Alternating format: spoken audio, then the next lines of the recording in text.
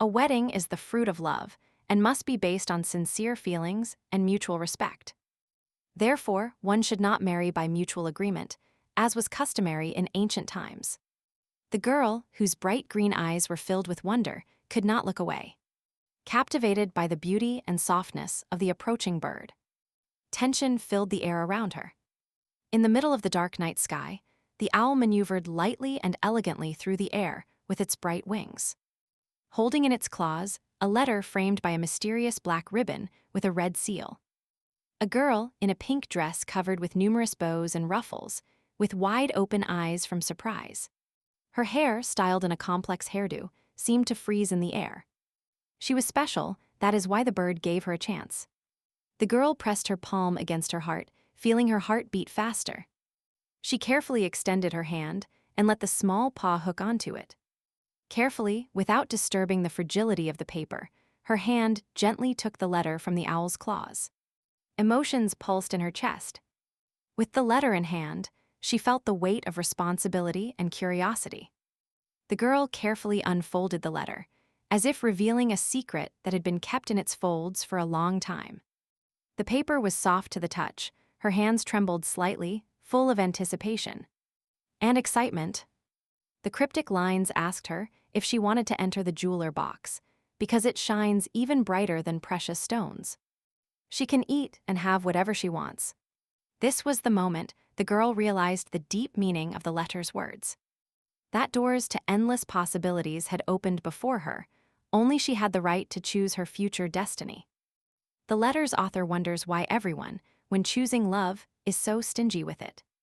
Because this is not at all what you should strive for in a jeweler box. You can find the same love you dreamed of. When the girl read the letter to the end, every word resonated in her mind like a resounding echo. The lines were filled with mystery and possibilities, making her heart beat faster with excitement. There was a newspaper on the table, and the image of a young woman surrounded by a headline screaming about the opening of the fifth box clearly attracted the reader's attention. A young woman, engrossed in a newspaper article, suddenly stood up, with such a sudden movement that a cup of drink nearby overturned, staining the newspaper and spilling liquid onto its pages. The loud sound of the spilling liquid echoed in the silence. Anger and disappointment erupted in her heart, and she decisively knocked over the cup, as if expressing her indignation and protest against the mistaken ideas about love. The girl's eyes darkened and flickered only as a reflection of her disappointment. And internal bitterness reflected the pain caused by the inability to accept the idea of love, which seemed unfairly illusory to her and accessible only to a select few. Her hand gripped the newspaper tightly and crushed it in her fist. As if expressing her inner rebellion against false ideals, the paper cracked under her strength. And the words printed on the pages seemed to melt under this angry gesture. After a moment of anger, the girl turned around. Her gaze fell upon the muscular man sleeping on the bed. Turning away, she could only make out his messy hair and his muscular back. She stood there in her nightgown, feeling the cold air of the room on her skin. Her gaze fell upon the bed where her husband slept. But inside her heart, there was only a void, like an invisible shadow that followed her everywhere. Yesterday, when she married this man who enveloped her in uncertainty, this marriage left her with a feeling of loss of freedom. Because all decisions were made by her, she was not given the right to choose. She was sold in the first place. This added a new insult to her pain. Becoming an object of negotiation in the hands of her relatives was terribly painful. She felt betrayed and humiliated, as if her worth was determined solely by material interests. Her heart sank with the memories when she heard these words from a brunette in a red dress and a yellow pendant shining on her chest. The girl asked her if she knew about her resemblance to a clear pond. Lueria, that was her name, the innocent girl, experienced a sharp feeling of confusion and fear, not understanding what she meant and how she was connected to the pond in the forest. To which the brunette continued to gloat, saying that if you throw a stone into a pond, you can immediately see where it will touch the bottom. Her gaze was as terrifying as if it pierced deep into the soul. Her words sounded like lightning in the dark night, making the girl flinch in surprise. She realized that these words carried a warning and a not very positive attitude. But it was too late. The girl screamed in fear and helplessness when she was pushed into the lake. The cold water enveloped her body, making her tremble and feel panic as she tried to keep her balance. But instead of support and help, she only felt horror when her gaze met three silhouettes standing above her. Laughing, in their laughter she heard mockery and anger. The girl's heart filled with despair as her cries for help were drowned out by the water, not reaching the ears of her brother, sister, and father. She felt abandoned and alone in this cold lake. Images of the future seemed gloomy and desperate to her. Every new day would bring only new trials and tribulations associated with constant pressure. And arguments about marriage. She reflected on the events of the previous day, the words spoken while vowing eternal love in front of the groom. Now they seemed to have lost their sincerity. She wondered if this moment would be the beginning of her fall to the bottom. Images arose in her memories of the first night. She remembered how the lights of a crystal chandelier flickered before her eyes. Hundreds of shining crystals captured the candlelight, creating a play of light and shadows. She recalled a phrase from a book she read as a child, the phrase about spontaneity. And openness in relationships sounded in her head like a resounding echo. Her gaze fell towards the corner of the room as she held a glass of wine in her hands. A desire for understanding and intimacy that had not yet been reflected in their relationship shone in her eyes. Her gaze fell upon the muscular man opposite her, who was sipping wine from a glass. She understood that true connection requires deep understanding, respect, and mutual emotional support. At the moment of heightened passions, when an atmosphere of intimacy hung in the air, Lueria felt internal tension and uncertainty. She decided to stop and ask to wait a little. Lueria took courage into her own hands and decided to pause the moment of passion to pay attention to the most important aspect of their relationship: communication, saying that she would first like to talk a little. The man's words struck Lueria's heart like a blow. She felt misunderstood and rejected, as if her desire for real communication was despicable. It left her feeling resentful and disappointed. The bitter and unpleasant truth that befell Lueria made her feel hurt and humiliated when he mentioned money. He reminded her that she was not attracted to this marriage out of love or sincere feelings. The words reflected in Lueria's heart like a bitter truth. A feeling of humiliation and pain overcame her when he mentioned that she should be grateful for not becoming a concubine. Shock and humiliation invaded the girl like waves in the sea in her eyes. Where the fire of hope and determination once burned, now only shadows of doubt and pain were reflected. In the bedroom, permeated by the morning sun rays, Lueria was sitting on the edge of the bed. Her face expressed depression and sadness, while the man stood by the arched window, enjoying the view outside. Lueria sat, clutching her dress due to nervousness, with her legs drawn up towards her. Her gaze filled with anxiety and worry. Her partner stood by the window, smoking a cigarette, his bare torso illuminated by the morning light. The boy turned around, and she felt even more hurt and unhappy when he expressed irritation about her mood. It seemed to confirm her feelings of contempt and incomprehension. These words from the boy that she needed makeup hit Lueria even harder. She felt disappointment and sadness envelop her heart. The maid only obeyed, which further reinforced the feeling of powerlessness and meaninglessness. Lueria felt her heart become heavy, as if drowning in the deepest despair and hopelessness. In the darkness of her inner world, she heard no voice or noise around her. This talk from the maids about Lueria was like a stab in the back. She felt a burning sensation of shame and despair invading her. The thought that someone could even imagine such an outcome was shocking. Lueria sits in front of the mirror, in her magnificent red dress. Her neck is adorned with a necklace featuring a brilliant ruby that shines in the light. She looks impeccable, as if she was created for this luxury and splendor. Lueria suddenly realized that she could no longer hide her true feelings behind the mask of external beauty. With genuine anger and disappointment, she grabbed the red dress and squeezed it in her hands. The girl blushed from the anger burning in her heart. In a decisive impulse, she stood up from her chair. as if ready to express her outrage.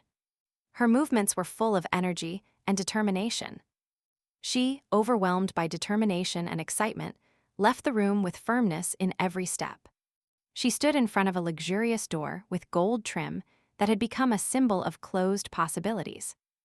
Lueria entered another room and suddenly froze, as if frozen in time, with her hair flying around her head, creating an atmosphere of mystery and elegance. Lueria fell to the floor, and her dress and hair floated around her even more, like a whirlwind of emotions and feelings. The library became for her not only a refuge from the outside world, but also a place where she could immerse herself in the world of books and lose herself in their pages. It was a place where she felt safe and at peace. Count Lys, whom Lueria married, turned out to be a man with a difficult fate. But successful, his trade business brought him significant income and created a decent fortune. Lueria, opening the basement door, felt excitement and hope that she could find something special in it. She dreamed that she could find forgotten treasures in these basements. Suddenly, from the darkness of the basement, a blue creature with sea scales flew out to Lueria. And she fell to the floor. Her heart beat faster as she looked at this unexpected creature. Lueria, having stood up after her encounter with the hammerhead shark, looked carefully around the room. Her gaze fell upon the shelves filled with unusual marine items, colorful shells, and other mysterious objects. The girl, examining the room more closely, discovered several hairs on the shelves, and stuffed birds, as well as a pile of jars with lizards, frogs, and dead fish. This strange collection caused her bewilderment and disgust. Lueria continued to look around the room and passed by unicorns, fairies, and other fantastic creatures. Her gaze stopped at a huge aquarium, inside of which a mermaid was swimming. Approaching the aquarium, she began to carefully examine the mermaid suffocating among the corals. Her gaze was captivated by the mysterious beauty of this creature, its shining scales, and her long hair.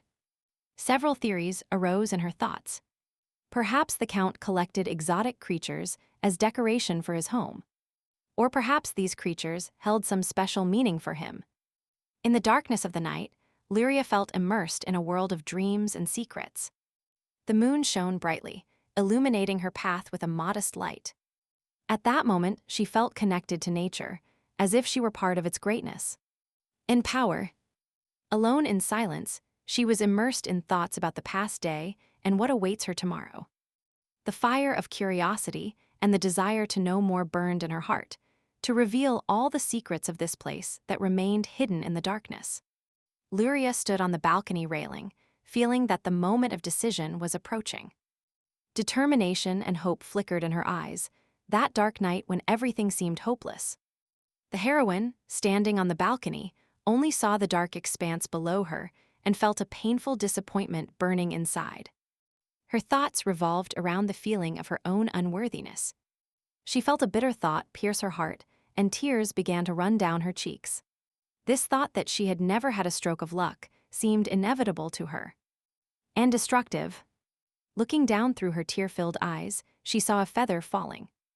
This simple object captivated her attention. She felt a strange resurgence. The feather seemed to fall slowly, as if in slow motion.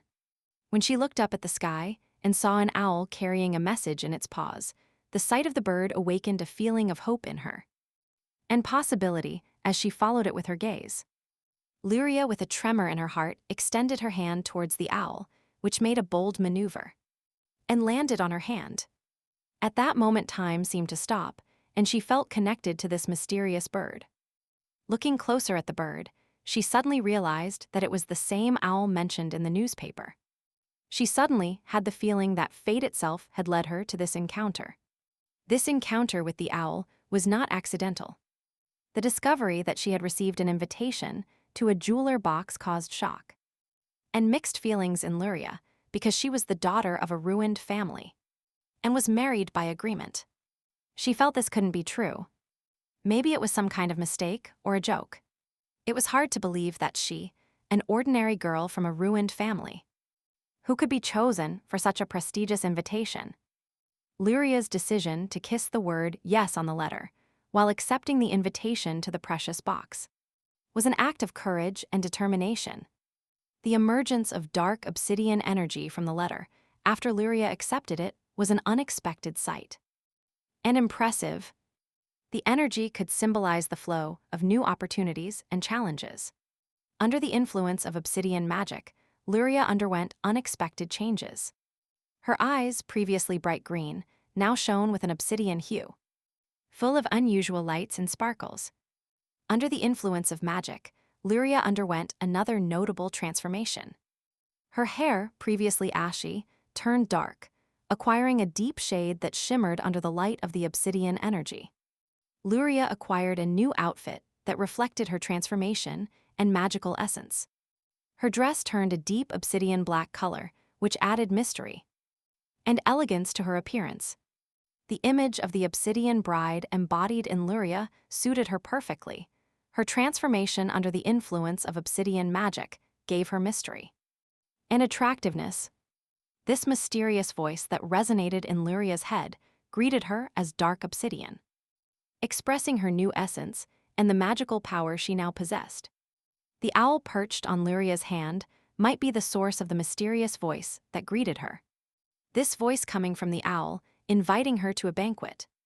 Leaving the place where the mysterious voice sounded, and where she felt its influence, Lueria, newly invested with strength and confidence, she set off into the unknown, ready to face challenges and adventures. Upon returning home and not finding Lueria in the room, her husband became alarmed. Or restless, he started searching the house or wondered where she might be. He only found the open balcony doors and the moon shining over the dark night sky. This moment was sudden for him, as Lueria had not given any preliminary hints about her plans or intentions. The found shoe became an enigma for Lueria's husband, symbolizing her disappearance. And the new paths possibly chosen by the shoe's beauty and sophistication reminded him of her femininity. Lueria's husband's reaction to her disappearance was predictably emotional and bad-tempered. His shouts and indignation reflected his anxiety and stress. He paid no heed to the servants' excuses, ordering them to find her quickly. The obsidian brides landing at the banquet, wearing only one shoe, caused sudden attention and surprise among the guests. Her appearance drew the gazes of everyone present, especially considering her dark look and mysterious one. A delicate female hand with black manicure was presented to the white glove of a gallant man. Their meeting draws the attention of others. The obsidian bride's passage into the arms of a handsome man in a white suit who receives her in a jeweler box creates a sense of completeness and mutual acceptance. Completely surprised and a little confused, the obsidian bride turned to the handsome man in the white suit. Her eyes burned with a spark of curiosity, and she asked him who he was. The man in the white suit turned out to be the organizer of the banquet. Raising his eyebrows in surprise, the obsidian bride quickly realized that her shoe had been left on the balcony. The obsidian bride raised her eyebrows in surprise, meeting the gaze of the handsome man. The name Moon Owl sounded like a magical melody, filling the air with mysterious promises and riddles. Moon Owl, as if dancing on the waves of her charm, spoke of this place as a waiting room, where the ball guests enjoy the anticipation of the incredible upcoming events. Obsidian carefully examined the framed pictures, as if trying to read the hidden story behind each portrait. Her gaze fixed on each image, until suddenly she saw her own face. Discovering her image, Obsidian felt mixed feelings, with alarm and surprise in her voice. She turned to Munal, asking if she had really been invited to the banquet. Obsidian was stunned and perplexed, her thoughts filled with doubts and questions, because she did not feel she met any special conditions to participate in such a banquet. The jeweler box contains the most prominent representatives of the imperial youth of the nobility. At this ball, participants hide their real names and choose their wedding partners. Instead of names, they receive the name of the gemstone. Guests take on the appearance corresponding to this stone. No one knows the real appearance, name, age, and status. This is necessary to find true love and a life partner. Throughout the ball, the gems communicate with each other internally. Those who find common ground reveal their identities at the end of the event. If there is no change of mind, they organize a magnificent wedding in the capital of the empire. The entire process is recorded by a magic crystal, and all inhabitants of the empire watch with interest what happens. This is how the crown prince met his future wife at the first ball. The era of arranged marriages is over. Now the time for love matches has come. The romantic relationships and personal lives of the highest aristocrats delighted the inhabitants of the empire, forcing them to endlessly discuss this topic. Newspapers were regularly filled with talk about aristocratic relationships and intrigues in their personal lives. Interest marriages, scandalous divorces, secret affairs were discussed, and mysterious connections. The aristocrats themselves eagerly followed publications about their colleagues and rivals in the newspapers. The relationships between them sometimes resembled a complex dance where every step and every word could impact their status and reputation. The empire was generous with its rewards for those who married as a result of participation in the ball. It was not only an opportunity for the aristocracy to meet and get acquainted, but also an opportunity to gain profitable prospects for the future. Even if participants could not find a suitable partner, their participation in the balls remained valuable. And these participants remained popular among the people. Attendees admired the romantic moments that took place at the balls and did not miss the opportunity to comment on them. They noticed manifestations of tenderness and care in the behavior of the ball participants. The right to participate in the ball was generally limited to only 8 gemstones provided by the highest aristocracy. Competition for a place in the box was considered very serious. Obsidian could not believe they would invite her to such an event. She thought there was some kind of mistake because she did not consider herself worthy to participate in such a prestigious event. From emotion and misunderstanding, she touched her heart and looked at her name written on the wall. Lueria Lisa. Reading her name next to her husband's surname, she felt the ground disappear from under her feet. Maybe this meant that everything about her was known. Emotion and anxiety overwhelmed her, and she struggled to breathe. A man in a white suit approached her and told her that he knew of Lueria's origins from a bankrupt family and her marriage, and added that according to the rules, she had no right to be among the gemstones. With a not at all condescending look, the man asked her if she understood why she was chosen to attend the banquet. Lueria, realizing her situation once again, stumbled confused, as if trying to find an exit from this labyrinthine situation. Under the man's pressure, Lueria felt vulnerable and insecure. She replied that she didn't know, feeling that her words sounded unconvincing even to her own ears. His movement was slow but continuous, as if he wanted to touch not only her shoulder, but also her soul. Lueria felt trapped, and that filled her with fear and powerlessness. She felt the wall pressing against her back, depriving her of freedom of movement, which made her heart beat even faster and her breath become irregular. Suddenly, she felt his hand pass by her side, and her tension was immediately replaced by relief. Her eyes refocused on the hieroglyphs, which seemed like a mystery to her. Taking a step back, she looked at him thoughtfully, as if trying to read something in his eyes. A mysterious smile appeared on his face, as if he knew something she couldn't even imagine. A virtual projection of a beautiful girl, enthusiastically expressing her hopes for the ball, appeared. She spoke of her dream of marrying for love, hoping it would be an event full of romance. Obsidian was surprised to recognize the girl in the virtual projection. It turned out to be the same girl from the newspaper. Her face expressed hope and romantic dreams. With a smug expression, the man said the name Mariana Fioriciris and added that the stone of the 4th box that belonged to her was the most popular. The description this man gave of Mariana Fioriciris made Obsidian feel a mix of envy and admiration. Her stone was pink diamond. Obsidian listened intently to Moon Owl's story about Mariana Fioriciris. This girl seemed to be an ideal example of well-being and happiness, but the tragic loss of her husband changed everything. Moon Owl continued his story, clarifying that Mariana Fioriciris, having lost her husband, decided to participate in the fifth jeweler box. It was a decision she had been thinking about for a long time. Obsidian suddenly had the idea that Marion should have been sitting in this place instead of her. She thought that her participation in this banquet was a mistake or even some kind of coincidence. The man in the white suit suddenly added that Obsidian disappeared last night. This new circumstance greatly confused Obsidian. Everything became even more confusing in her mind, and she could not understand what was happening.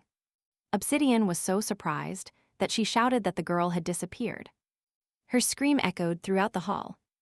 The man in the white suit leaned over and, bringing a finger to his lips, silently signaled Obsidian to be quiet. The man approached Obsidian. His expression became more serious, and gently he brought a finger to his lips, his eyes looking at her. Tired and deep, as if calling her to silence. The man, leaning on the arm of the chair Obsidian was sitting in, pressed her with his gaze and behavior. His confident posture and gaze indicated that he was serious and expected her to follow instructions. Slowly approaching her, he looked her in the eyes. His face expressed severe determination. Then, when their eyes met for a moment, he whispered that they needed her. She screamed in horror. Her mind refused to understand what was happening, what he meant. He demonstrated the power of his magic, making it clear that they needed someone to replace Marion. The mysterious man looked at Lueria with mystery in his eyes and revealed the secret to her. He needs her to replace Marion. Marion's disappearance must go unnoticed. Confusion shone in Lueria's eyes as she expressed her doubts. She could not understand why she was chosen for this role.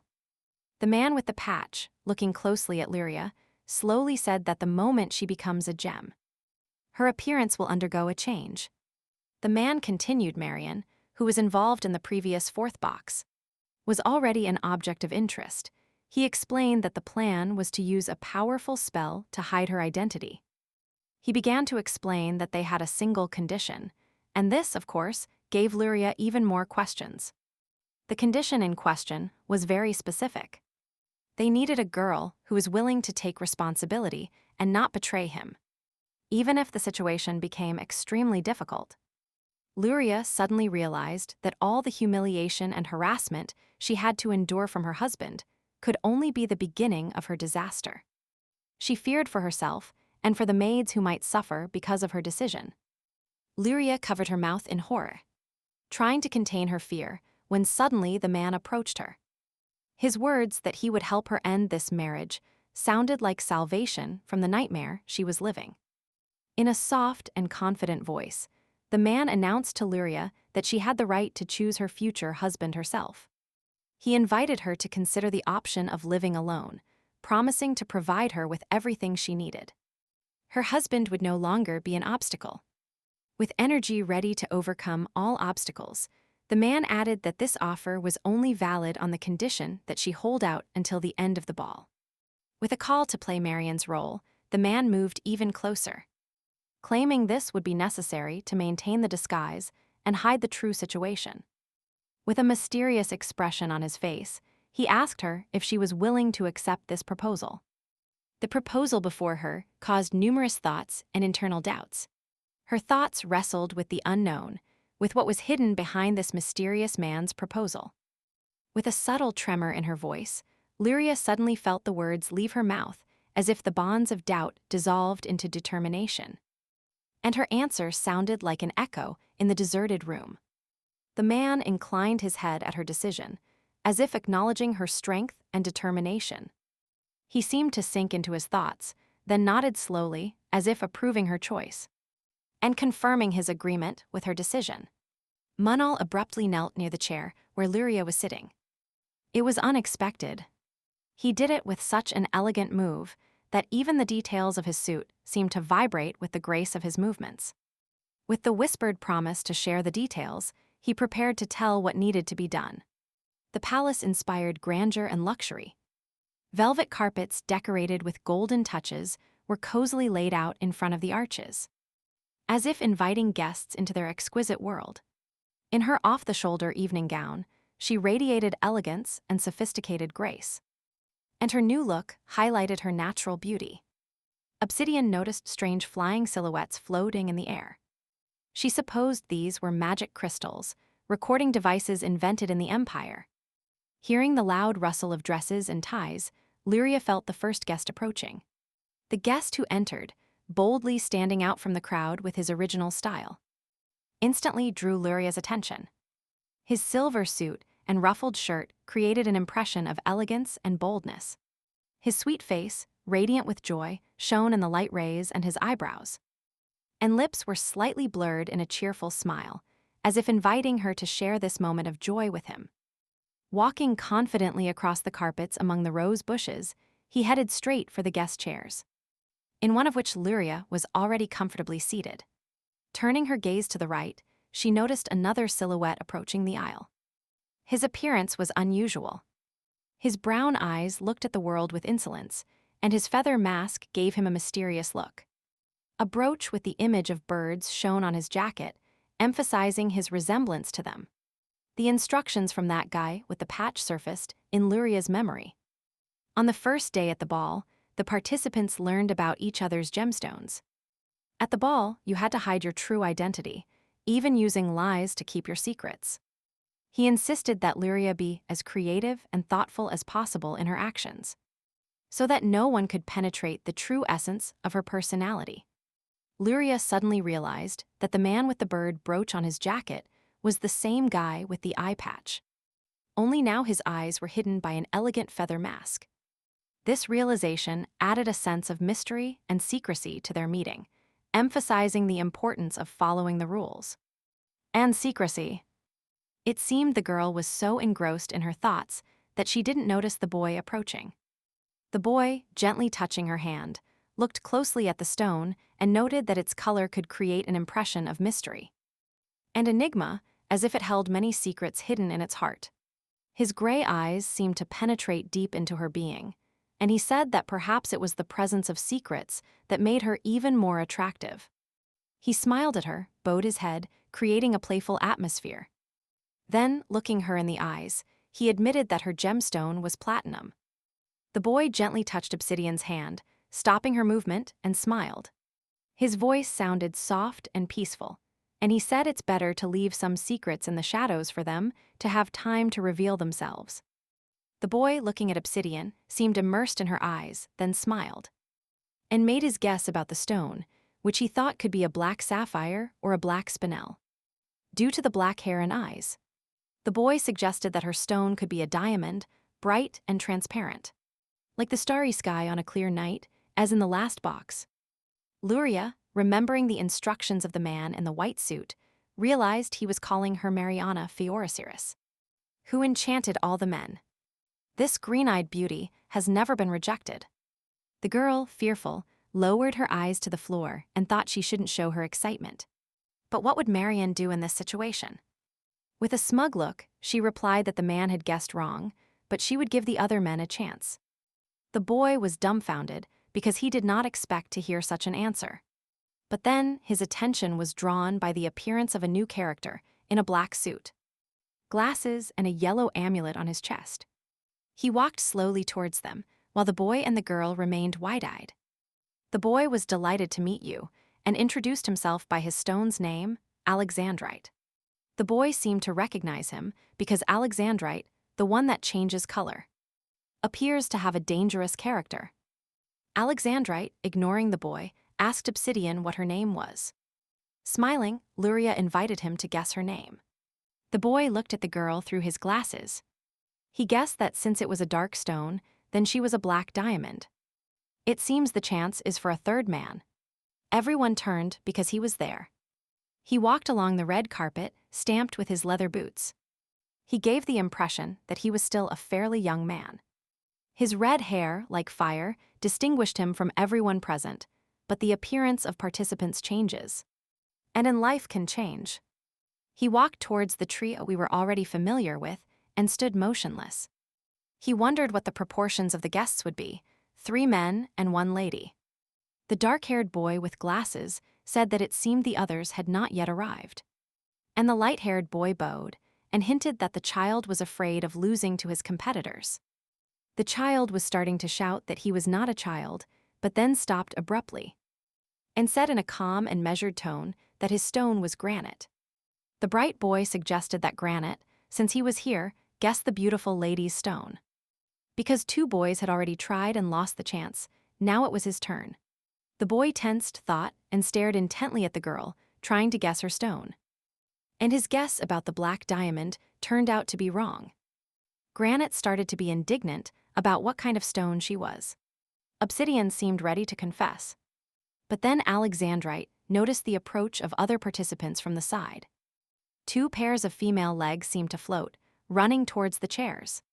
The girls were really beautiful, one with a pink mane and the same amulet around her neck. And the second with purple curls along their entire length, perhaps she was an amethyst. The pink-haired girl pointed where to go, and she began to move away with a quick step.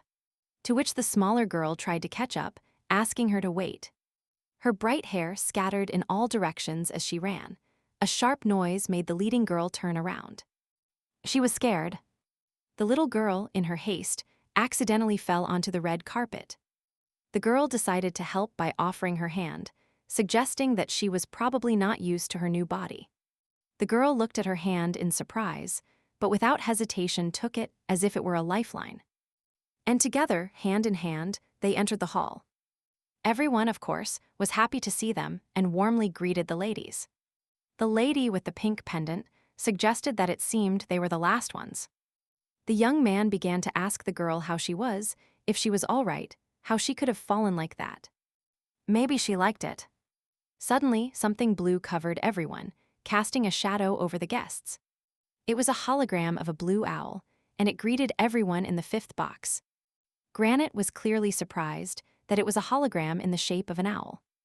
He couldn't believe what he was seeing.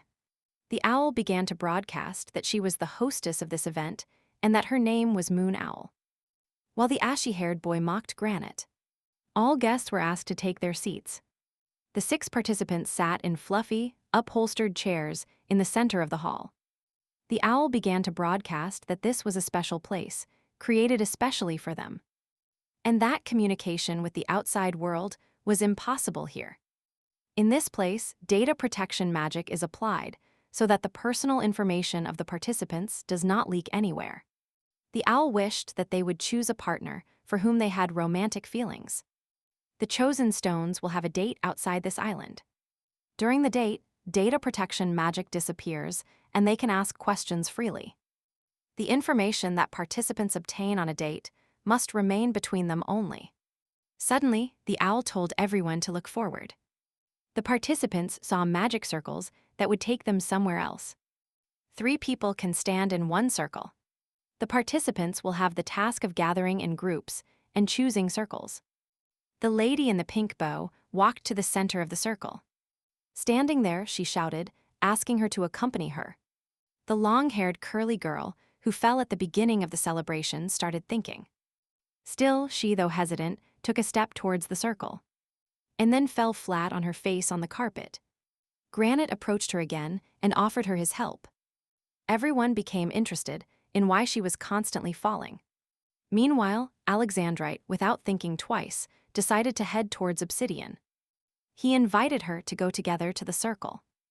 Obsidian almost agreed, nodding her head. But suddenly, her hand was grabbed by that guy with ashy hair. Pulling her towards him, he said he wanted another chance to guess her stone. Smiling, he held her hand even tighter and told her to go. Then the 3 of them formed a circle.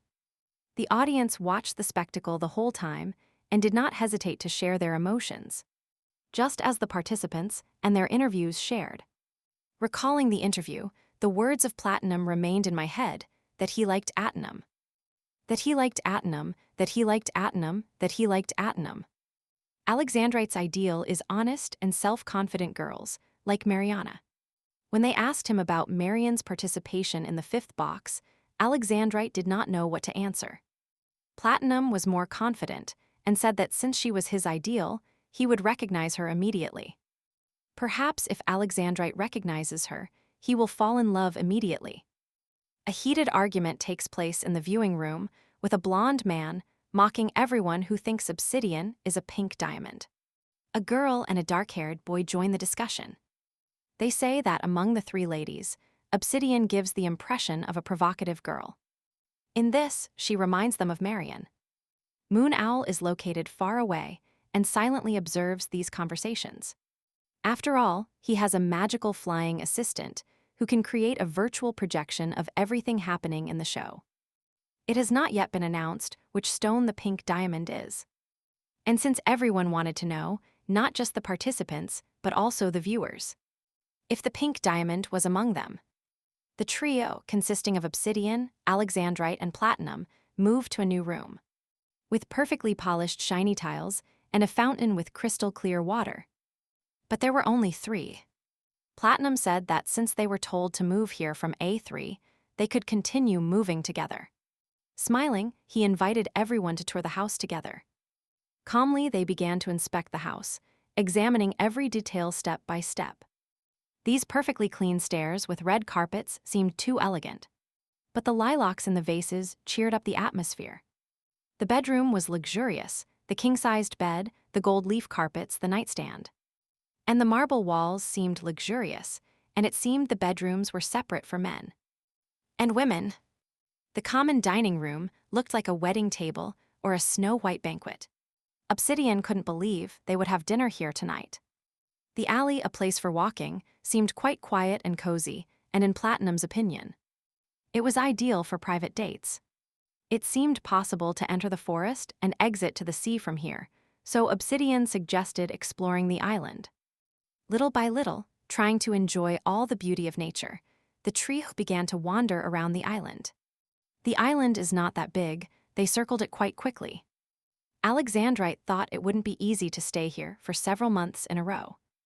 And Platinum also found an advantage here, but they can get closer. He turned to Obsidian, with a hint of his future seclusion, calling her mysterious lady. To which the girl corrected the obsessive, telling him her stone was obsidian. Platinum was completely dumbfounded. How could this stone be? After all, it is no longer a stone, but glass. Alexandrite stated that the name of the stone is determined by magic, depending on the participant's qualities, which means it is similar to obsidian. Obsidian was shocked and surprised by this discovery. And if they gave her this nickname, because she doesn't belong to the upper class of the aristocracy. The guy continued saying that obsidian is the sharpest fossil. He added that in her homeland, it is compared to the heart of a man in love, broken by unhappy love. Lueria realized he still thought she was Marion. Platinum didn't even know what to say. But the girl told them not to rush to conclusions about the meaning of her stone, and that they should think again. Apparently embarrassed, she added that they had gathered here to find love. Platinum completely agreed with her and started telling her that her stone was pure platinum, the purest metal, just like her love. He hovered slightly over obsidian, and a spark ran between them. The boy hinted that soon she herself would understand everything. In the discussion room, there was again heated gossip that there was something between the two. People were happy that the first line of love had appeared, because Platinum was very active. He showed interest in Obsidian from the beginning, because he still considers her Marion. There was an eternal debate about what would happen if Obsidian turned out not to be Marion. But it ended because nobody knows yet which of them is Miss Mariana. And all the viewers, unanimously, began to watch what happened next. Meanwhile, the main question was whether Platinum was interested in Pink Diamond or Obsidian. The trio continued exploring the mountain clearing until Alexandrite suddenly stopped. He asked the girl if it was difficult for her to walk. After all, heels are not suitable shoes for walking. But the girl replied that everything was fine and asked him not to worry. Then the boy approached and asked if he could take her hand. Obsidian, of course, was surprised and a little bewildered. To which Platinum smiled and said that if he took her hand, her legs would really feel better. The next moment, the girl's legs dangled. Offended, Alexandrite said how rude he was. Because how rude he was. To which Platinum replied that he was already getting bored. With such boredom, he would have to spend several months. He asked the girl if she agreed with him. But Lueria seemed to have swallowed her tongue. She wondered what Marion would do. Marion. She wouldn't feel uncomfortable in such a situation. So the girl replied saying that she thought it was more interesting when there was a variety of men. While Alexandrite observed all this from the side, Platinum laughed. Maybe he felt that she was Marion. He asked her if she wanted him to propose to her, and she would become the main character of the fifth box. The girl's eyes lit up, of course, because it was a profitable offer. And tempting, especially for her. Meanwhile, Alexandrite completely collapsed, stood there and perhaps he thought this was a complete failure. Fans couldn't stand still, while Platinum took drastic measures. It seems Alexandrite is also interested in her, but Platinum took away her chance for closeness. The girl is now between two men, and fans have a feeling that Obsidian will become the main character of the fifth box. Who will win this fragile heart, Platinum or Alexandrite? Meanwhile, in the women's bathroom, there was a full-fledged discussion about a walk on the island. The girl in the bow was still interested. Obsidian was walking with two gentlemen. She almost excused herself by saying that both were nice people. But then, the pink-haired girl spoke directly and asked if Obsidian was interested in either of the boys. Fans were also very interested in knowing whose heart Obsidian belonged to.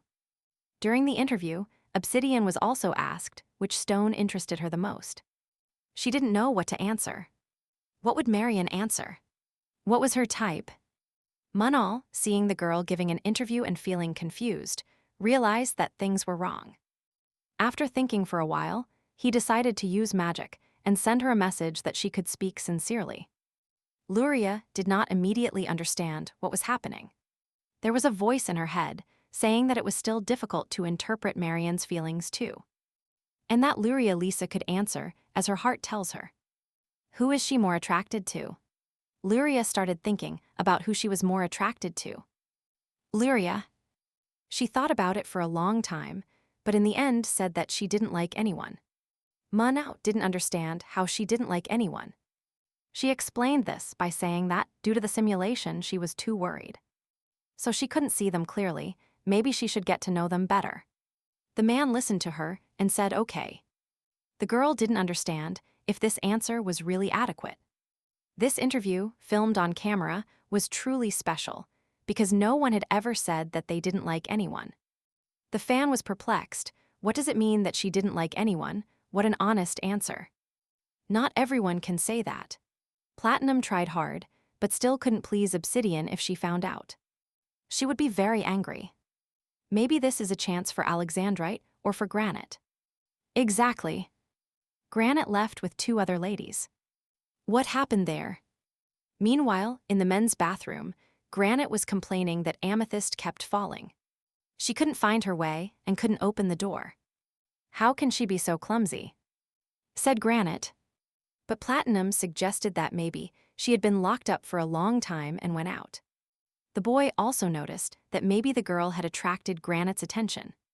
But the young man only got angry, saying how could one not pay attention to such a thing as soon as you turn around. She was about to roll down the stairs. Alexandrite only emotionlessly asked for the names of the other stones, as he hadn't heard them when they introduced themselves. The beautiful lady of soft pink tones was called Pearl. And that girl who kept falling was Amethyst. Platinum asked if anyone liked her.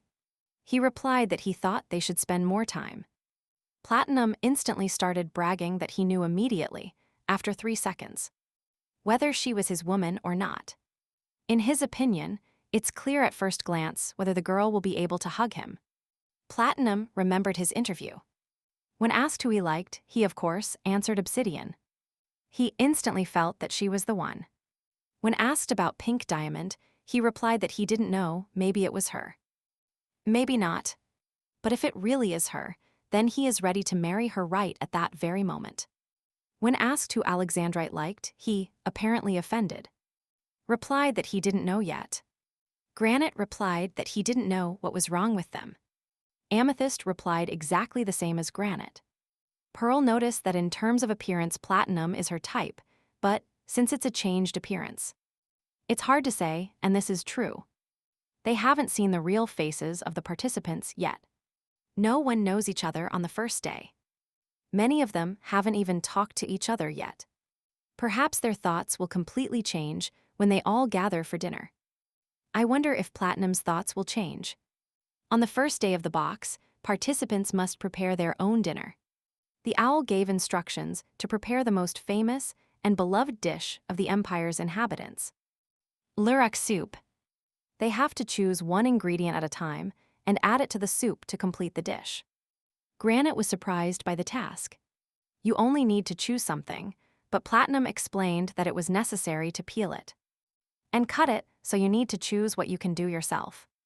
Alexandrite started to say that whoever successfully completes this task, but then Pearl continued his sentence and said that they would gain popularity among the empire's inhabitants, to which the boy noted that it is quite profitable to gain the interest of the inhabitants. When everyone started sorting vegetables and assigning tasks, Amethyst got scared and looked with fear. But after much thought, she still decided to take and choose a carrot. When she took it and pulled it towards her, Granite was confused and looked at her as if she were crazy.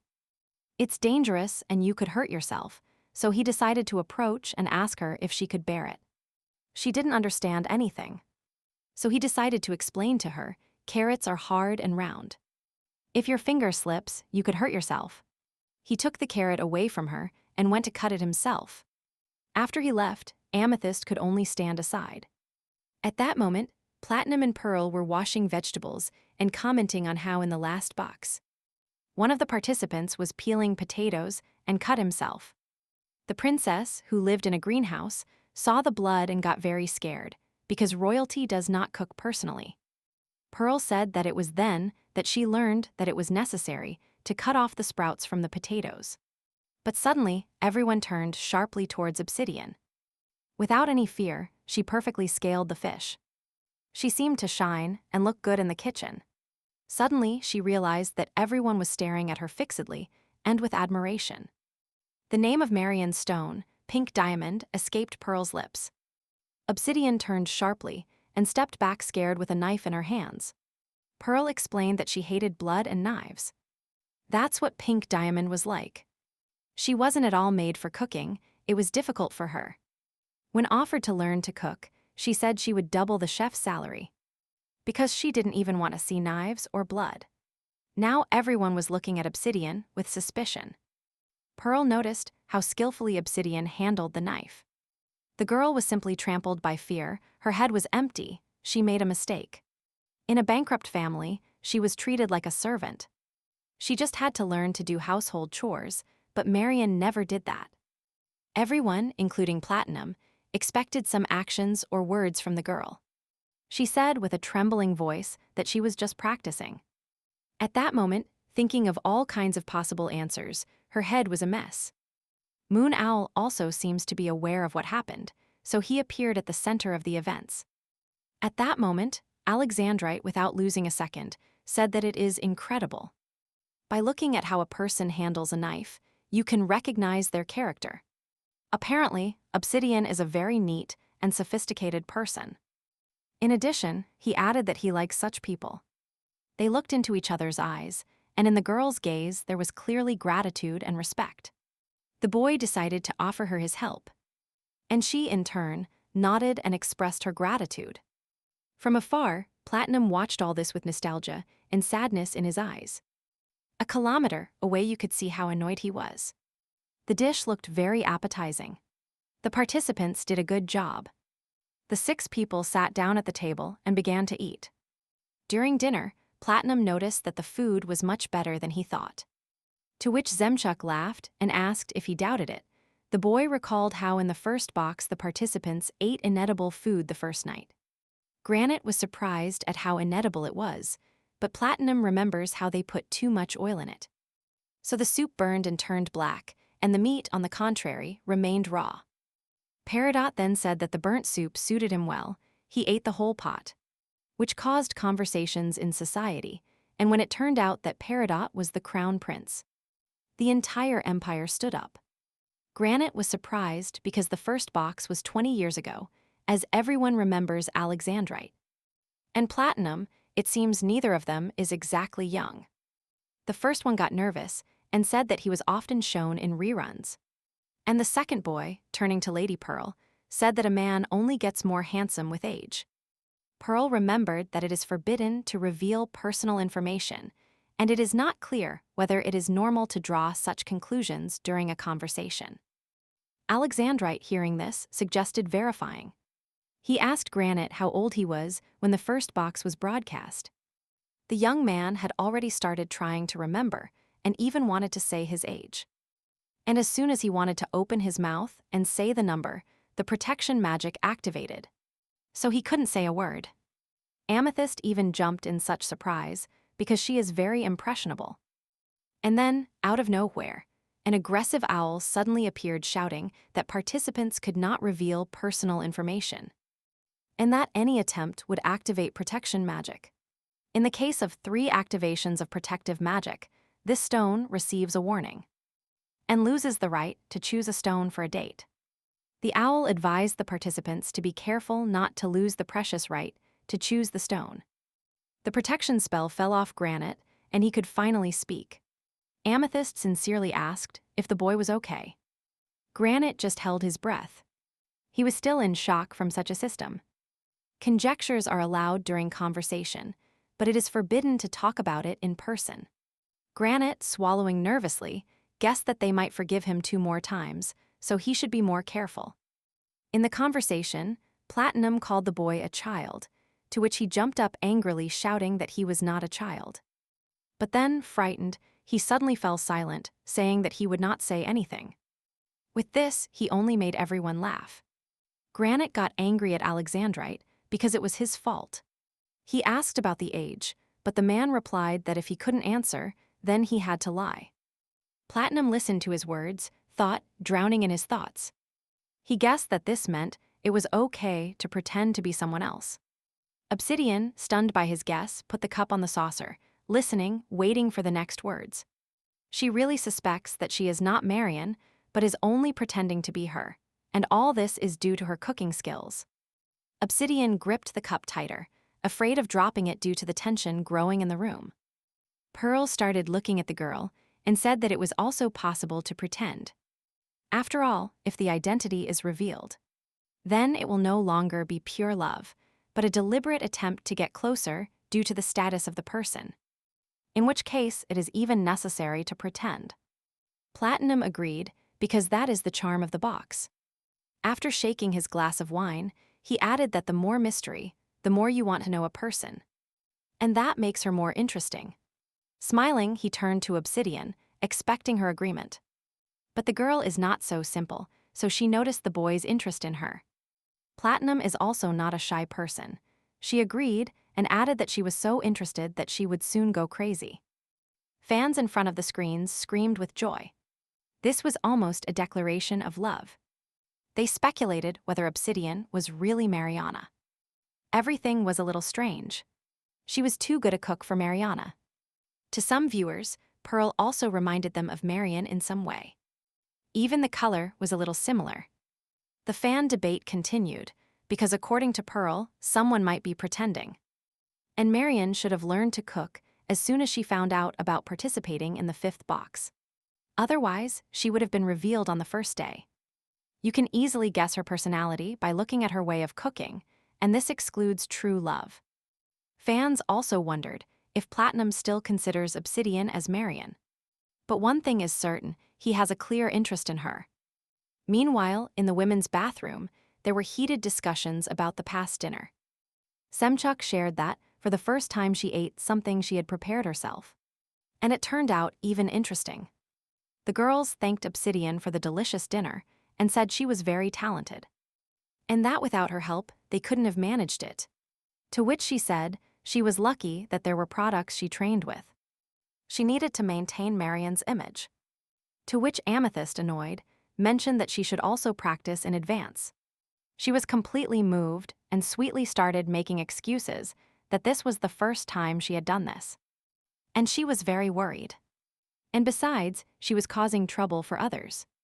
To which Pearl said she did a good job, it was very tasty. At that moment, in the men's bathroom, Platinum was bothering Granite with his tricky questions about where he lived. But the young man, of course, was scared and refused to answer. As always, the calm Alexandrite started asking him about his impressions. Because it was the first time, they all gathered to talk. The boys didn't immediately understand what he was talking about, but he explained that during the conversation, there were people about whom he changed his mind. Granite agreed, and Platinum noticed how fickle they are. Alexandrite asked the boy if this meant he didn't feel any change. But Platinum replied that he didn't know. He also added that if he is interested in something, he will not rest until he gets an answer. As the bright night fell, the owl flew with its blue wings. That being said, it was time to express their sympathy for the person they liked. The task for all participants was to write on a card the names of those for whom they felt sympathy. And if they say the name, the magic circle will connect to that person's room. You just need to put the cards in the middle of the magic circle, and then the chosen one will see it. So it's time for the participants to make their choice and write down their name. Fans froze in anticipation, wondering if everyone had already made their choice, and guessing about some of the chosen ones. One person can receive several cards, and conversely, there may be someone who receives none. Everyone was interested to know if their opinion had changed after dinner, or if it remained the same. Obsidian slowly began to approach her magic circle. Its glow lit up the entire room and reflected in the shimmer of her eyes. The light became brighter, blinding the girl, but at the same time tempting her to discover the name of her chosen one. The time has come for the magic card to appear. Granite received a card expressing gratitude for the help. For the act of a kind person, perhaps it was written by Amethyst. Platinum received a message saying how fun it was to talk to him today. They wrote to Alexandrite telling him the desire to talk more and get to know him better. When Obsidian's cards arrived, she was surprised. She received up to 3 cards. About how beautiful she looked with a knife in her hands. About how she had many secrets, which made her look even more charming. And about the fact that she is not the same as she seemed when they met. Fans screamed with joy.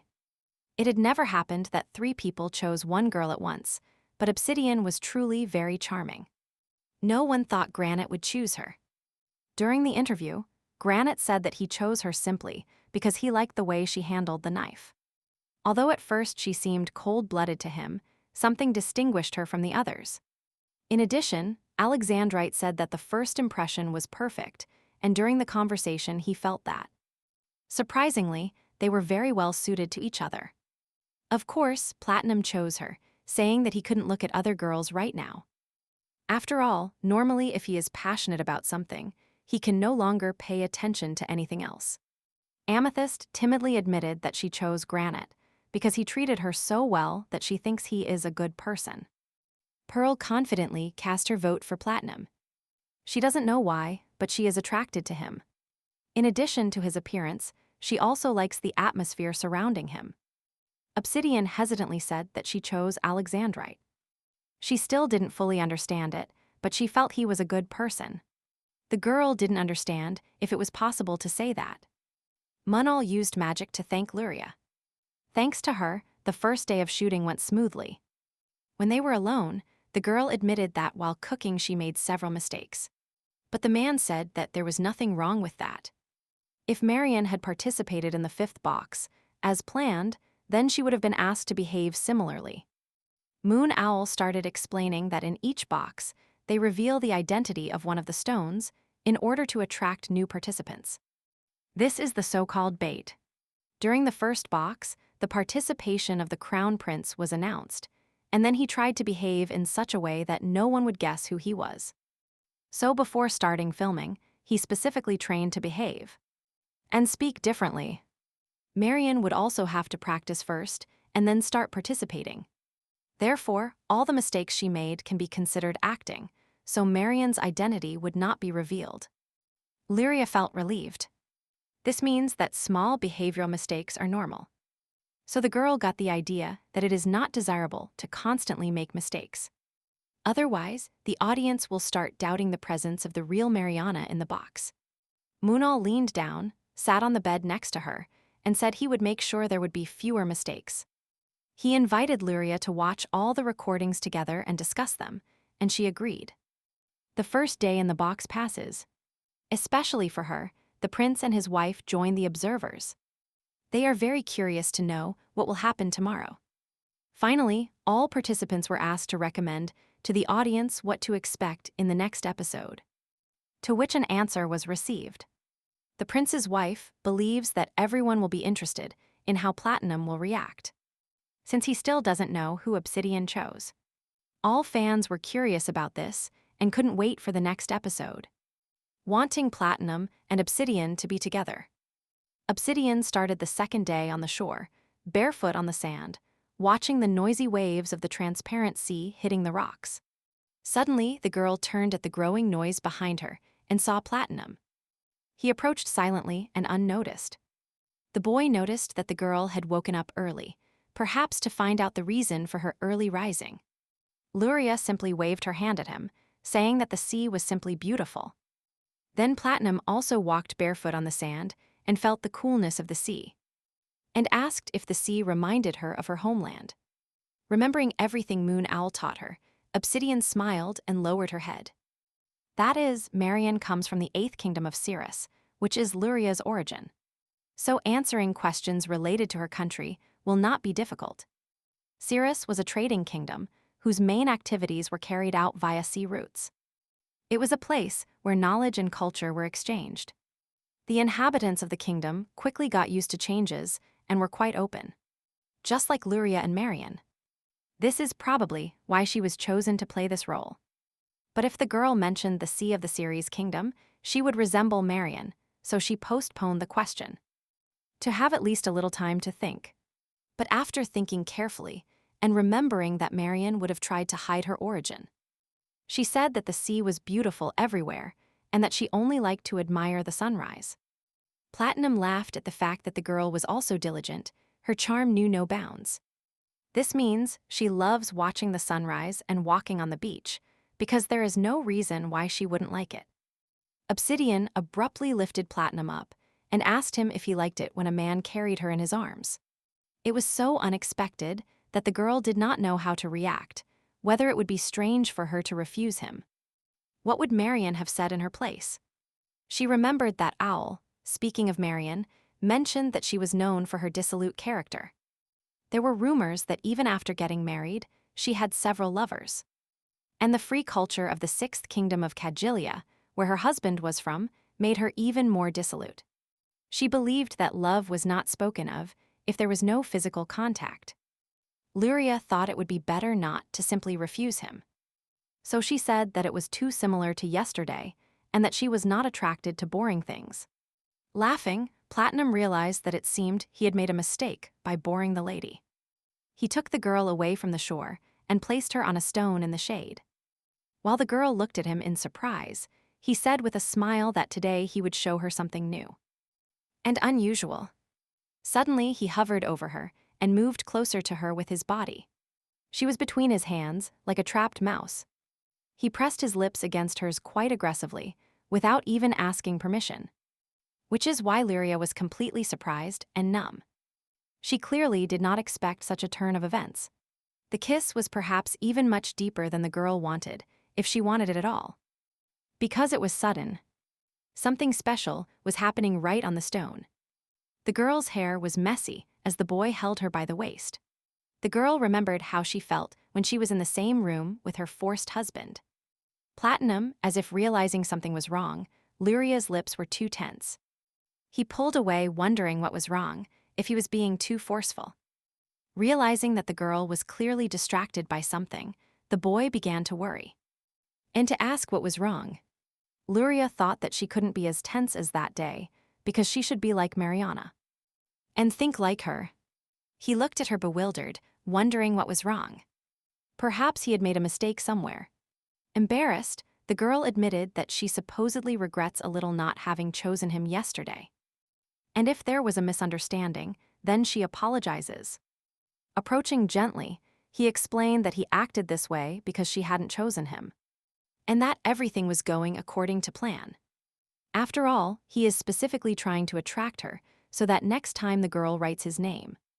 Fans were tremendously happy that Platinum had worked out a whole plan. This means he is a rather strong competitor and will not give up so easily. So Alexandrite should not relax. Meanwhile, Alexandrite and Pearl were in the dining room with empty plates, choosing what to have for breakfast. It seemed they wouldn't have to prepare breakfast themselves, so members could relax and choose prepared food. But still, it was unusual for Pearl to have breakfast without servants. Granite chose an apple for breakfast, the same color as his hair, happy that now they could eat whatever they wanted. Amethyst, following the boy's example, also took a red apple, while Alexandrite asked Granite to eat sitting down. And he refused. Fans on the screens were unhappy because there was no time to discuss. Alexandrite doesn't even know where or what Obsidian is doing now. Suddenly, Pearl was distracted by a noise at the door and saw two silhouettes. Obsidian and Platinum entered the dining room barefoot, holding their shoes in their hands. No one understood where they had been, because as they walked they left wet footprints behind them. Pearl asked if they had been for a morning walk, and Obsidian replied that they were admiring the sunrise, while Pearl and Platinum were talking about a walk along the seashore after breakfast. Alexandrite noticed that Obsidian's feet were completely wet. He immediately asked the girl to sit down for a while, which surprised her.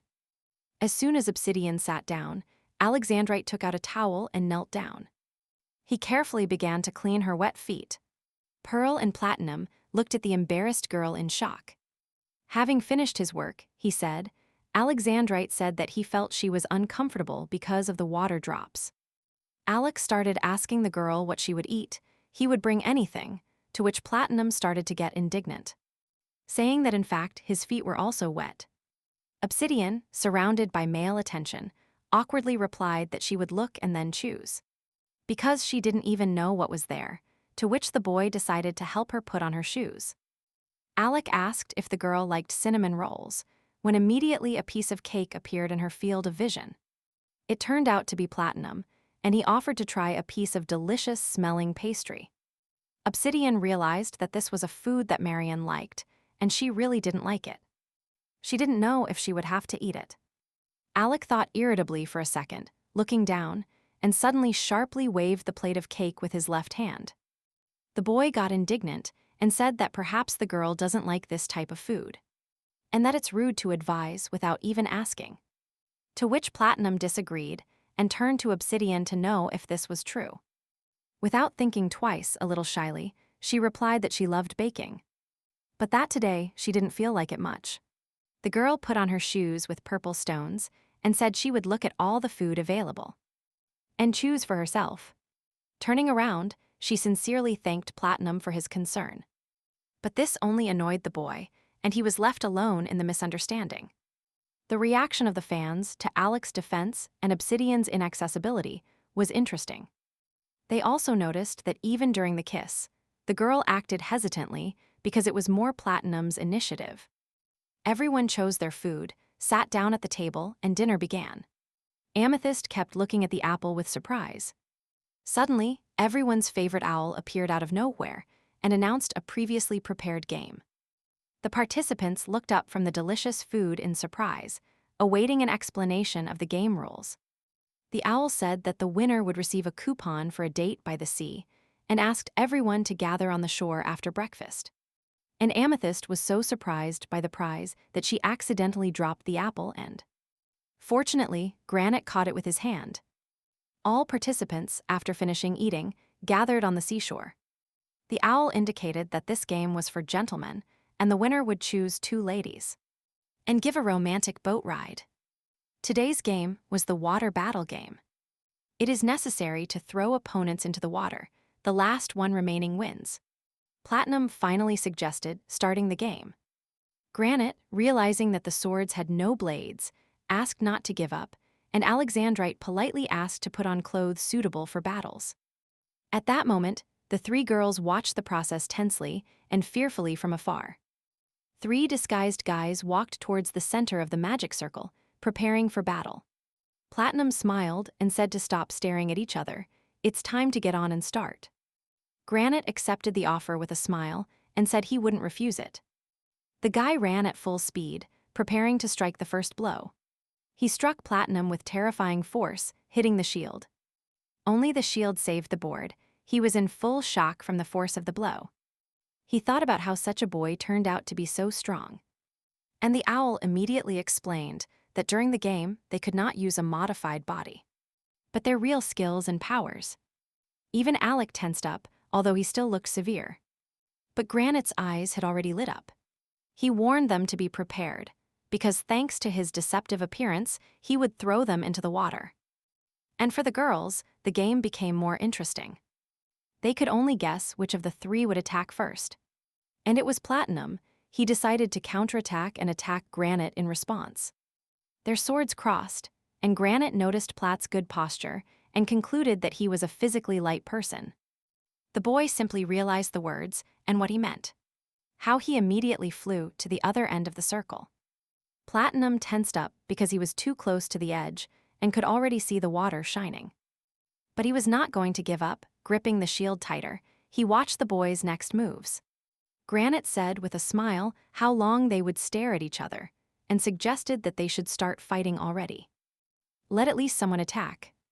Alex moved aside and analyzed whether Gran was superior to them in strength, or if Plath was too weak. He decided to test his theory, and attacked Plath hoping he could easily throw him into the water. Platinum, clearly not expecting this, laughed. He really seemed like an easier opponent than this boy. Alec was a bit annoyed, but continued languidly pushing the boy, to which he abruptly pushed him back, saying he shouldn't have underestimated him. The moment the sword almost touched Alexandrite, he wondered how fast this guy was. While these two were fighting, they completely forgot about Granite, who thought they had gathered there so as not to bother him. Therefore, I decided it was necessary to correct this and put an end to it now. He attacked two at once. He really has so much self-confidence. The boys were already starting to worry. There were two people opposing him, and it didn't matter how great he was in life then. But for Granite, it was really a fun game, and he was already thinking about whom he should take down first. The viewers on the screen were in shock. No one could even imagine such a result. The young man turned out to be a strong opponent. It seems the ladies are already looking at him differently, especially Amethyst. She was clearly worried about the boy. Maybe this game will change the direction of sympathy. Alec asked Plath if he was sure he could defeat Granite if he fell into the water. He didn't do it immediately, but he understood his proposal to join forces. Alex took the whole hit on himself, while Plath jumped out of nowhere towards Granite. But Granite also resisted and stopped the ball. The boys finally realized that their fighting skills were undoubtedly superior to both of them. So the idea occurred to them that Platinum should use Alex as support. After all, Granite was probably used to a big body and hardly had to take hits from above. Therefore, the boys, having cooperated, dealt him an unusual blow from above. And it worked. The young man jumped backward and staggered. Granite himself didn't even expect it. He thought he would come out victorious. Plath shouted to Alec that it was his moment. He immediately started accelerating, happy that his plan was working as it should. Because, he thought, it was difficult for him to maintain balance when the enemy was taller than him. Unfortunately, Granite was the first to fly out of the circle and fall into clear water. As he flew, he tried to grab at least the edge of the magic circle. But nothing happened, even though he was only a few centimeters short. The guy lost with annoyance, complaining that if it had been his real hand and it had been longer, he definitely would have reached it.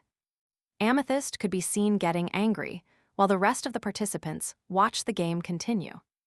Now one by one.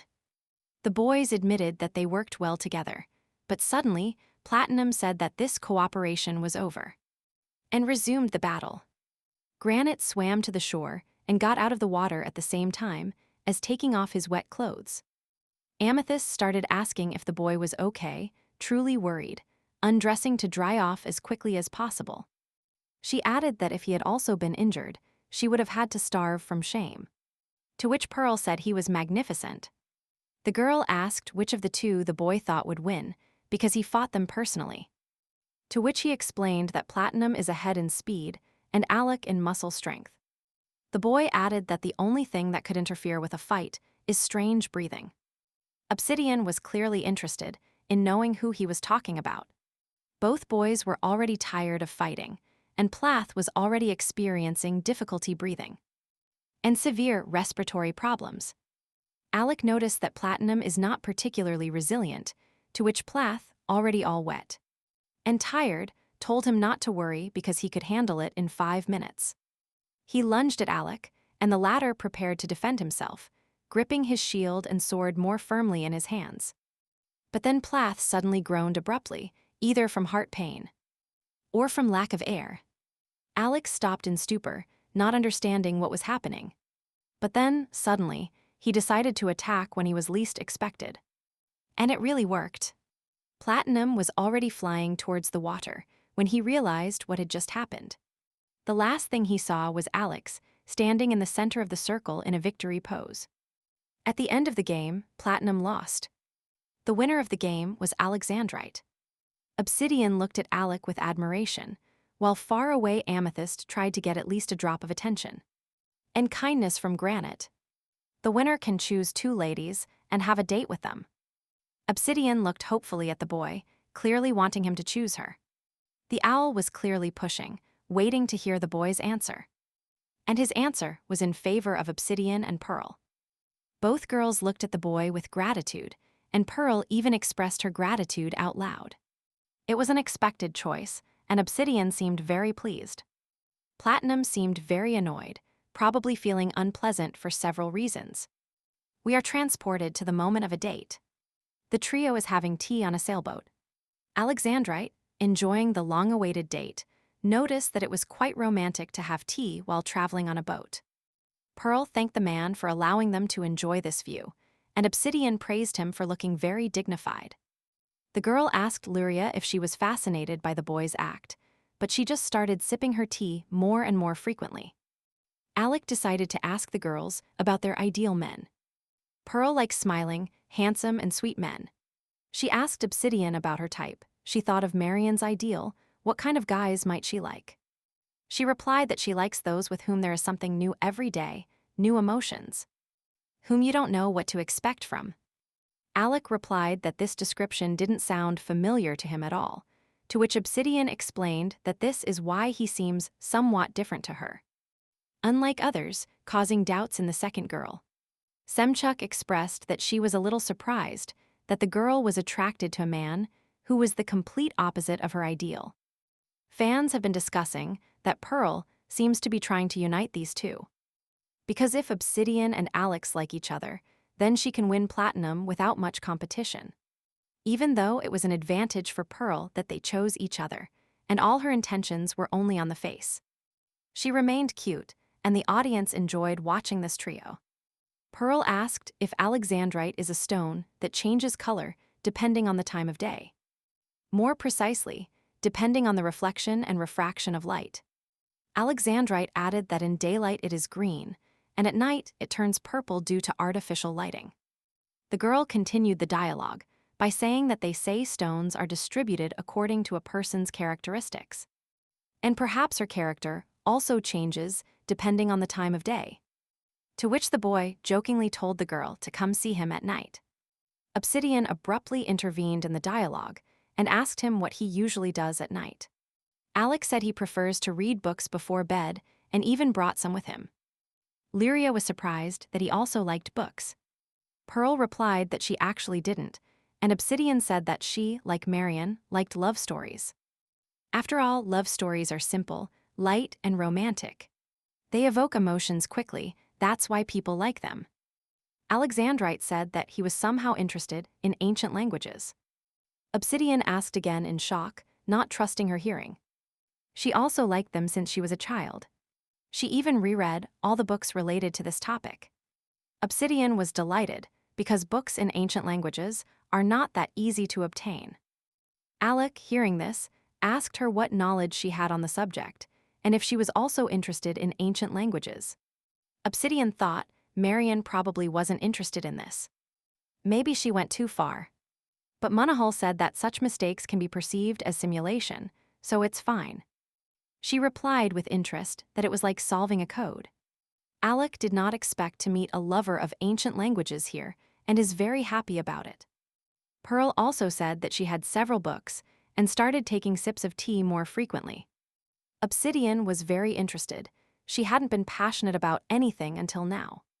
Fans had a feeling that Obsidian and Alec were getting close to each other quickly.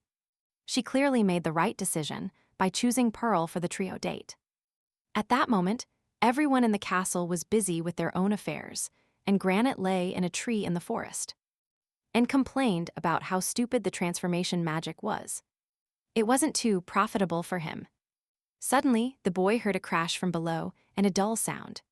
It turned out to be Amethyst. This little one was always causing trouble. He asked what was wrong. He went down and found a girl who had just fallen.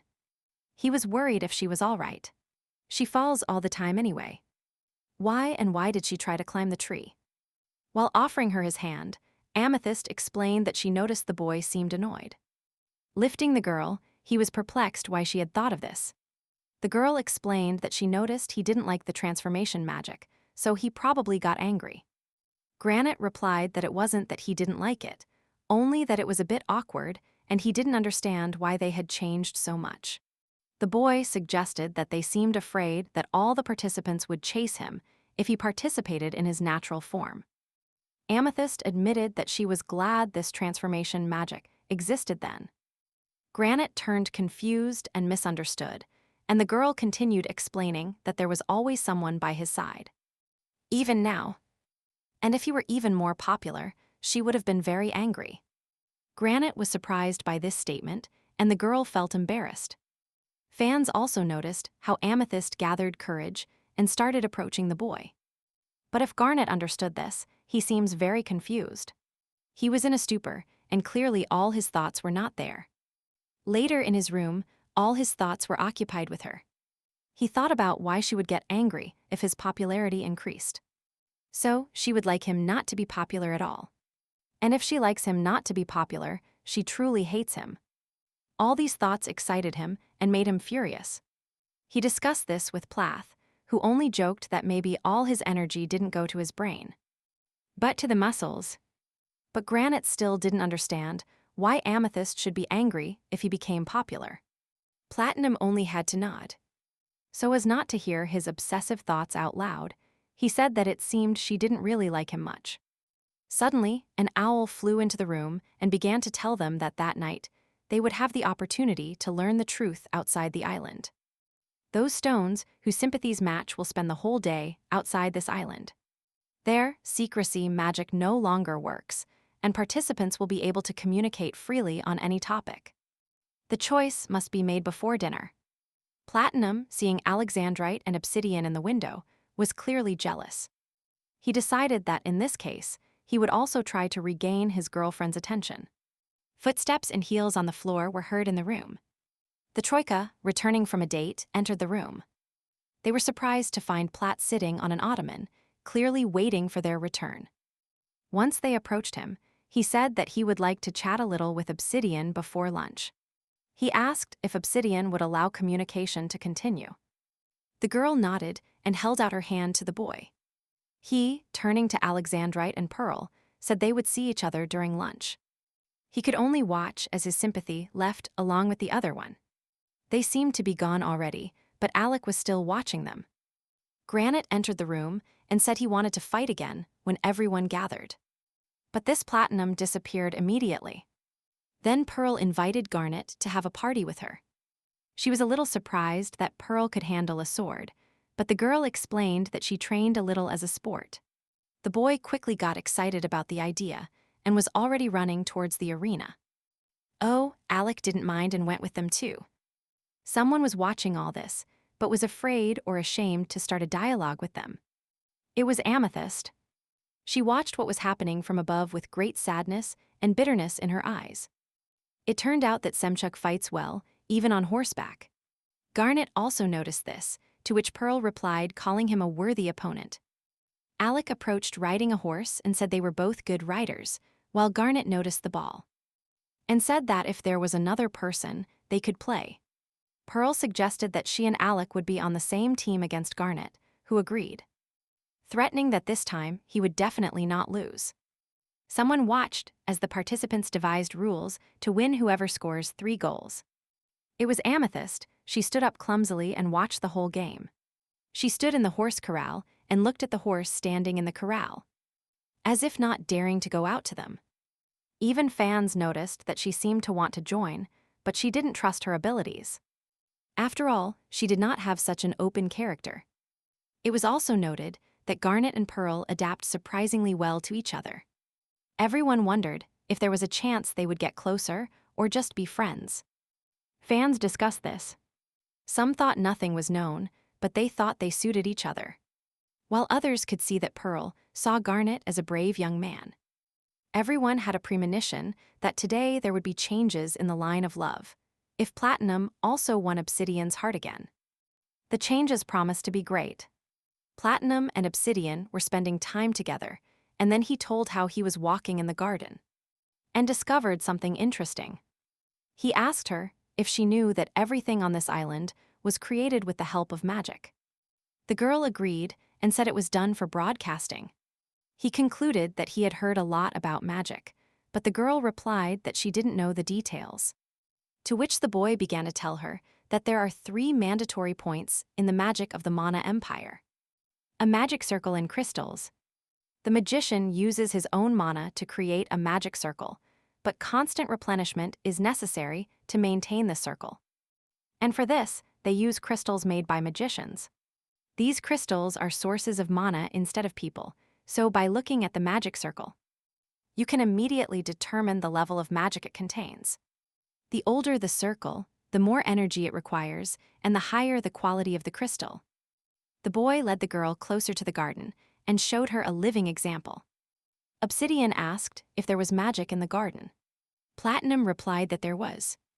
And not only magic, but it required a lot of energy. The girl asked what kind of magic that was, and Platinum asked her if he should show it to her and began. He touched the tree, and magic appeared around it, turning the tree into a sakura. Everything around them turned into a cherry blossom forest, and this landscape suited the participants well. The girl was surprised and asked him how he did it. It seems that magic is used to maintain the desired shape of the trees in the garden. Because according to the rules, strangers, for example, gardeners, cannot enter here. Platinum said he put a small amount of mana into the tree so that it would immediately bloom. He handed the girl a flower from this tree, making her even happier. He was very interested to know if the girl would appreciate his modest gift, if she would like it, if it would attract her attention. Twisting the flower stem between her fingers, Obsidian said that everything was really beautiful, but not as much as the smile of the boy in front of her. Platinum replied that if she wanted, he could make other trees bloom, anything to attract the attention of such a beautiful girl. But then the man's face froze in horror, as if lightning had struck him. And this powerful blow was straight to the heart. When the guy stumbled backward and started coughing, choking, Obsidian tensed up, wondering what was happening to him. He gripped his heart tightly, his breathing becoming more and more intermittent. And that very unfortunate shortness of breath appeared in the guy in front of her. Obsidian had already started feeling her heart beating faster, and this treacherous shortness of breath from the guy in front of her made the girl run straight towards him. She had already reached out her hand to touch the sick body and ask if everything was okay. But then the guy abruptly pulled his hand away and shouted at the girl not to touch him. The naive girl froze with her hand raised in the air. Platinum's pupils narrowed, and apparently only then did he realize that he was behaving suspiciously. And strange. He immediately apologized for his lack of knowledge, hoping to smooth over the misunderstanding and avoid awkward situations. After answering the question of whether everything was okay with him and dismissing it as a pollen allergy, the guy started looking even more suspicious. After a few seconds of silence, he added that he had behaved unworthily in front of such a charming girl. Obsidian's thoughts were now running with different theories about what was wrong with this guy. Maybe he was just sick because his breathing was somehow irregular. And his chest was pale, perhaps because he fell into the water at that moment. Quickly analyzing the situation, the girl invited the boy to sit down and rest. And she pointed to the bench, to which he only refused, saying he was fine. She thought that perhaps he didn't want to show his illness, or maybe the cameras everywhere bothered him. Obsidian still objected, saying that she would like to sit down because her legs hurt. The boy nodded understandingly and agreed to sit down. But clearly, his thoughts were not there. They sat together on a bench under a tree and decided to relax. For a moment, his face seemed quite peaceful, but suddenly his emotions took over. And a new emotion appeared in his eyes, as if they were deciding to do something they had been thinking about for a long time. Finally deciding, he abruptly covers the lace-gloved palm with his own. In surprise, the flower fell from her hand and ended up on the silk fabric of her dress. His deep eyes looked directly into her soul in surprise. Taking her hand, he pulled her towards him. He kissed her tenderly and once again asked her to forgive him. The girl didn't understand. He had already apologized.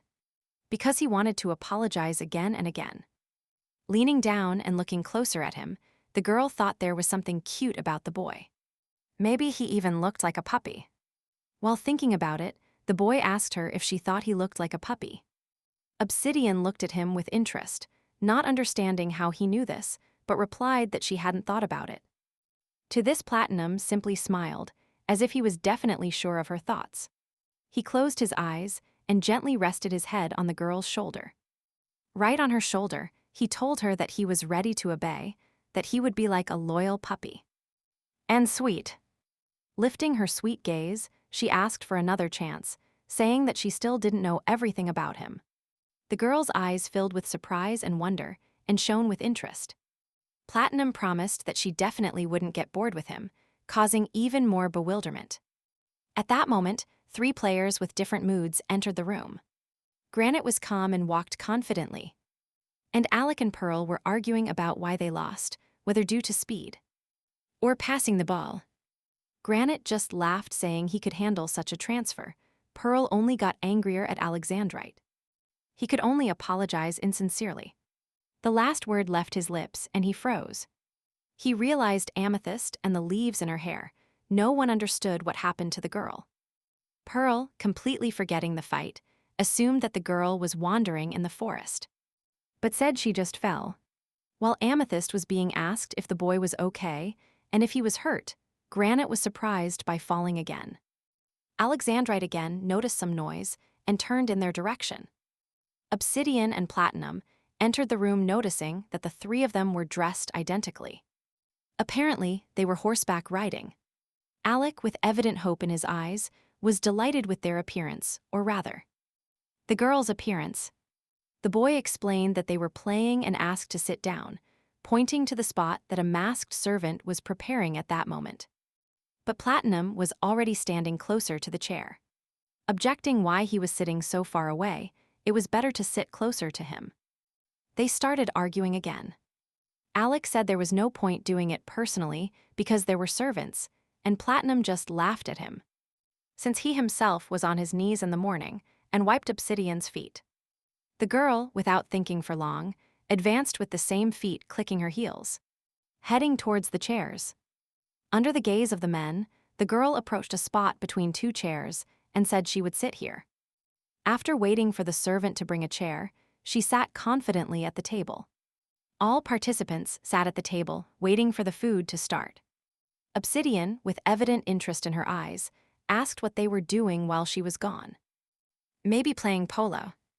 Pearl happily mentioned that it was fun and invited the girl to play together next time. Alexandrite's question about horseback riding ability puzzled Obsidian, thinking that Marion probably knew how to ride a horse. She replied that it wasn't that she really wanted to, because she herself had never learned how to do it. Platinum, as if he had read her thoughts again, promised to teach her, and said that he would definitely like to ride. She wondered if it would seem too strange if it turned out that she was much worse at this than Marion. And Alec, as if knowing all the girl's thoughts, said that if she isn't interested in this, then she shouldn't force herself, because there are many other things to do. He added that there was also a piano on the estate, and if she liked music, he would definitely play for her.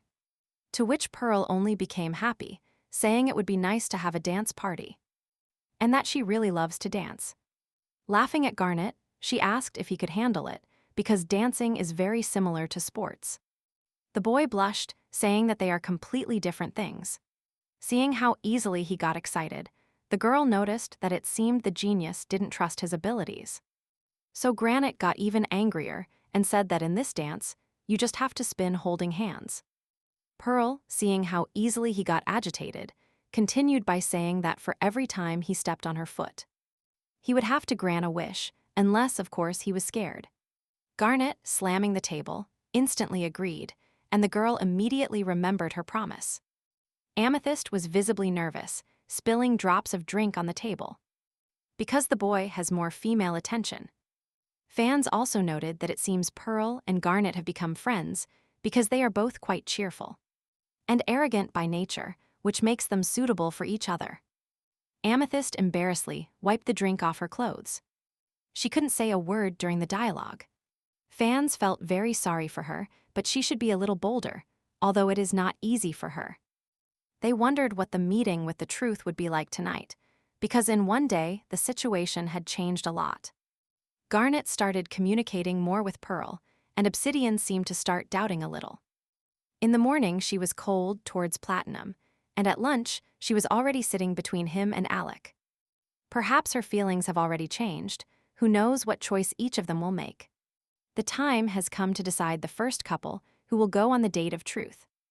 The ladies have already made their choice in favor of those they like. Each man must stand in the magic circle and say the name of the one he most wants to meet. If the choice of two people matches, they will be able to meet outside the island. If the girl he likes chose another person, then they will not be able to go on a date with the truth, even if he receives a card from another girl. During the meeting, secrecy magic is removed, allowing free discussion about your personality.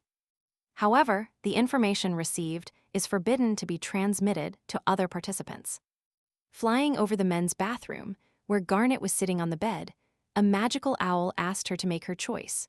She got up confidently from the bed and walked forward, determined, ready to make her decision. She stood in front of the 3 suitcases, eliminating all unnecessary thoughts and reviewing all sorts of options in her head. Finally, she started talking about the stone she wanted to go on the date of truth with. This beautiful stone turned out to be Pearl. Viewers on the screens were in a pleasant shock. Granite had changed his preferences. He shifted his gaze from Obsidian to Pearl. It seemed the game had influenced him. Everyone was very curious to know if Pearl would choose Garnet in return. The boy walked confidently to the magic circle, walking on tiles with patterns and golden engravings. Swallowing nervously, he still hoped that his choice was correct and that the girl would appear here at any moment. Immediately a noise was heard on the stairs. It was the footsteps of women. It turned out to be Pearl. In an off-the-shoulder dress and corset, she looked tender and bold at the same time. A smile instantly appeared on the boy's face. He was clearly happy to see her and admired her outfit as best he could. Since the girl appeared here, it means they chose each other, and so the first couple turned out. How surprising, no one expected them to choose each other, since at first they didn't show much interest in each other. Pearl offered to enter the circle and leave to face the new challenges that await them. There was no turning back. The two entered the magic circle. The blue owl said that by moving in space, they could go beyond the island. The magic worked, and both participants disappeared immediately, leaving behind only 2 lonely suitcases. Meanwhile, in the women's bathroom of the magical empire, the girls did not hear the returning footsteps, which probably means that Pearl's choice matched. Amethyst was expressionless. She was depressed, realizing that if the girl's choice matched, Granite most likely chose her. Platinum also stood in front of the circle and made his choice, but he didn't have to think long. Next was Alexandrite. He also stared at the circle, but still decided to say her name. The two simultaneously said that the stone they want to go on the date of truth with is Obsidian. Fans were torn by impatience. Both chose Obsidian. Everyone was interested in whom she would choose. Both boys stood waiting, hoping the girl would come down to them. The sound of footsteps on the red carpet and the rustle of the hem of a long dress could be heard. Even Alec's previously calm gaze was now nervous. Platinum's gaze, completely shocked, rushed into the distance, hoping to see his beloved silhouette. Under the watchful eye, the girl clumsily walked down the stairs, even a little embarrassed. She staggered uncertainly. The beautiful Obsidian appeared before her chosen one in a beautiful dress, with a slightly open neckline and a bow in the center. She now confidently walked down the stairs towards Platinum. He looked at her with a gleam of joy and a sparkle in his eyes. The boy was so happy that Obsidian chose him that a smile instantly appeared and lit up his sweet face. He held out his hand to her and told her he was waiting for her. She immediately held out her hand to him, and her small, delicate hand tenderly sank into his palm. As a sign of gratitude, the boy suddenly knelt in front of her. Her bright eyes looked directly into his soul, and she promised that the girl would not regret her choice. What an unexpected turn of events. Obsidian chose Platinum. It seemed that this image of the cute puppy had an effect on her because he was so cute that it made her change her mind. The events of that day are delayed by exactly 1 hour. The owl also appeared before Obsidian, saying that now they should let the Lady's Stones choose a partner with whom they want to go on the date of truth. The girl took the gray pen in her hands and set out to write her secret name. As here, the owl became Moon Owl and asked her whom she was going to choose. She put the pen next to the paper, relaxed in her chair, and began to explain that she had been thinking about this for a long time. If she chooses Alexandrite, she will truly be at peace with him. The man asked why, to which the girl replied that he had a calm character, and that their interests were similar when he was near. She felt comfortable. And comfortable being near. Moon Owl exhaled sharply, and Obsidian asked in surprise if there was a problem with this. Her deep brown eyes darkened further, she thought, as if deciding whether this was serious enough to change her choice. Then he began to explain that Alec was from the 5th kingdom of Hurricane. Moon had heard that he often visited the neighboring state of Kylia on business matters. Surely he saw Marian often, who married the king of this kingdom. Obsidian drew the logical conclusion and asked if that meant he knew Marian. Manhwa lowered his eyes to the floor and again drowned in his thoughts, saying he didn't know how closely they knew each other. Perhaps they simply saw each other while passing by, but if he had the opportunity to communicate personally with Marian, then he could guess that it wasn't her. The girl's pupils widened in surprise and fear. Due to protection magic, everyone on the island lies and also pretends to be someone else. So he might have thought that Obsidian was also pretending. But there is no magic in a meeting with the truth, so they would have to talk in private. Manhwa doesn't know if he had the chance to meet and talk personally with Mariana. And as soon as the conversation turned to the past, he couldn't help her. Obsidian, realizing the mistake she had almost made, asked what they should do then. To which Manhwa nervously shook his hand and told her to choose another man. Obsidian felt like a little girl who unknowingly did something wrong, and the man was a father saying punishment. She was asked if she liked anyone besides Alexandrite, and she didn't know what to answer. So she ended up in the magic circle with Platinum on her arm. Under the close supervision of the Blue Owl, they entered the magic circle, and there was no turning back. Platinum looked so happy next to Obsidian, he really looked at her like a loyal puppy. He had a face as if he really didn't expect her to appear, that she chose him. All that remained of the second couple was a suitcase and fluttering magic energy. Fans only later realized that if Platinum left with a girl, this only means one thing: that Obsidian did not choose Alexandrite, and that right now this guy with glasses is standing in the magic circle in vain. An owl flew up to him and told him that today, unfortunately, he would not be able to attend a meeting with the truth, and asked him to return to his room.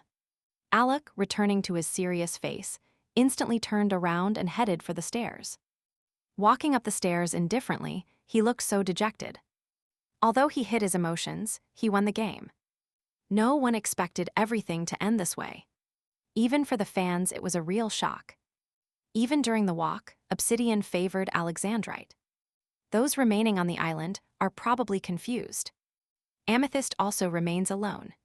2 pairs of legs, 1 magic circle, and the magic of movement did their job. And it seemed that Pearl and Garnet had already arrived.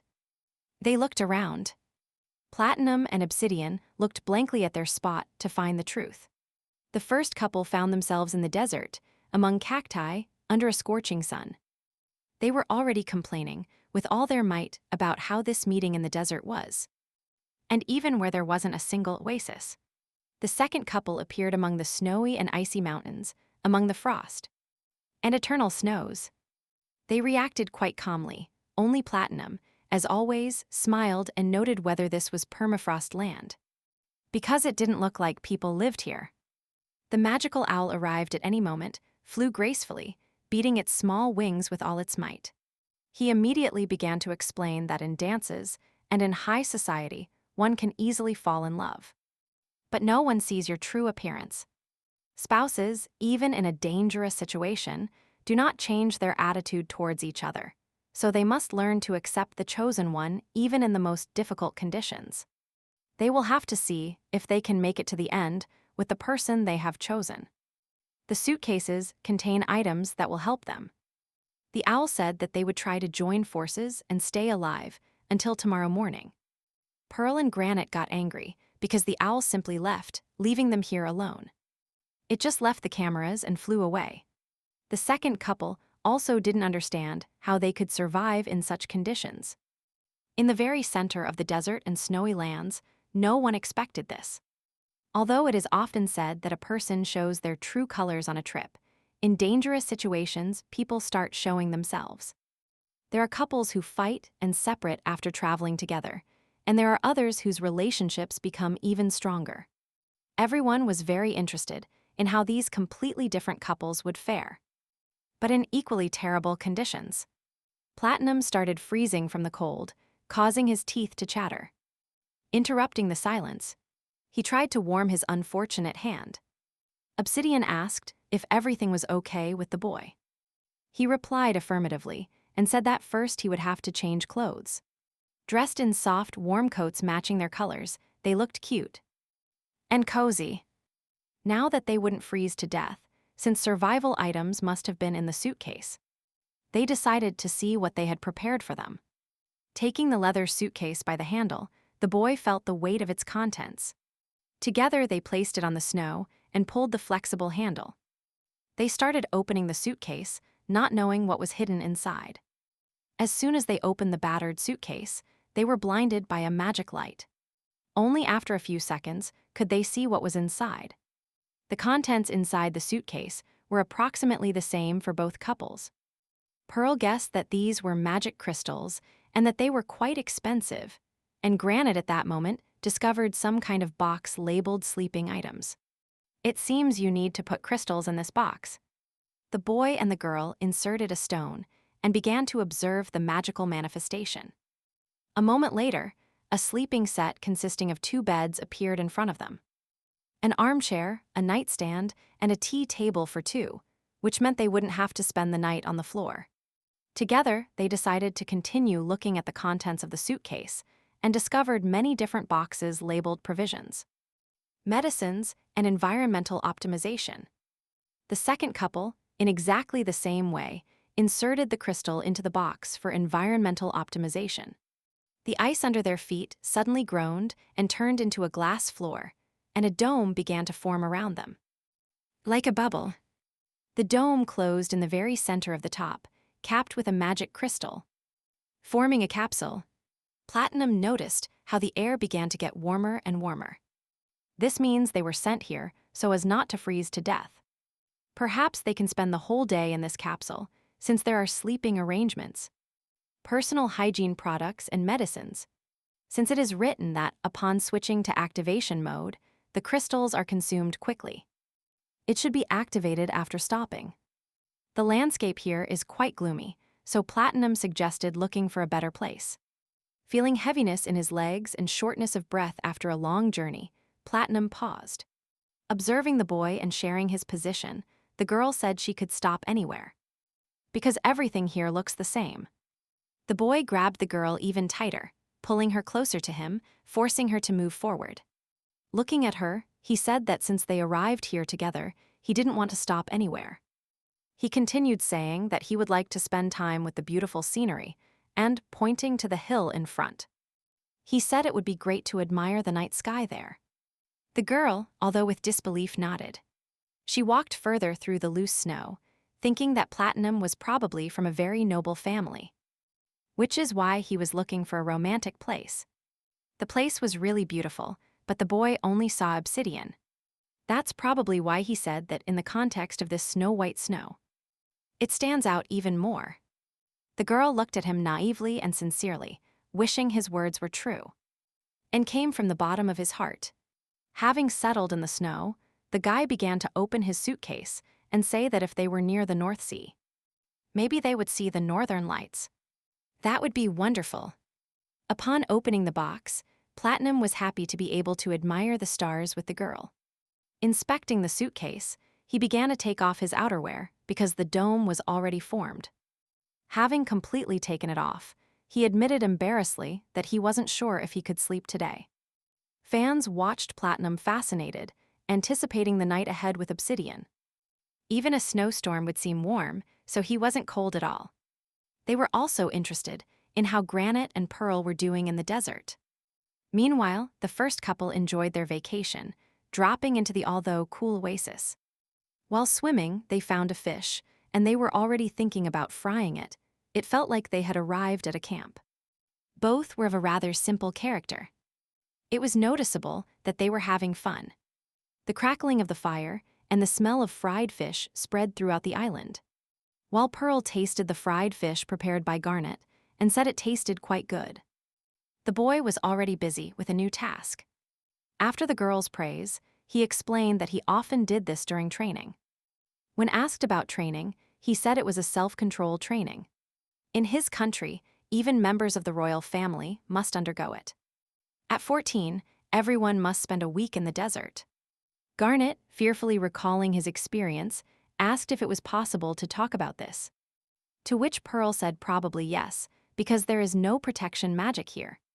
After which, instantly and cheerfully, she shouted that she was the princess of the 7th kingdom of Heiress, and that her name was Layla von Heiress. Extending her hands before the long-awaited freedom and lack of pretense, the girl only met with a surprised face. And tense one from Granite. After which, to the boy's enthusiastic words that everything was fine. She continued eating fish and asked him to tell her his real name. The boy proudly replied that his name was Lysander Arima von Salvador, and that he was the prince of the 2nd kingdom of Salvador. The location of this kingdom in the south explained why Granite was so familiar with the desert. The boy said it was the country of the sun, courage, and martial arts, and asked if the girl was there. Layla replied that no, because it is far from Heiress. The boy asked her what kind of place it was. The girl said that whoever cannot cope with the sea wind will not survive there. And if nothing there like that, they will be carried away by the waves. Now it seemed logical, because she was a good swimmer, and decided to ask a counter question about age. Thinking they were about the same age. Fans also noticed that they began to talk more about personal topics, since they couldn't ask each other questions the whole time, and there were probably many. Judging by their names, both are from royal families. The condition for participating in the box is to be a member of the royal family or a relative of the royal family of one of the 8 states. If they use the names of their kingdoms in their name, it means they are descendants of the royal family. That is, heirs to the throne. Garnet shared that he has 5 older brothers, and Pearl replied in shock that she is the only daughter in her family. Therefore, she constantly has many thoughts in her head because her father wants to pass the throne on to her as the sole heiress. The man listened attentively, drinking from a cup, wondering if women from Heiress could inherit the crown. Pearl replied affirmatively, saying that this is why the father is looking for a son-in-law, and asked how things are with this in Salvador. If there were cases where princes married and left for other countries. The boy didn't have time to answer when the next question arrived, about what their parents would do if he suddenly said he was leaving. Garnet became nervous due to the overabundance of questions and lack of time, and said that he thought he should ask his parents first. The girl only replied with disgust that during the filming it was forbidden to communicate with the outside world, and said that he should have asked in advance, calling the boy foolish. But Pearl could also be understood. Her kingdom needs a son-in-law who can come to his wife's country. It seems she herself would like to marry and then take the throne. The empire grants those who marry, thanks to the box, the power to rule in their own kingdom. Having received this right, the spouses acquire power superior even to that of the appointed governor there. This means that Pearl is looking for a person who can inherit her country with her. And this makes sense if she doesn't marry the firstborn and heir, but rather the second son of the ruler. Or lower, if Garnet is the youngest of 6 children, this is very possible. Although nobody knows, because Granite is the only one of all the king's sons who received the right to participate in the box. But this was also beneficial for him, because if he married in the box, he could regain the power to rule Salvador. But his people were not ready for him to leave for another country. At that moment, Platinum and Obsidian were warming up in their dome on ottomans with pillows next to a fireplace imitation. The boy mysteriously noticed how unusual the night sky was. Unfortunately, in his country, he couldn't admire the stars. He asked if her homeland sky was different from Sirius's sky. Obsidian gripped her cup tighter, gritted her teeth, and her heart beat faster. But then she calmly asked the boy if he thought her homeland was Sirius. He, playing, replied that it was possible and maybe not. The girl only thought that tonight she had to say she was Marian, just as she had rehearsed. Her eyes, full of doubt, but still with a rehearsed drop of determination, looked directly at the boy. And she began to utter the cherished words. But then, suddenly, the cloak fell from Platinum's shoulders, and he moved directly towards her. He pulled her towards him, and their lips met in a sensual kiss. Of course, unexpectedly for Obsidian, she opened her eyes wide, embarrassed.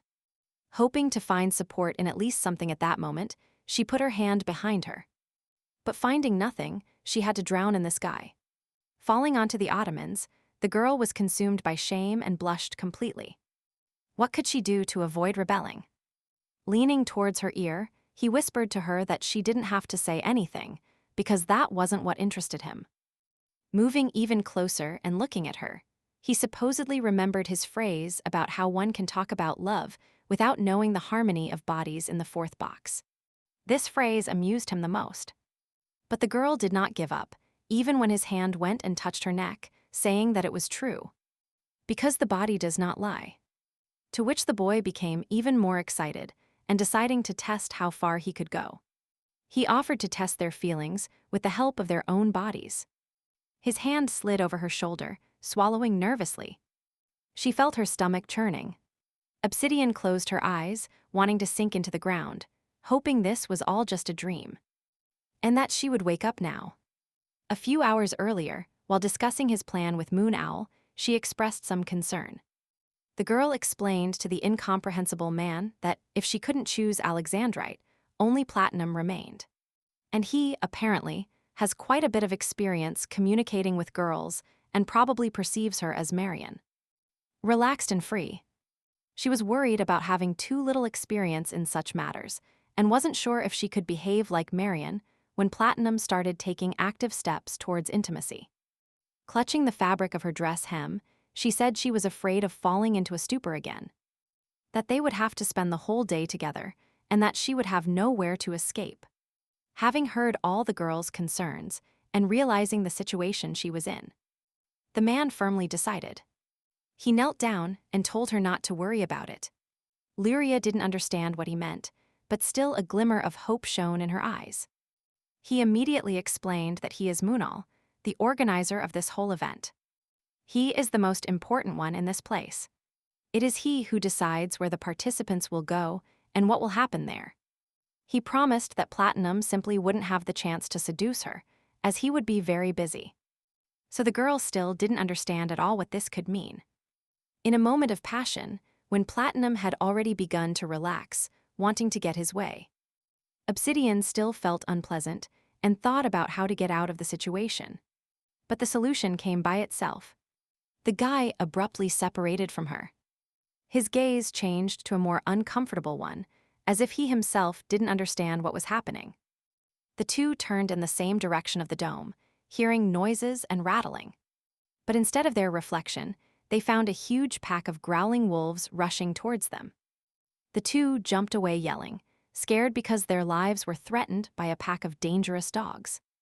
The eyes of the wolf, the pack leader, glowed with anger in the bright reflection of the moonlight. He lunged at them with his mouth open, revealing his sharp fangs. The animals ran as fast as madmen, that their paws barely touched the snow without leaving clear tracks. But the paws of one of them could still touch the magic dome, trying to get in. But that's why it was the Empire's dome. It is protected by protection magic, so the discharge threw the wolf backward a long distance. The wolves, noticing their poor injured leader, became even angrier, but realized that it was not worth approaching yet. The guy and the girl realized that it seems the capsule also plays a protective role. Because wolves cannot enter. Realizing they had nothing to do here, the leader turned away offended and began to leave slowly, followed by the entire herd.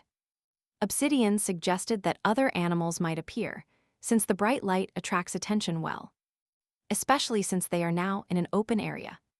But Platinum objected, saying they couldn't wander on the snowy ground at night. So they would try to endure here, relying on the safety device. The girl decided it would be at least a little better to dim the light, so she covered the fireplace with a blanket. Then it became even darker. Night enveloped everything around them, making them fear every crackle. They were protected only by the glass layer of the dome that generated heat. They sat together on the floor, leaning their backs against soft ottomans. Their faces shone and reflected the moonlight. Platinum, sitting closer as always, laughed at the situation they were in. They would have to endure the whole night with terrifying sounds in the background. Obsidian suddenly realized that this is why Moon Owl said not to worry about anything. Because in such an environment, Platinum wouldn't even have the chance to do anything strange. This means he sent those terrifying wolves here. While the girl thought that perhaps the man did this so that the boy could not focus his thoughts only on her. Platinum himself watched her very closely, as if reading all her thoughts. He left for a while and returned with a beige blanket in his hands. He wrapped the girl in a warm blanket and placed his hands on her fragile shoulders. Apparently, he did all this so that she wouldn't be cold. Platinum reassured Obsidian, telling her not to be afraid because nothing would happen. She was a little surprised, because she didn't even expect to hear such a thing from him. He added that if she was tired, she could sleep a little, while the boy checked the magic crystal from time to time. He patted her shoulder, trying to calm the frightened girl. She proudly snatched the blanket from his hands, wrapped herself tighter, and said she didn't think she could sleep that night. Platinum approached and suggested continuing where they left off. The girl was confused again, blinking her big eyes. The boy's words took her by surprise. He silently placed his hand on hers and drew her towards his heart. Obsidian felt how fast his heart was beating right under her palm. The boy explained that he would like to test their feelings physically. He pressed the woman's palm even harder against his chest and asked if she could feel his heartbeat. Looking her in the eyes, he said that it had been like this since the first moment of their meeting. The girl looked at the boy in surprise, biting her lip as if she didn't understand what he was saying. She exhaled with annoyance, saying that he didn't even know her or her true appearance. She covered his hand with hers and explained that this made her even more curious. He wanted to know everything about the girl. Finally, he admitted that all day he only thought about her. His eyes were filled with sincerity and love. After his words, the girl had no choice but to ask what would happen if she turned out to be completely different from what he thought. Obsidian withdrew her hand from his chest, but Platinum caught it and added that there are married couples who live together their whole lives. And one day, they suddenly realize that they don't know each other at all. He expressed the idea that, as they say, spouses should be able to share their most intimate things with each other. Being completely naked. Obsidian's heart sank. She remembered her terrible first wedding night. It was then that she remembered a phrase from a book she read as a child. The phrase said that the relationship between spouses should be such that they can appear naked in front of each other without shame and be able to share their secrets. Platinum, as if pretending, tried to recall such painfully familiar lines. Instead, he held her hand tighter and told her that if, upon looking at his naked partner, she looked like a different person, then he was interested in knowing her thoughts. Therefore, you can be new every day. You can learn new sides of your partner every day. Obsidian was dumbfounded because the previously narcissistic, superficial Platinum was now opening up in a completely different way. It was like a reflection of her own thoughts. He hinted that this is why she shouldn't talk about her personality now, because as soon as she speaks, she will start doubting that it wasn't her he liked, but her status. He opened up to her, told her that his feelings were simple, and asked her to allow him to prove it to her. No one thought Platinum was so noble, and Obsidian seemed impressed by him. Fans were very interested in whether Obsidian is really Lady Marian. But it seems they won't see it today. Platinum is also interested, he just has patience to prove his love. This turned out to be unexpected for the audience, because Platinum seemed frivolous. But if you remember, since the first meeting he said he was a simple person. And honest, with pure intentions and sincere love. It seems his words in the garden turned out to be true, and Obsidian probably realized this too. Because Platinum shows his true character when meeting the truth. Night fell for the first couple. Amidst the reflection of the starry sky in the desert, only one dome shone. Surrounded by an oasis and palm trees, it looked beautiful. In the middle of complete darkness and the silence of the night desert, a loud cry of a boy was suddenly heard. It turned out to be Granite, unhappy that he and Pearl would sleep together tonight. He was angry like a little child, fiercely squeezing the pillow with all his might. Pearl tried to assure him that there were 2 beds and they would sleep separately, but the boy just pressed closer to the pillow, screaming that those 2 beds were in the same room and they would still sleep together. There was a decent distance between the beds, but the boy kept objecting, complaining about how they could sleep in the same room before the wedding, bothering the poor girls. Pearl, not understanding what was wrong with this, wondered if they would just sleep. But Granatic is already furious because they are alone in a dark room and he can even hear her breathing. But Pearl just laughed, still not understanding, while the guy hid under the blanket, screaming that he couldn't do this. A moment later, the girl was already in bed, and Garnet was sleeping outside in a sleeping bag right on the sand. Pearl asked him if he was really going to sleep there, because in the desert there are cold nights. But the boy, lifting his head proudly, replied that the Salvador warrior is not afraid of the cold. And how can one sleep in such a narrow bed? Seeing such an unpleasant sight, Manhwa thought what to think so that the heroes would get closer. Using a magic circle, he sent a dangerous-looking scorpion into the desert. The guy was lying in his sleeping bag and kept talking about how cool it was to sleep inside a sand pit, and that it was much more comfortable than a small bed. Suddenly, his attention was drawn to a noise coming from the lower end of his sleeping area. It turned out to be a group of scorpions climbing over him. Garnet's scream could be heard throughout the desert. Pearl woke up in the middle of the night and suddenly saw a boy sleeping soundly on the opposite bed. Although he had gotten close with a mountain of pillows and a suitcase, she decided to tease him, saying that he didn't know that warriors were also afraid of scorpions. The guy immediately got angry and started making excuses, saying that these are red-tailed scorpions, and a bite from them causes instant death. The girl asked him if he really felt comfortable in such a narrow bed, to which the boy was indignant because he was not actually tall. It made the girl burst out laughing right in bed.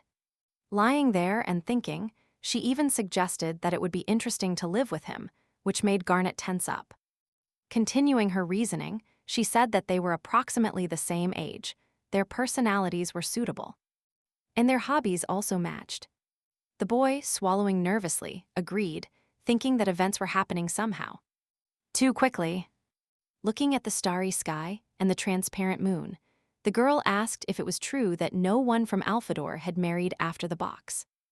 After hearing the answer that his uncle participated, but his final choice did not match, Pearl became interested. The audience found it strange that there was some odd moment.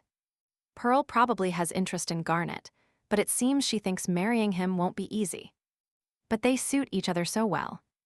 Who knows? There are couples who overcome problems with their love. If despite everything they choose love, that is the power of the box. While the participants spent time together, surviving in difficult conditions. On the island, everything was quite calm. At the half-empty table, only 2 people were eating another meal. Realizing Amethyst's depressed state, Alexandre T asked if it was about the food. Taken by surprise, the girl almost dropped her fork from her hands and said she was just thinking about something else. She thought with annoyance. She wondered what the others were doing now. Sticking another piece of meat with her fork and bringing it to her mouth, the guy said that, judging by other characteristics of the box, they spend time alone in unusual conditions. Sometimes harsh. Nervously playing with her fingers, the girl hoped that everything was fine with them. Alec, having guessed why the girl was so worried, asked her directly if she was worried about Garnet Amethyst. She didn't understand how he guessed it, because she didn't say anything about him. The boy easily said what he thought. Anyone could easily guess it. To which the girl asked if Garnet himself knew about it. Alexandrite explained that he had made a mistake with the word anyone. He didn't mean Granite. There is a high probability that he won't even notice. Perhaps he will only find out if he shows it more actively. Amethyst herself would like to do it. But she doesn't know exactly how to do it. She admitted that she trained to do the things he was interested in with him. But it turned out not to be very easy. This confession surprised the boy. He asked her what exactly she was doing. Therefore, she showed and told how difficult it was for her to control a horse. She wasn't brave enough, she just politely asked the horse to step aside, barely holding onto the guide. She was lucky that at the moment the horse was bucking, Alexandrite approached her. He only managed to grab the rope, thus stopping the horse. He held it tightly and forced the horse to calm down under his pressure. Alec explained that it was too dangerous to exercise alone and that she could get seriously injured. To this, the girl mentioned that she had already fallen once, but that she wasn't seriously hurt. And that she could die like that. She said, annoyed, that she just wanted to learn to ride a horse well.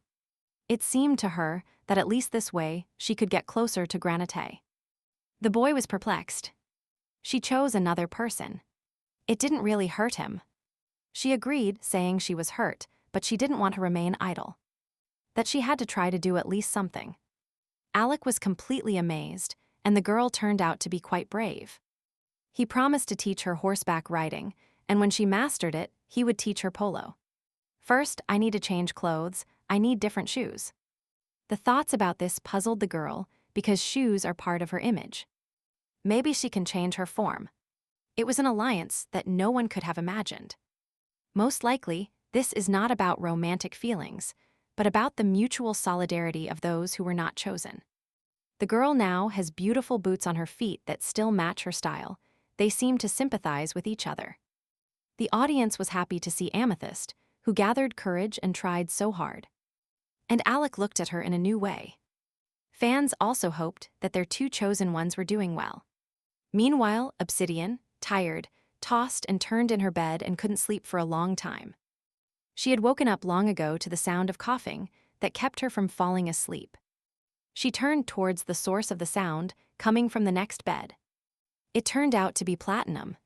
He was lying on his back, but it was clear something was wrong here.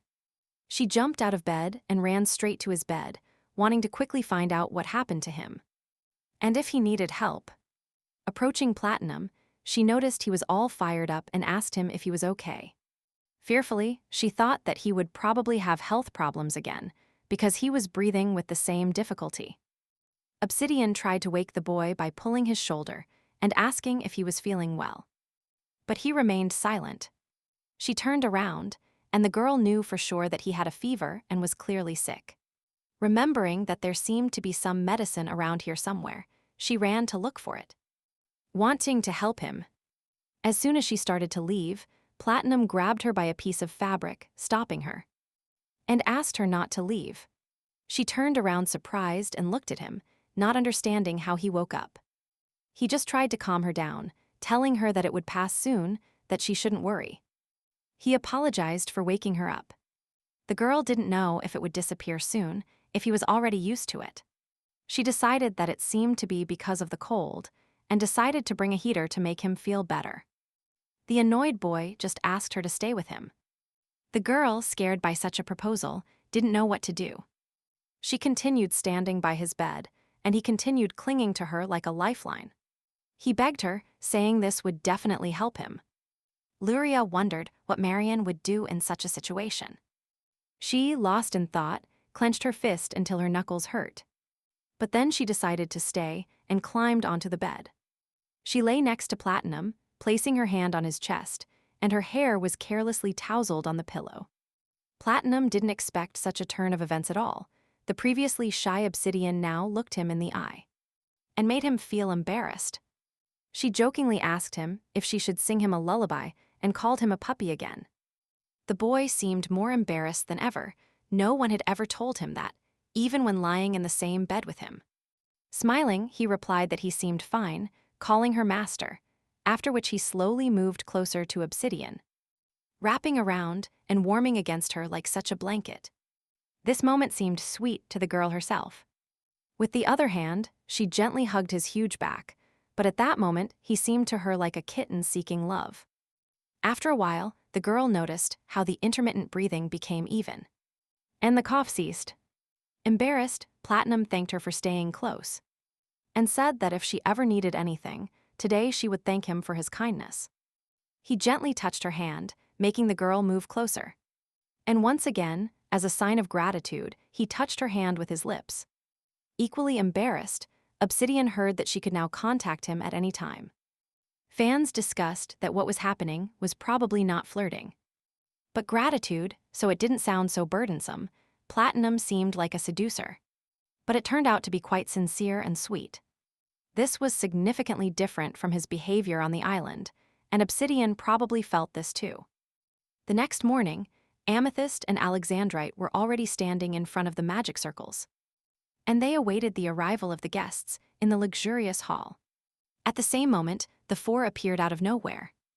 Alec and the girl greeted the newly arrived guests happily and shyly, and asked if they had a good time. Pearl replied positively, and Platinum said it was incredible.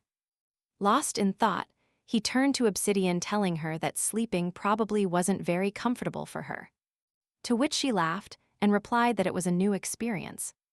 Alec, already sad, became even gloomier, guessing what was happening while he was not around.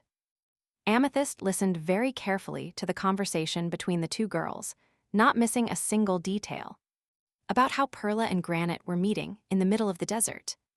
The neat lady offered to discuss in detail everything that happened in the room, because she wanted to quickly enter the room with a roof and walls.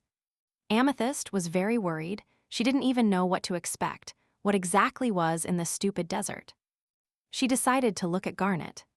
He was standing in a circle of boys, loudly discussing how terrible the red-tailed scorpion was in the desert, and how terrifying the wolves were in the snowy field. The girl finally turned around, already going up the stairs. Perhaps her hopes and dreams of love with a boy would collapse at this moment. Already in the room, Pearl shared that communicating without protection magic was much more interesting, and she was able to satisfy her curiosity. The girls bombarded her with questions. Amethyst suggested that she recognized Granite's name, and Obsidian asked her how she felt after learning his identity. She wondered if there was any surprise or if something had changed. Pearl said yes a little and looked down. Amethyst was very surprised. She even squeezed the fabric of her dress in surprise. Obsidian also reacted to such an unexpected statement and asked what exactly had changed. Maybe feelings. The girl explained that, to be more precise, it was probably not feelings. But now she had thoughts about how it really would be. Pearl said it was quite difficult and asked how things were going for Obsidian. She replied that things had become more complicated for her too. At that moment, a frightened Amethyst was thinking about what kind of thoughts they were talking about. Due to magic protection, they cannot talk about the facts of the meeting, so they cannot ask. Both girls said they had many thoughts in their heads and needed to rest and sleep. They left in a hurry, saying they would see each other at lunchtime. Amethyst remained alone with her thoughts, wondering if she should take any steps towards the boy, or if it was already futile. Meanwhile, in the men's bathroom, it was being discussed. Garnet complained that the beds were in the same room. Platinum, taking the boy out, laughed because he was worried about having to sleep in the same room as a woman. Poor Granitic excused himself by saying that he couldn't sleep because of the sounds of a stranger breathing nearby. Platinum asked him if he really hadn't slept all night, hinting at intimacy. The boy got angry and asked him how well he slept in such and such a place. Then the boy himself exactly remembered how and in whose arms he spent that night. Platinum admitted that he also didn't sleep, but for something else. Alexandrite, clearly understanding another hint of intimacy, simply devoured him with his gaze. Obsidian couldn't sleep that night. She stayed there, completely absorbed in thoughts about Platinum. Suddenly, her attention was drawn to a magical glow and a voice telling her that she couldn't sleep. Footsteps were heard from the disappearing magic portal. It was Moon Owl. He came out saying that the girl was so nervous yesterday that she probably didn't sleep well, and told her to try to take a little nap. Approaching the edge of the bed and looking at the man who was right in front of her, she replied that she couldn't sleep, and she asked if she could ask something. Moon Owl nodded his head. She asked if Platinum was sick, clearly worried about his health. Obsidian began to recount how yesterday in the garden, and in that snowy field, he looked sick. Moon Owl thought deeply and said that this was strange. The girl didn't understand what exactly was strange. The man replied that he thought she would ask him how much longer he needed to participate in this broadcast. He only remembered that he had said that until he found Lady Marian. The man promised to do it as quickly as possible, but no one thought that she would adapt so well here. The girl began to explain that all this was thanks to him and his advice, but she wasn't talking about pretense. She sat on the bed next to him and said that it seemed to her that communicating with Platinum would be a burden. But the girl acted very easily. The girl excused herself by saying that she was just thinking about what Lady Marian would have done. To which Moon Owl suggested that it was because she felt something for him.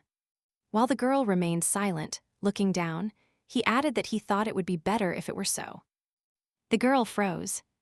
She didn't understand at all why this was the case. The man explained that a date with Alexandrite could pose a threat.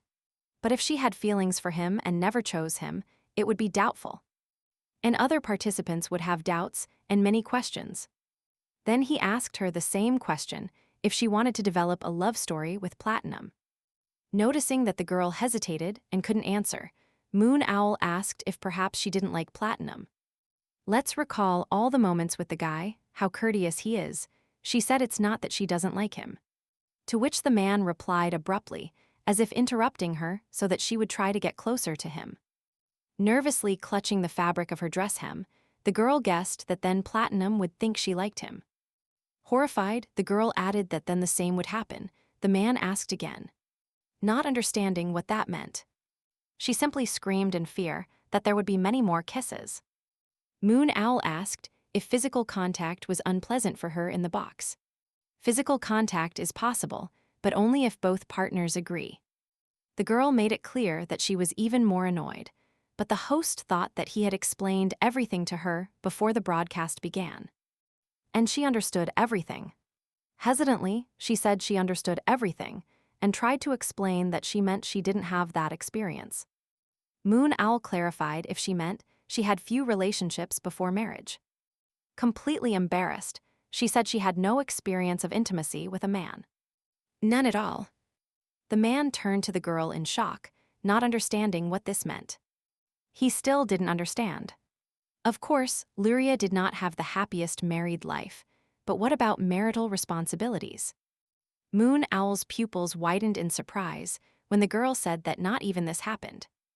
The girl looked thoughtfully towards the farthest corner of the room, recalling that first wedding night. Then, sitting on the bed with a glass of wine and only in a nightgown, she asked her new husband to wait a little. He simply addressed her by name, saying that it seemed she had something on her mind for herself, and that they weren't here for small talk, and mentioned that he couldn't even think how much he had paid for her. Taking a glass of wine in his hands, the man appeared naked before her, reminding her that she was the daughter of bankrupt aristocrats, and that she should be grateful that, due to her pedigree, she did not become a mistress but a legal wife. Her eyes darkened and were filled with disappointment, but it could not be said to be unexpected because she knew where this was going. Abruptly taking her by the neck, he ordered her to drink wine, saying it was expensive. She brought the edge of the glass to her mouth and took a small sip. Then the girl drank almost all the contents of the glass, feeling the bitter liquid with a slightly sweet aftertaste burn her throat. The husband noticed that as soon as he said it was expensive, she simply attacked him. Because her essence cannot be hidden. He called her a pathetic bitch of impoverished aristocrats and squeezed her hand painfully. Then he pushed her hard onto the bed, and the girl sank deeper and deeper into the blanket. Just like she once drowned in that pond. Then she realized that this was his butt. The man loomed over her, leaving her no chance to escape, and said that since she drank expensive wine, now it was time to pay for it. Lueria already understood what awaited her. It was making her dizzy. The smell of wine coming from his breath made the girl feel even worse. He started taking off her nightgown, starting with the straps, while simultaneously leaving a trail of kisses on her skin. He thought she had relaxed enough to be more flexible, when suddenly she touched his muscular arm, stopping the guy. With all the strength she had, leaning on his chest, she pushed her own husband, so that the latter ended up on his shoulder blades. The girl loomed over him. He looked at her, awaiting her next action, when suddenly his face changed from relaxed to one full of horror, excitement, and disgust. The girl vomited right on top of him. And what happened next, Obsidian does not remember. She felt sick. The last thing reflected in her memory was that same chandelier with hundreds of crystals. Apparently, she lost consciousness. She finished her story by saying that she woke up in the middle of the night, and her husband was drunk. And asleep, according to the maids, he was very angry. He went to have fun with the girls. And returned in the morning. Manhwa covered his face with his hand in horror. He realized all the horror the poor young woman went through. He got up abruptly from the bed, thus surprising Obsidian. The boy walked tensely and quickly towards the window. He hit his head with his fist for not having found enough information about the girl before inviting her to the box to replace Marion. He leaned his whole body against the window, wishing it would take away all the thoughts filling his head. Without even looking at the girl, Manhwa asked her why she was only talking about this now. Since one of the reasons he chose her was marriage, to which he received the answer that he didn't ask her. It seemed to him that a married person, like Marion, would be more suitable for this role than a single one. Because one of the conditions was the fact of marriage. He asked if she had any romantic relationship before marriage. He didn't understand how she managed to impersonate Marion so skillfully all this time. The girl explained that he just taught her well, and that since childhood she loved watching shows about the box. She especially liked Miss Pink Diamond from the fourth box. Obsidian always wanted to pretend to be her, secretly from others. It seemed to her that becoming the man of her dreams would not be difficult. But when a man touched her, everything turned white in her eyes. To which the man sharply asked if all men were unpleasant to her, or just platinum. The girl replied that she had never kissed other men, so she didn't know. She said too much, revealed the whole truth, and surprised, simply sat down facing him. To all her revelations, Manhwa found a solution this time again. The six were supposed to meet again at the table, but one seat was empty. Obsidian did not come down for breakfast. Platinum was very interested to know if Obsidian would come out for breakfast today. The girl said she was tired and wanted to sleep a little longer. The owls brought her breakfast to her room, and she probably ate a snack. Platinum did not touch the food. In front of him was a plate with a delicious cheesecake, but he didn't eat it. He was very depressed by the absence of a girl at the table, but suddenly an idea occurred to him. A second later, there was no dessert on the plate. The plate was completely empty. Amethyst and Pearl, talking loudly, began to leave the dining room. And Platinum walked behind them, carrying in his hands a box with that same piece of cake. Suddenly, women's footsteps were heard from the direction of the stairs.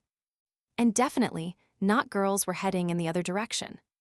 Platinum's face instantly lit up with a smile and brightened with joy. And this could only happen thanks to one person. And it was Obsidian. She calmly walked down the stairs, holding her dress and making her heels sound on the steps. The boy, like a puppy to its owner, ran towards her. Stopping, bombarded her with questions about whether she had breakfast and what time she had woken up. He shook the box slightly towards the girl, telling her that today there was cinnamon cake for dessert, and that he was about to take it to her room. He added that if she still doesn't want to, then of course she can refuse. At the same moment, Obsidian directed her attention to Alexandrite, and he asked her how she felt. The boy was already a little more insecure, but remained calm and serious as always, waiting for an answer. The girl thanked him for his concern, but remained quite distant. To this, the boy asked the girl to borrow some time, if she didn't mind. Platinum, with sadness in his eyes, had already started taking the box down. Obsidian remembered her agreement with Moonall, recently adopted. Then she gently touched the boy's hand, holding the box with her hand, which was almost down. She replied with a smile that she already had plans, showing that once again she chose Platinum. Alex's face expressed shock, fear, and incomprehension. At the same time, there was no trace of seriousness and moderation on his face. She politely ended the attempt at dialogue by saying they would see each other at dinner, thus confusing Platinum even more. But for Alexandrite, it was a terrible dialogue. He was about to sink under the horror of realizing what was happening. After all, Obsidian had completely cut off every thread of hope for a polite man. And modest. Platinum was also surprised. His eyes instantly lit up from what he heard. He didn't even expect this from the girl. This showed that now Obsidian, who was previously not tactile and indifferent, now chooses him. She is on his side. Now Alex felt like a third wheel, as if he were secretly spying on them. The boy realized that the encounter with the truth seemed to be effective, because only the first round had passed, and they had already decided their feelings. He bowed politely and left with evident annoyance in his heart. Obsidian could only stand next to Platinum and watch the annoyed guy leave. He took away a sweet gift in the form of a piece of cake. Having waited for the guy to finally leave, she fixed her gaze directly on the bright-eyed boy. The boy was confused and surprised that Obsidian wanted to talk to him. Out of great embarrassment, the boy even lowered his head, thinking about how to answer. Suddenly, the girl's hair flew through the air from the jump, and she jumped straight into his arms. Platinum was delighted by Obsidian's frankness and determination. Finally, their feelings were mutual. He asked where to take her, calling her mistress. A girl with bright, sparkling eyes suggested going somewhere quiet. A boy and a girl were riding horses along a sunny meadow. Platinum smiled and said he wanted to carry her in his arms, but thought it might be boring. He pointed to a bench in the distance and suggested they sit there and talk. The boy held out his hand and helped her get off the horse and onto the ground. She tried to get off carefully and leaned her free hand on the boy's shoulder. Platinum's hands wrapped around the girl's waist and caught her with a slight movement.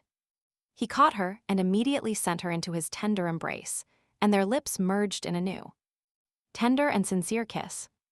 Due to her traumatic experience, the girl could not kiss while expressing her true feelings, so she felt uncomfortable.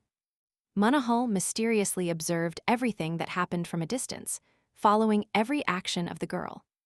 With the help of magic, he continued to exchange thoughts with the girl and thus learned every step. Suddenly, she pushed Platinum with all her might, breaking the kiss. The boy was already scared by the unexpected rejection, not understanding what he had done wrong. But the girl only reassured him. She just needed to tell him something and asked him to put her on the ground. Right under the surveillance of the cameras, he carefully lowered her to the ground. She looked at the man again, as if checking if he was doing everything right. Obsidian remembered that he told her that maybe she shouldn't say her name or who she was. But she thought she should talk about it. She shared that there is a person whom she still cannot forget. The boy was shocked by this news. What kind of person was she whom he couldn't forget? He thought, remembering all the discussions and agreements with Mona Hull. He told her that Marion was a cheerful and relaxed girl, but due to an accident, she lost her beloved husband. Therefore, her behavior might be slightly different from that in the fourth box. Obsidian wondered exactly how the behavior could be different.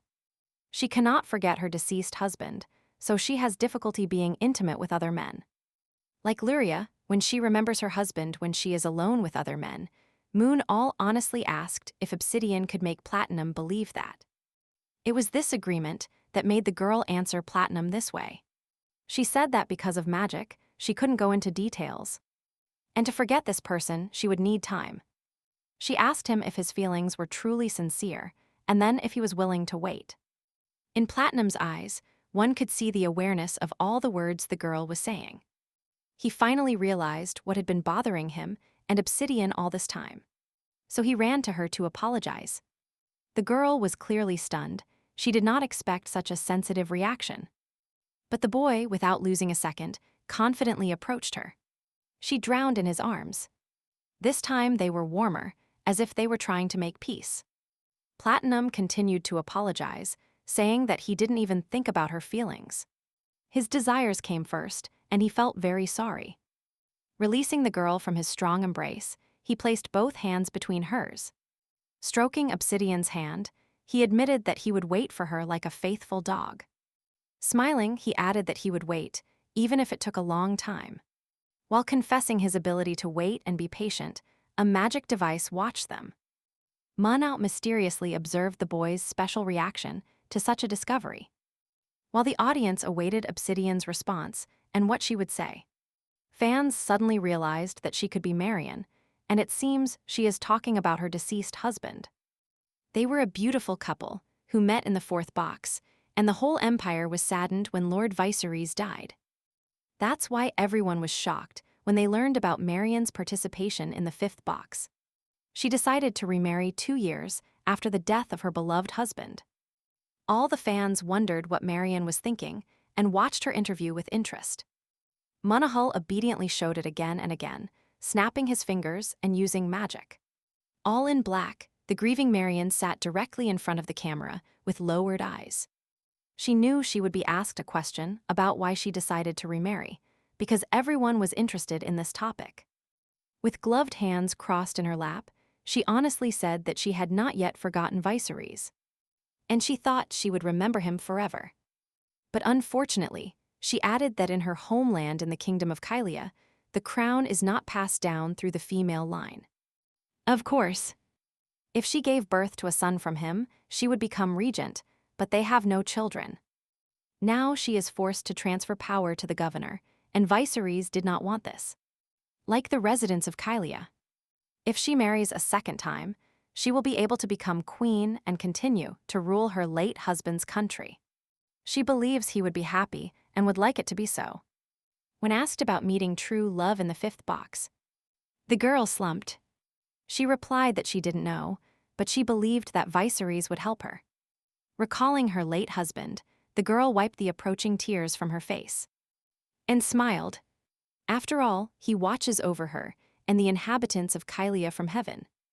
At first, no one understood how Marion could decide on a second marriage after only 2 years. But it turned out that all this was for the sake of Viserys. It seems that Obsidian is pink diamond. At first she seemed too gloomy and cautious for Marion, but it is possible that her character changed after her husband's death. The audience could only guess if Miss Marion could remarry. Platinum is quite suitable for this. He said he would wait for her. Manhwa, the host of this show, the main puppeteer, was sitting in his workshop, clearly busy with his work. With the help of the device and the magic circle, he resumed and analyzed all the moments of Obsidian and Platinum. All moments of the sweet couple's sweet kisses, from the first to the encounter with the truth, were portrayed on giant screens. Each subsequent kiss became more and more sensual, making the man wonder if it was already too late, and at what point he needed to stop everything. The morning of the fourth day began beautifully. The day was sunny. All the show participants were already sitting at the tea table and heatedly discussing something. Only Alexandrite was reading something attentively. Amethyst shyly looked at Garnet while he was animatedly discussing something with Pearl. According to the girl, Platinum and Obsidian went out to the courtyard together. This couple rode horses along the seashore, contemplating the mountains, encountering the warmth of the sun and the cold air. Alexandrite finally looked up from his book, eavesdropping on the conversation while they had morning tea.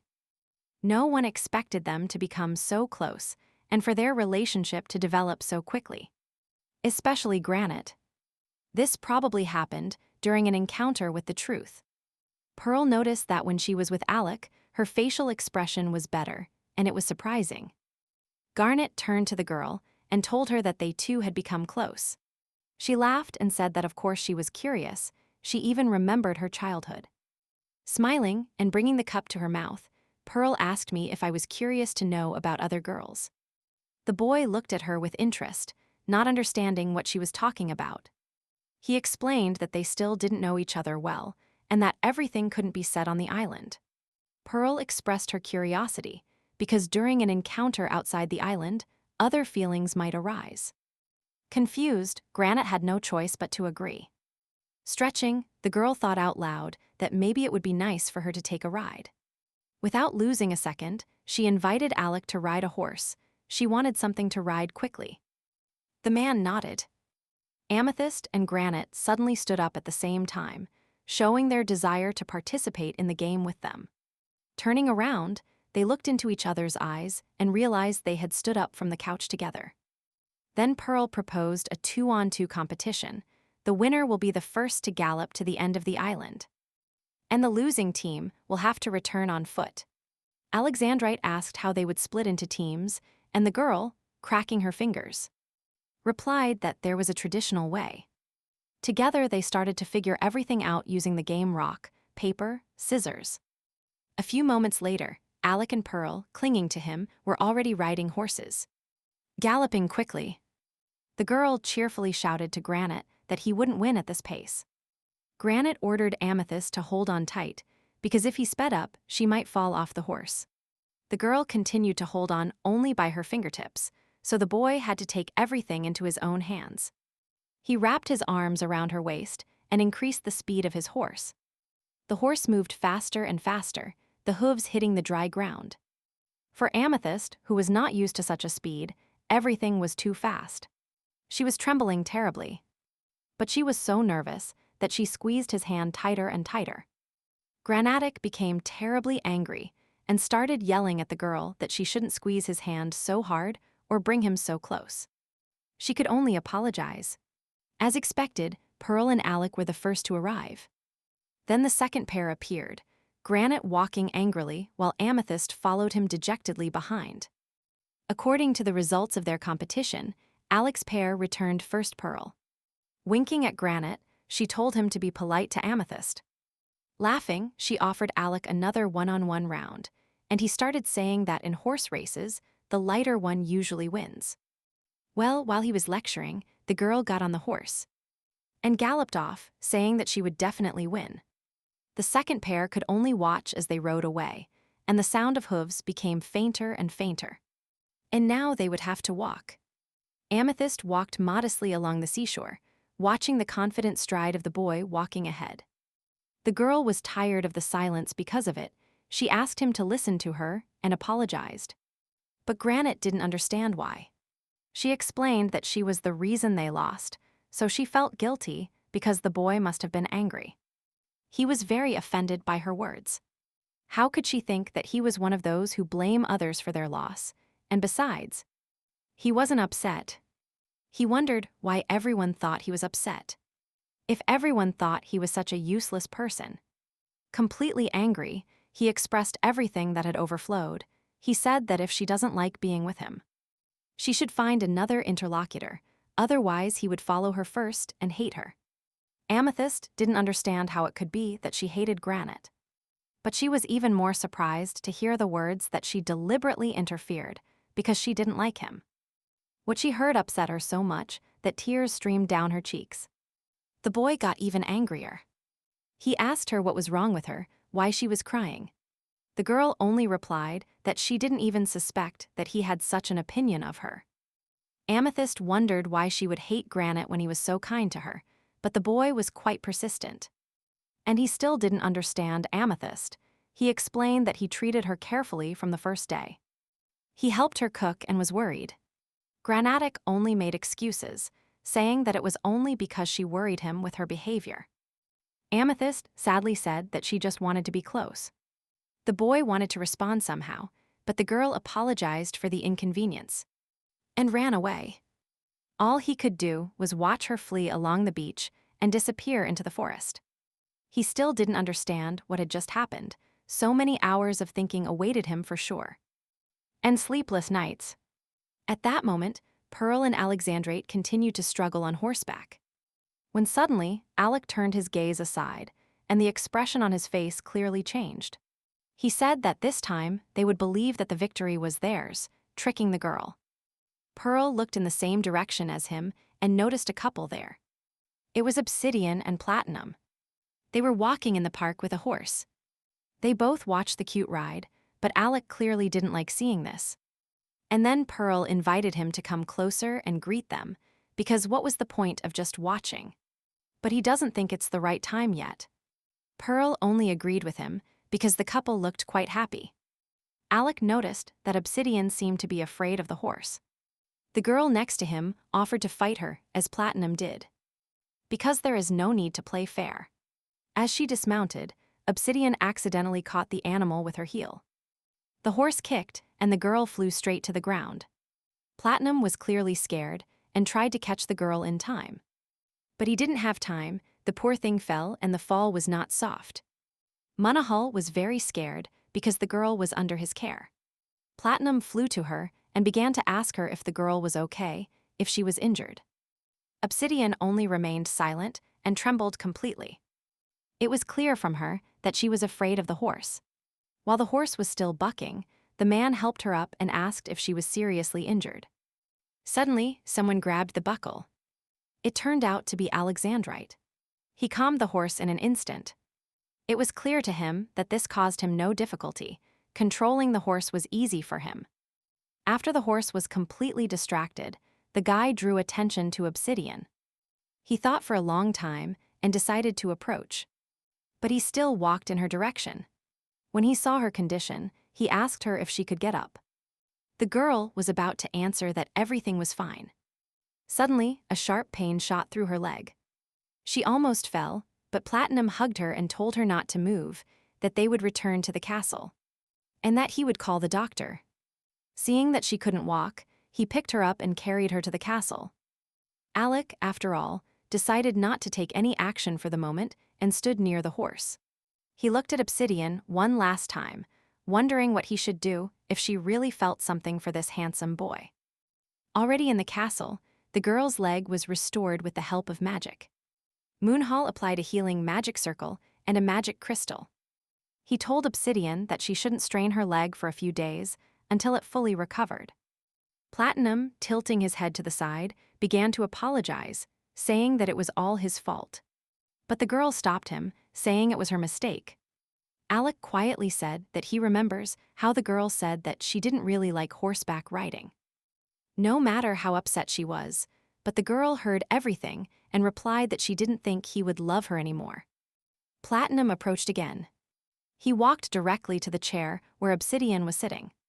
He took her in his arms again and told her that he would take her to her room, since it wouldn't be easy for her to get there alone.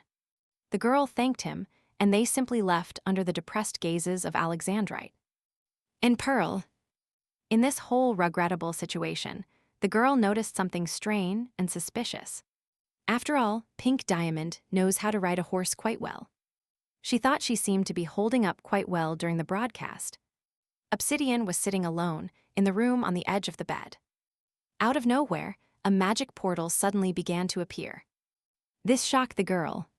It was Manhwa. He began by telling her to avoid riding. The girl nodded, agreeing, and immediately began making excuses, saying that Platinum put her on the chair so suddenly that she couldn't refuse. And finally she apologized. Moon expressed his fear that everyone would perceive the situation as very strange. But Obsidian interrupted him, saying that they could also think that it was another farce. Nervously clutching his forearm, the man hoped that it was so, saying that he needed to make them believe that. Manhwa warned the girl not to try to jump over his head, even if she could pass off Marian's acting. Obsidian agreed that this could make the difference between them even more noticeable. The man noticed that after their recent conversation, she had noticeably reduced the number of caresses. and this pleased him. He praised her, because if the love line between them had developed further, then Platinum would have felt that something was wrong. He would definitely see that it is not a matter of shyness, but of lack of experience. However, the girl agreed with him, drew her own conclusions, and regulated her behavior. All began to reason that the girl could not maintain a romantic relationship with Platinum for long.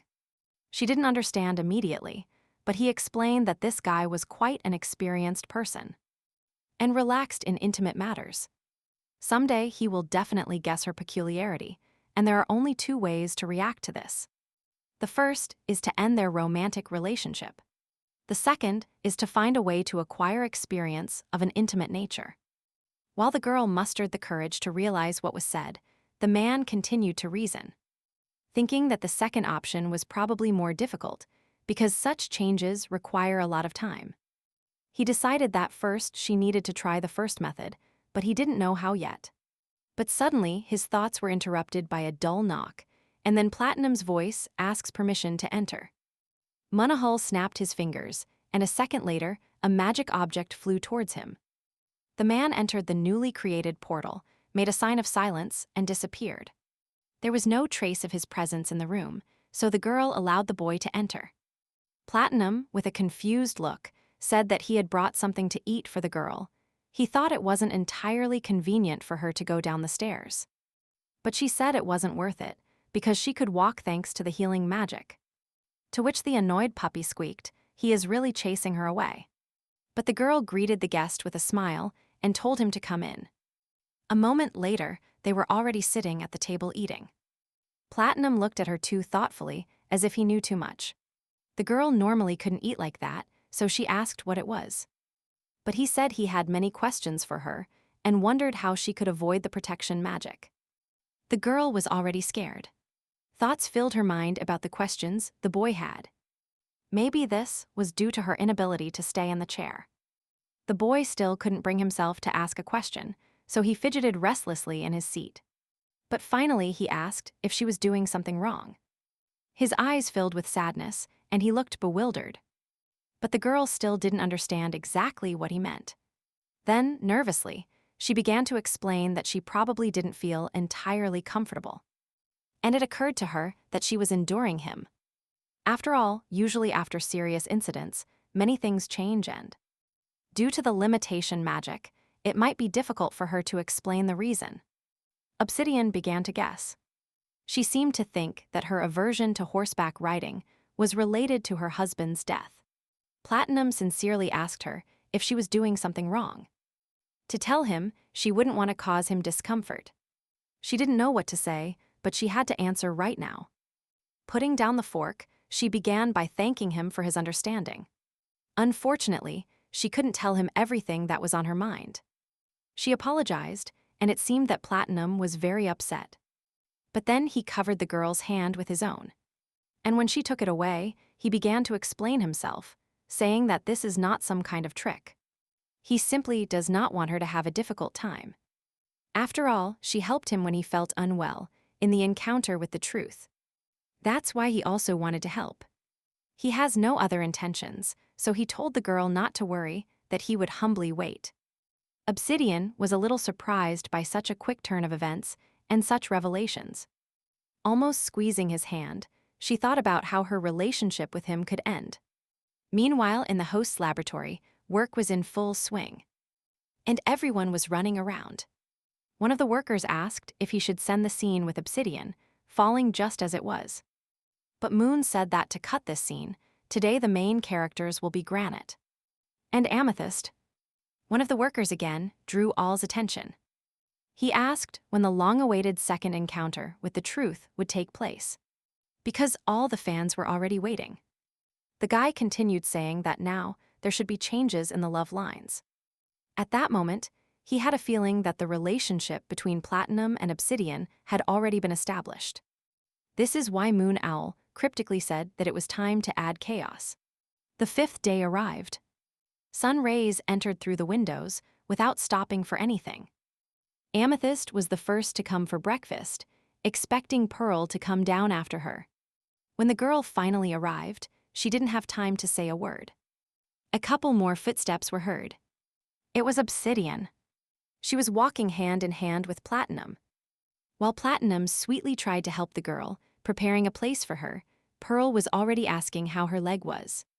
It seemed the crystal had already worked. And the girl could walk again.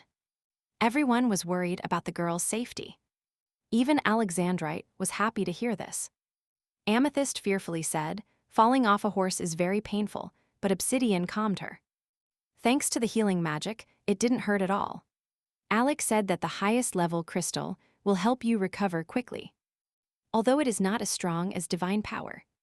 Pearl asked where the boy acquired such knowledge, maybe from books. But he replied that he had been to different countries and knew something from experience. The boy again began to tell that once he was in the sacred kingdom to be baptized. The magic owl reappeared in her field of vision. Today he prepared a game for them and asked everyone to gather on the shore after the meal. When all the participants gathered, they saw a balloon. Before the game begins, the owl must tell you something. In 3 days, there will be a second encounter with the truth, but those couples who were in the first encounter will not be able to choose each other. Platinum clearly did not like this news, because it means that most likely Obsidian will be able to meet someone else. The owl eagerly waits to see who will be in the second meeting. Just as Alexandrite wants to meet Obsidian and bring her back, Amethyst wants to meet Granite. It turns out that the second meeting should be with someone else. It seems the organizers want to give all participants a chance to get to know each other better. Only Obsidian knew that Moon Owl specifically created these rules so that he could calmly break her love story with Platinum. Today's game will be for ladies.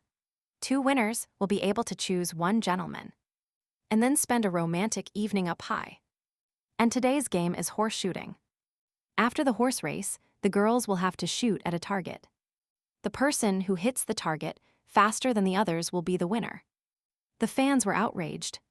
Because this game will be difficult for Amethyst, Pearl is quite good in the saddle. And Obsidian should also ride well if she is really Marion. But fans shouldn't forget either that Obsidian hurt her leg last night after falling off a horse. The audience noticed Amethyst's rather determined and for the first time fearless face. Because if Obsidian turns out to be injured, this could be an opportunity for her. So much time has passed, and she still hasn't been able to develop a romantic arc that the fans wanted things to change this time. The game finally began. The 3 girls on their horses were ready to go ahead. Obsidian was the first. The owl ordered her to go. But her whole face showed how nervous she was. The boys behind her tried to give her advice, telling her not to try too hard.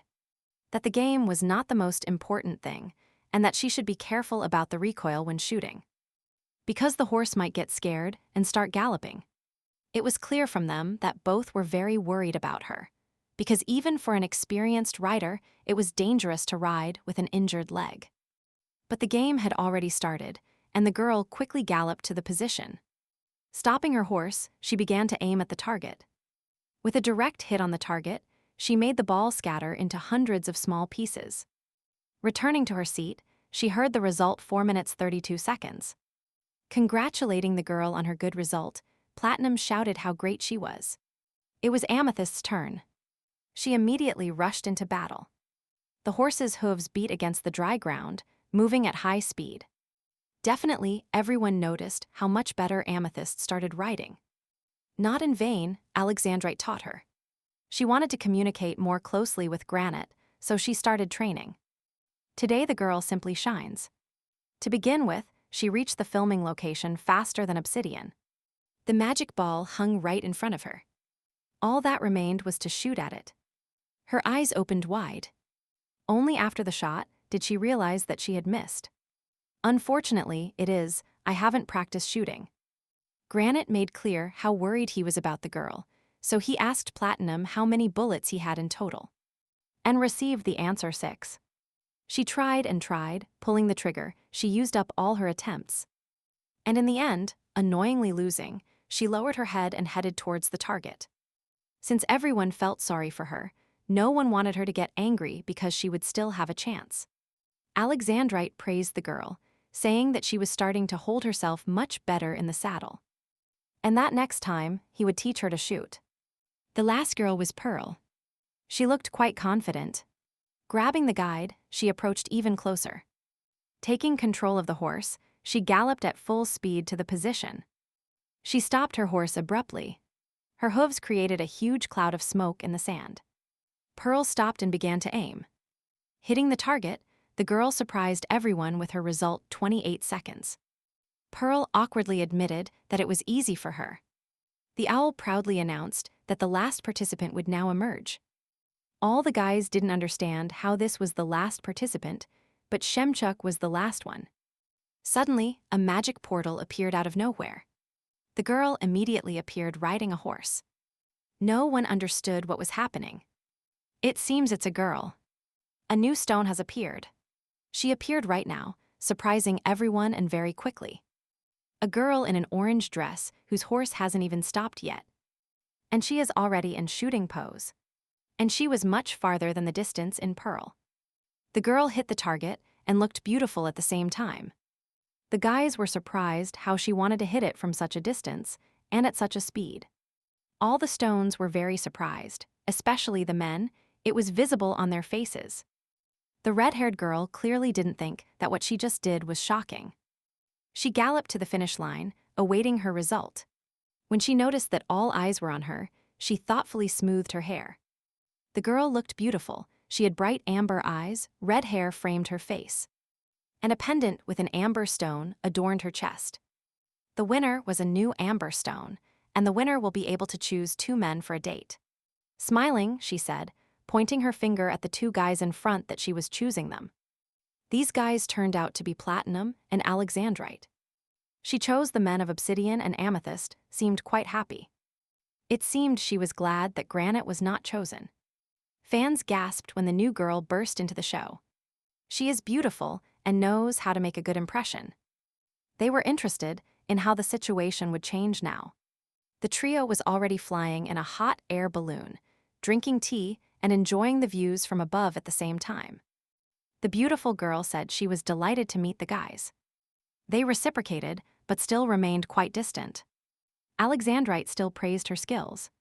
The lady has perfectly perfected her horseback riding skills. And shooting, and added that she loves horseback riding, as a certain freedom is felt in them. Platinum asked if the girl knew how to shoot. Then she was also good at hunting, to which she only laughed. And Alec asked why she chose them. The girl downplayed it and said it was simply a good feeling and that she likes to trust intuition. Platinum smiled and said that in this they were similar and asked if she, like him, followed the 3-second rule. Amber immediately understood what this rule was and asked if it meant he had already chosen his fiancée. The boy replied positively, suggesting that he felt attracted to her as soon as he saw her. He realized that it was her. Platinum was straightforward as always, drawing the line so that this girl counts on nothing. Then Amber addressed both guys at once. She wanted to know more about them, so she asked what their favorite type was. Platinum showed no interest and was too indifferent towards the new girl. That's why Alexandrite was the first to answer. Fans have realized that they have no interest in anyone other than Obsidian. Well, at least she doesn't give false hope. However, this didn't seem to bother Amber at all. She looked confident and relaxed among the men. It seems that Alexandrite said that he values sincerity and honesty in girls. Although he had Marian in mind then, it seems Amber should like him. Flirting, he asked her in response about her type of men. The girl started to say that she once had no type and loved all men equally. Recalling the past, she smiled, life went on, and the people around her changed. In the end, she said she thought it should be a person who would not leave her, reliable and, above all, healthy. Without delving into the dialogue at all, Platinum popped another piece of chocolate candy into his mouth. While drinking tea, the girl cheerfully added that it would also be great if they had common interests. Alec drew a logical chain. Probably the girl would like to meet a house enthusiast, because shooting and horseback riding are just her hobbies. Shaking her head, Amber said that under no circumstances does she like marriage. Then Alec wondered why. She looked away sadly, saying that she hated seeing blood and death. Even Platinum was distracted, choosing the next candy to end up in his mouth. Alec was perplexed, and his gaze became stern and cold again, but he continued to listen to the girl. She shared her opinion that life is too short and should be filled with happiness. And laughter and none of that. It seemed to the guy that she was speaking as if she carried a heavy burden in her soul. And he expressed his thoughts out loud. But Amber, laughing nervously, immediately began to deny everything, saying that she was a happy person. And she apologized if her reasoning seemed depressing to him. Taking a cup of hot drink, she added that she was happy when there was dessert on the table. And good company at the table, and that was enough for happiness. She tilted her head to the side and gave the boy a smile, wanting to avoid an awkward silence. And she asked him if he agreed. But he agreed and changed the subject, asking if the girl wanted dessert. She thanked him, put the dessert on the fork, and put it straight into her mouth, enjoying the sweetness. But suddenly sadness appeared on her face, and Alec, scared, asked what was wrong. While spearing another slice of cake, she complained that she thought it would be much tastier with cinnamon. Alec asked her if she really liked cinnamon. The girl happily said that she loves cinnamon, cinnamon cakes, cookies, and, above all, bananas. After thinking about it, Platinum said the name of the dish, fried bananas with cinnamon. Amber was very surprised that he knew what she loved. Platinum finally admitted that this is his favorite dish. The viewers sat in front of the screens with their mouths open, not knowing if they had heard correctly. But they were not mistaken at all. It was fried bananas with cinnamon, and everyone immediately remembered what it was connected to. In the last season, episode 4, Orgold taught Lady Rose to cook this particular dish. Lady Rose was not good with the knife and was afraid of cutting herself, but he supported her. And he brought her bananas that were easy to cut. This was the first dish they cooked together, but it is not a strange coincidence, her words about disgusting blood. Fans jumped out of their seats, guessing that she said her type had changed. And now she loves reliable men. Perhaps this is because her husband left early. Viserys died after a house accident, which explains why he didn't like Alexandrite's words. In this case, Amber is Marion, but who is Obsidian later? Meanwhile, in the men's dormitory, all the guys were sitting at the table and discussing the new heroine. Granatic became interested in how the meeting unfolded. He even found out her name was Amber. But both boys remained silent. Both were lost in thought, thinking about all the coincidences. Breaking the awkward silence, Platinum began to reason that in the box you can pretend to be anyone. It is not forbidden by the rules. Alec nodded, entering the dialogue. The boy continued by saying that, of course, she could play by deliberately imitating another person's personality. Platinum became terribly angry and asked him who he was thinking of when he said this. These two have already guessed that one of them is not real, but they don't know who. Only Granatic didn't understand what these two were getting at. Platinum stood up silently and abruptly and headed towards the exit of this room. Granite didn't understand anything, only Alex knew how important it was to him. Platinum looked so confused. This is understandable. Now everyone is in shock, because Obsidian never revealed her identity on the first night of sincerity. If she had confessed, they would have known the truth already. But now, until the second night, they won't know which one of them is real. And only one of the diamonds will know the truth. People were disappointed. They thought Obsidian was Marion, but it doesn't seem like Amber resembles her more. Fans discussed that Obsidian was strange from the beginning. She was always sad, and it was normal for her husband to die. For Platinum and Alexandrite, Marion was the ideal woman. What will happen now? Will Lueria be revealed? At that moment, somewhere in the Empire's tavern, there were heated discussions about who the real Marion was. People argued. Some said she was deliberately behaving awkwardly to hide her identity. Some thought Obsidian was not acting, and this was obvious, while others said that Amber was waving a flag to draw attention to herself and her similarities with Marion. Many noted that Obsidian was strange from the beginning, somewhat withdrawn and clumsy. Someone was completely sure that it was an acting game. And when asked why she should pretend, she said it was only because she didn't want anyone to get close to her. looking at the past, because Mariana was the only one already in the show. And when asked why Amber pretended to be Marian, he argued that obviously she was sent by the imperial family to fool those fools. The first box also had a double, pretending to be the crown prince. And a show is not interesting without a good mystery and a surprise ending, so Obsidian could also be a hoax. The previous day of the broadcast caused a big controversy. The show organizers were flooded with questions about who Obsidian was. But they themselves were very curious. They apologized and said they didn't know. I guess why one of the girls is pretending to be Marian to hide her identity. Even the hosts wondered if it was actually a hidden celebrity. It seemed like the whole empire suffered from insomnia, waiting for a new day. All the participants gathered at the table, but instead of eating, they listened attentively to Amber's stories. The girl continued her interesting story date, interesting story date.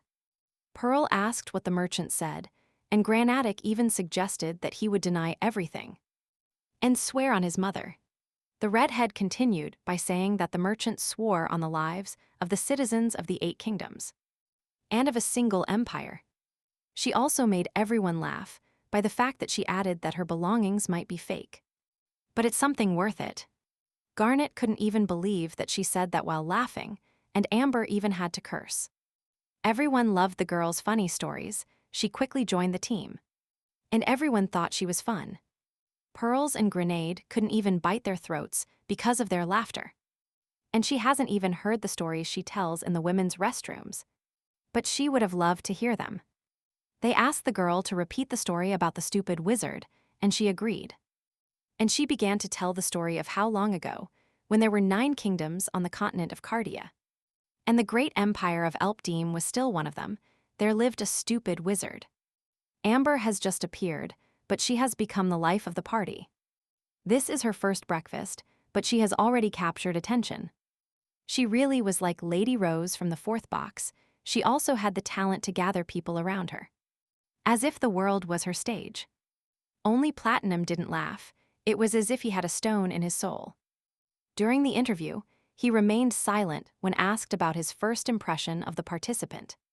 Then he said he was confused and had no other words to express what he felt. When asked about Marian, he replied that he didn't know if it was her. He nervously squeezed her hand when asked if he would change his choice if Amber. And Marian turned out to be the same person. Platin did not answer, simply remained silent. It was noticeable that he was very confused. Garnet gave the participant the thumbs up and said that she was cheerful and happy. Samchuk said that the women's dormitories will be noisier now, but she is happy. She likes that company. Granite, embarrassed, replied that he thought it was great and that everyone liked her. Shyly, she added that Garnet also liked her, so she liked her too. Obsidian replied calmly and confidently that she was a cheerful girl. Alexandrite said she seemed cheerful and seems interesting in many respects. As Lueria knew, she needed to avoid suspicion and defend herself when asked who Amber was. She replied with a smile that she had no assumptions. But Shemchuk shared that she thinks she looks a lot like Lady Rose, or is it just an impression? To the same question, Granite said how could he know, because they wouldn't find out by going to a truth meeting. Amethyst asked again nervously and fearfully, maybe this question means if she knows this girl. But fans loved that Garnet and Amethyst were not guessing. And if you look at it that way, it unites them very well. When it was Alexandrite's turn, he remained silent. Then, nervously fiddling with his hands, he said that he believed there was a possibility that she was Marian. It was interesting. Alex gave a serious, but nevertheless non-categorical answer. The last guy was asked this question, and he took time to think. Adjusting his glasses, he replied, which he still cannot say because he would like to get to know her better. He doesn't know if she is real or faked, but she gives the impression of being an open person. And he likes that. The audience also noticed that Alexandrite seems to be interested in Amber. She is confident and honest, and this corresponds to his ideal type. All the jewels seem interesting. We can definitely say that each of them has their own charm. The mysterious Amber said she wanted to explore the island before going to bed and offered to give him a tour. Two boys immediately responded to this proposal. Garnet and Alec would be happy to go for a walk with the girl. She simply laughed and said that it would be nice to have two guides at once, if of course they weren't too busy. Amber turned to Platinum, who told her that Obsidian couldn't walk because her leg hadn't healed yet. He politely apologized for not being with her because he wanted to watch over her. She nodded calmly and smiled, saying that everything was fine. Pearl wished the three of them fun, confusing Amethyst and making her even more nervous. While Alexandrite pleased Amber, telling her that the island was large and that she should wear comfortable shoes. Carney became even more nervous and sought Pearl's support, asking her if she would go. Platinum, without losing a second, invited Obsidian to sit in the room and try the dessert. It turns out that Platinum rejected Amber, which means he loves one person, not the past. He likes Obsidian, not Marion. Obsidian seemed to have noticed this act too. And if he continued to be so loyal, he would surely open his heart to her. In the first place, two men show interest in Amber. Completely interested Alexandrite and Granite drew the line of rivalry. Maybe they were interested in the new jewel. The appearance of Amber was a joyful shake-up for the other stones. This could somehow change their relationship. Everyone was really interested in how the landscape would change in the near future. Meanwhile, Obsidian and Platinus were almost left alone in the castle. The boy restlessly stirred the sugar in his glass of drink, as if trying to distance himself, and stirring all the thoughts in his head. The girl opposite, surprised by the boy's behavior, noticed that the sugar in the cup had been stirred for a long time. He, trying to divert attention, laughed and apologized, saying he was just thinking. The atmosphere at the table was tense. Suddenly, Platinum put the cup on the saucer and turned to Obsidian. He looked her straight in the eyes, his gaze a little cold but still full of hope. He asked her for permission to ask a question. Obsidian asked with interest what question he wanted to ask. He fell silent and hesitated a little, as if swallowing a lump forming in his throat. Turning the cup on the saucer, he began to talk about choosing a partner to find sincerity. And finally asked why the girl chose him then. The girl tried to maintain a mask of calm, but inside she had many thoughts swirling. She remembered that Moon All asked her that night to choose another man. She perfectly remembered his reaction, as she had to radically change the choice of her partner. A completely different person was now sitting opposite Platinum, who said it was a spontaneous decision. But the boy didn't understand when everything changed, since she rejected him on the first day. It all started in the garden when he rested his head on her shoulder. It was then that she thought he might be cute and decided to give him a chance. Such sincere confessions made Platinum think of a happy future with her. He gently took her hand in his with both hands, placed it softly on her cheek, and asked her if he was cute now.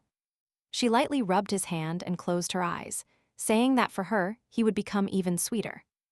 And when she gets tired, he can be whatever the girl wants. Obsidian then wondered how that could be. To this, the boy replied that he should surprise her. And that's why it won't be interesting if she finds out everything beforehand.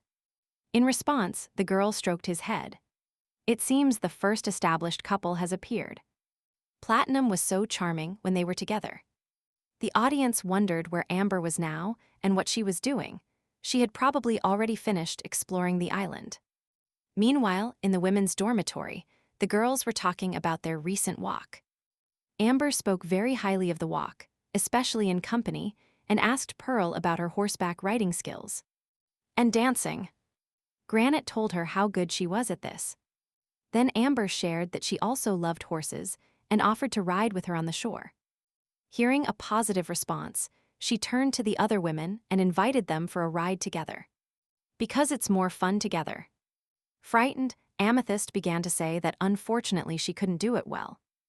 And Obsidian shared that it would be difficult for her for some time because she had injured her ankle. Amber wondered how she got injured like that. The girl replied that she had just fallen off a horse and, fortunately, was almost unharmed. Then, the girl took hold of her heart and felt sorry for her, because she knows that falling off a horse is very dangerous. Taking her hand, Amber admitted that she was glad she hadn't suffered a more serious injury. and added that she spoke sincerely. Obsidian smiled awkwardly, but thanked the girl. Then she turned to Ames and asked how long she had been learning to ride a horse. She replied not long, about 4 days. Amber was surprised. Only a few days, and they had already achieved such impressive success. And she said that she held the saddle well. She must have tried hard. It seems that with the appearance of Amber, the atmosphere changed a little. The girls' rooms became livelier, and it was very similar to how Lady Rose created the atmosphere. But there is still a possibility that Marian is Obsidian. She doesn't look more like a person who has experienced loss, and from that side, she seems more natural. Fans were very interested in who Amber was in the end, as soon as possible the second night of sincerity. On that cloudy night, the moon was completely shrouded in darkness. Only a few stars shone in the sky, illuminating the path. In her room, Obsidian couldn't sleep for a long time. So she looked out the window and admired the night sky. Suddenly, her attention was drawn to a magic portal that formed in the air. It was Manhwa. Today he arrived somewhat late and said he was late for an organizational meeting. He was somewhat excited, embarrassed. He approached the girl and didn't know where to start the dialogue. First he asked if Obsidian's leg was okay. The girl replied positively, saying that everything was fine now and that Moon seemed to have calmed down. But she still explained that when the magic stone loses its power, the bandage can be removed. But you still have to be careful. The man understood from Obsidian's face that she wanted to ask something, so he told her to ask if she wanted to. She remembered that she wanted to end her romantic relationship with Platinum, which is what she is trying to do now. She began to talk about Amber, who appeared at such a good time for this. But all said, frankly, that this was a detail she didn't need to know. After all, she only needs to have enough knowledge to look natural in front of the camera. Instead, he invited her to talk and analyze today's broadcast. Meanwhile, in the men's dormitory, the funny stories from the walk were thoroughly discussed. Granitic still remembered the story of the distracted prosecutor. It was the best of those told by Amber. Platinum noticed that both seemed delighted with the walk, and Alex said that Amber had a talent for storytelling, and that she even told common stories without being boring. Garnet simply laughed, recalling the last story, and thought that Pearl would definitely laugh, and that it would be worth telling again in the morning. Alec remembered that Pearl refused to go with them. Granite agreed and said it would be great if they all went together. Then she thought that next time she should offer both of them to shoot on horseback, and it would definitely be fun. Platinum said it's great to have a friend to laugh with or who is a common interest. The young man blinked, clearly not understanding anything, so Platinum had to ask Alec to explain it to him. And he figured it out, asking if he had to choose someone, for example, Pearl or Amber. Who he would choose. But Granite still didn't understand anything, only that now his eyes opened with surprise. Platinum said smugly that the decoding was unsuccessful and that he didn't understand anything. And then Alex said that he also has a limit, after which he is also too embarrassed to speak directly. Fans feel that, after all, Pearl has won Garnet's heart. Or Pearl is just a friend, and he is really interested in Amber, but for him, he feels that they are both just friends. And in general, it was not clear. It is not clear if he understands the meaning of the broadcast.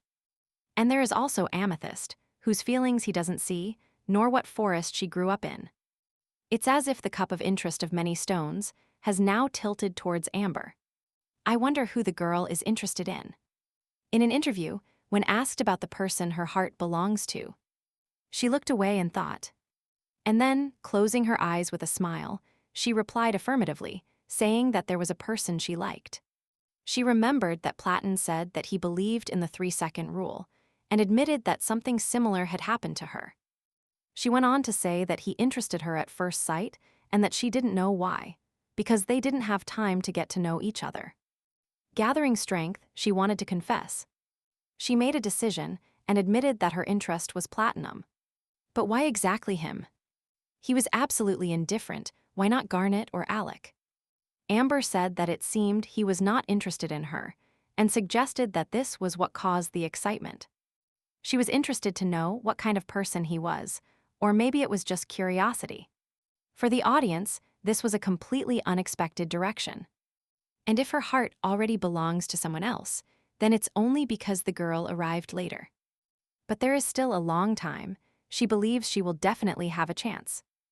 Maybe his opinion will change if he gets to know her. Who knows how his opinion will change if he gets to know the girl better. But it could be very interesting to see how this changes his attitude. Fans exploded with admiration for her attitude. It seems she is much more interested in winning the heart of someone who is indifferent to her. And she has her own charm. Everyone could only guess who she was, and if she could steal Platinum's heart. The young man's long fingers fluidly touched a melody on the piano. It was Alexandrite. He played so musically. It was clear he had an ear and a sense of rhythm. The rest of the participants enjoyed the melody of the dance. Pearl advised Granite, who was dancing with Amber, not to crush the girl's legs. She replied that everything was fine, skillfully dodged, and asked them to dance at their own pace. While Alec played his instrument, the two girls danced accompanied by the boys. Both couples stopped, bowed, and thanked each other. Amber praised the boys' wonderful skills. Platinum was so sad that instead of dancing, Obsidian was just sitting. But she downplayed it, saying that her ankle hadn't healed yet, and that she was happy to simply listen. To this, Alec asked permission to perform a new creation. Granite and his partner began to ask for something less energetic, insisting that slow melodies were more romantic. Platinum awkwardly approached Obsidian and asked if she was bored, but she smiled and replied that everything was fine. Amber, who had only observed their dialogue before, approached Platinum. She looked him in the eye and said that etiquette rules obliged him to change partners after the dance. Pearl claimed that for every time Garnet stepped on her foot, she would receive a gold piece. They began to move to the rhythm of the music. Pearl laughed cheerfully in Granite's face as he tried not to step on the girl's foot while dancing. Amethyst watched the dance surprised. Her insecurity made her feel jealous. Her observations and thoughts were interrupted by Obsidian's attraction. The girl next to him asked about the beautiful melody. Even during the dance, Platinum looked only at his chosen one, distracted from his partner. Amber decided to get his attention by saying that he was quite talented. The girl said she noticed that his thoughts were anywhere but here. She realized that not once did she have to dodge a misplaced foot. The boy replied that it was because Garnet set the bar low for him.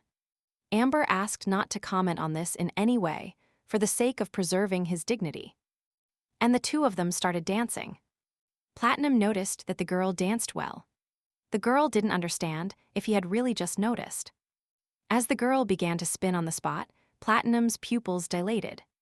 He recognized this dancer as Marion. The awkwardness between them paired up, and they looked beautiful. He tilted her, there were a few millimeters between their faces, and it seemed as if a spark ran between them. Alex's magic fingers jumped off the last key, emitting a clear musical note.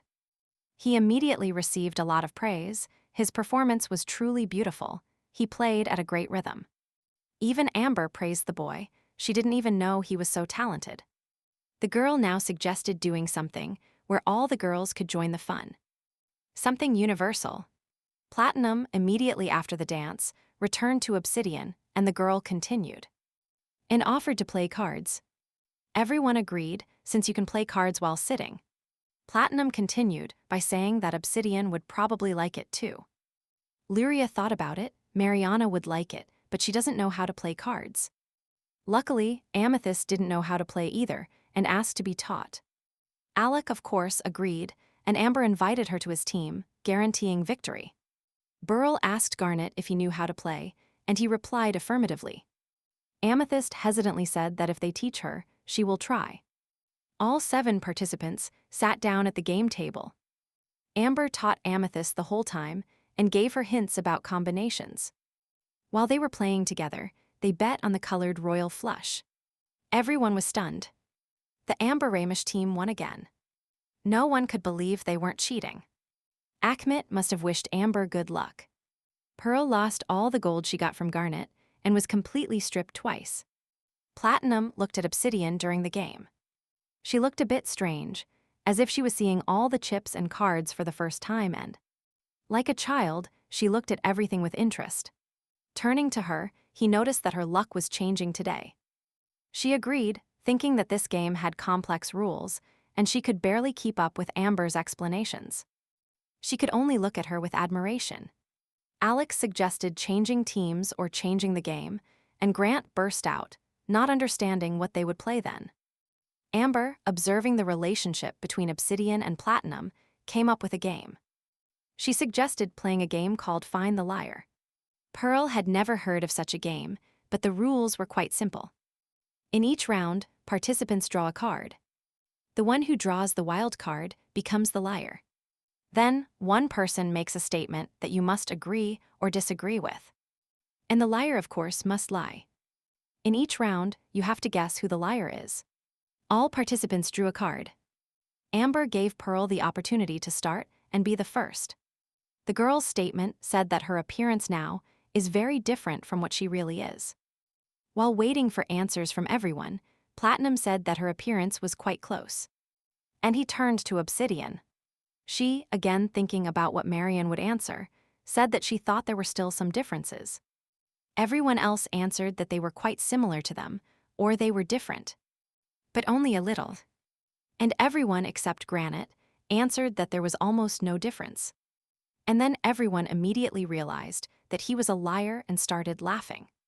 Then the guy got very angry and said that Pearl just realized that he had the Joker. And specifically asked that question.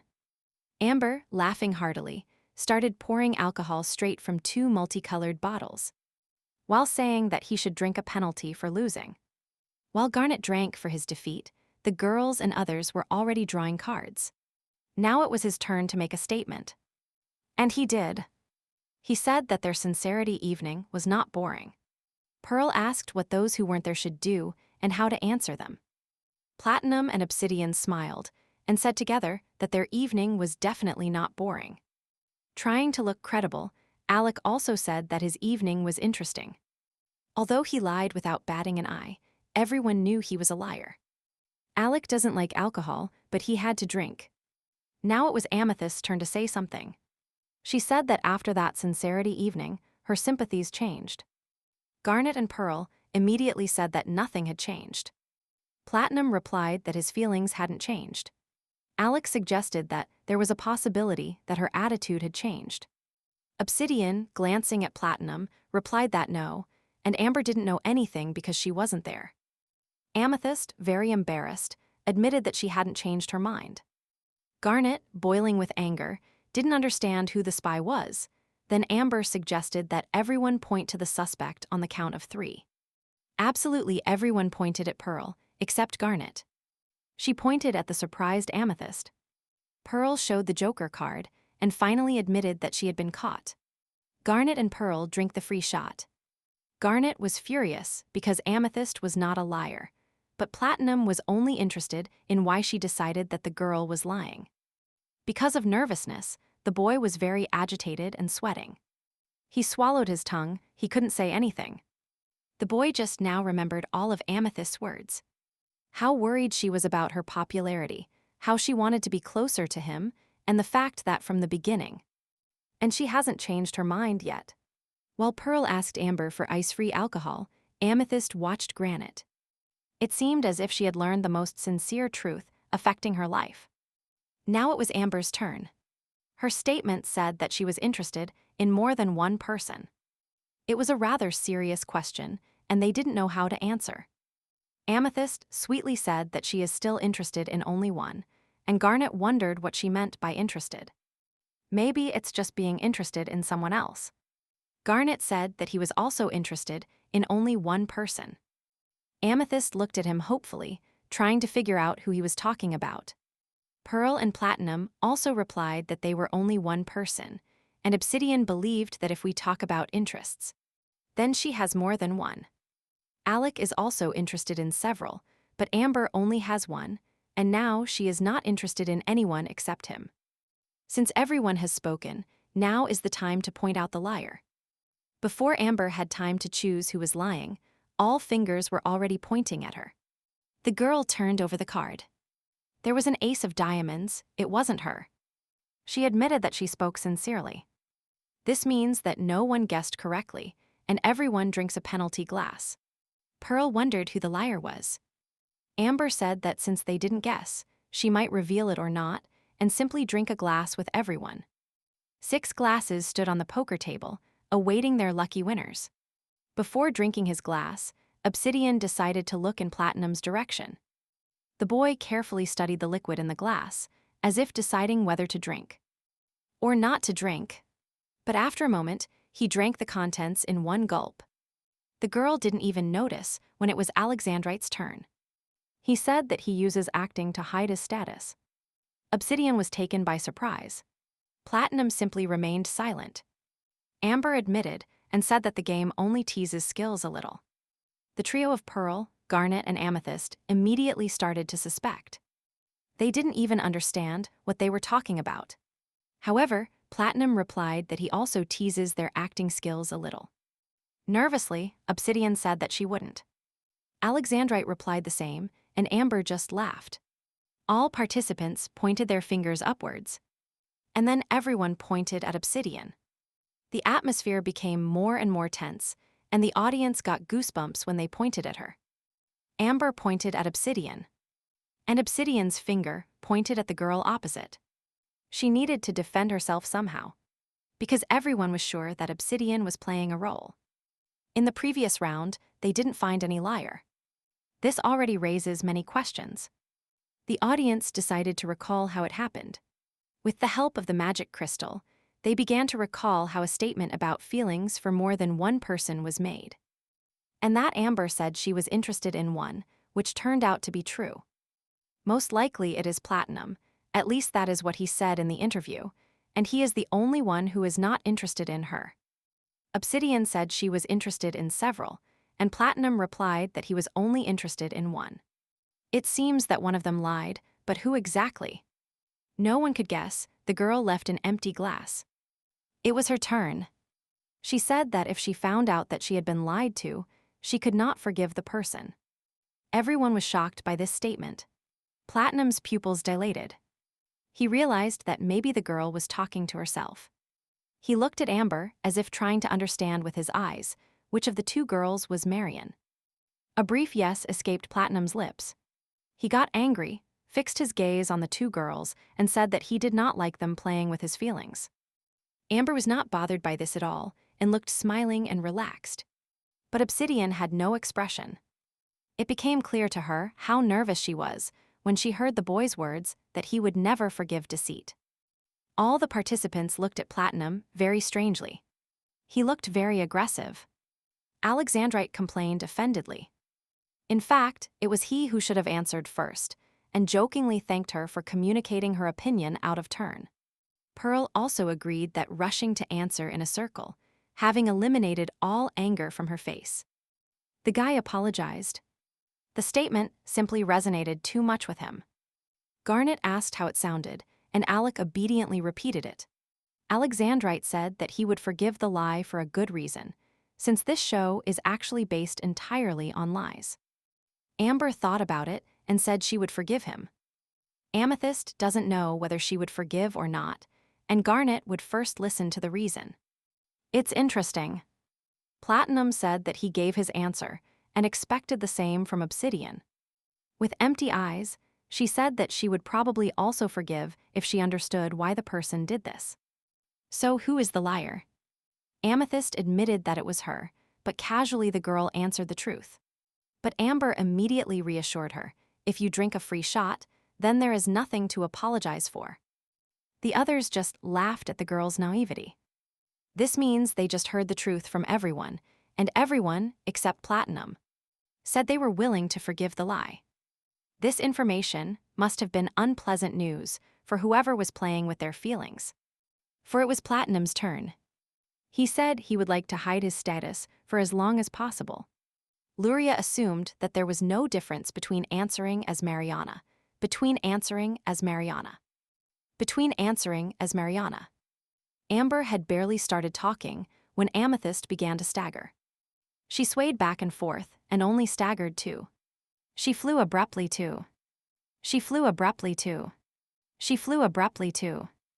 The big and only staggered too. The big, and only staggered too. Saving Ames, he caught her and pressed her against his chest. While Granite held the girl, Amber didn't understand if everything was okay with her. But it seems the penalty was too much for her. Her eyes were clouded and her head was spinning. Amber suggested ending the game and asked Garnet to take Ames to the dormitories. Pearl helped throw the girl over the boy's back like a sack. And he started to squeal that Amethyst would tolerate it if the alcohol asked her out. In all this commotion, no one noticed Platinum. He was sitting, so mysterious and dejected, that I wondered what he was thinking about. On this moonlit night, without a single star, it was quite cool. That night, Obsidian couldn't sleep for a long time and tossed and turned in bed. Meanwhile, the sound of the sea diluted the silence, and the foamy waves broke against the sand on the shore. Amber walked along this very shore, although under the camera flashes she felt free. She heard footsteps behind her, turned around. It was a voice asking if she liked night walks. The mysterious stranger turned out to be Platinum, and he was approaching. He looked her straight in the eyes, awaiting an answer. But the girl, eclipsing even the moon with her smile, replied that she simply couldn't sleep. And in response, I asked the boy why he decided to go for a walk at night. He mysteriously said that he couldn't sleep either.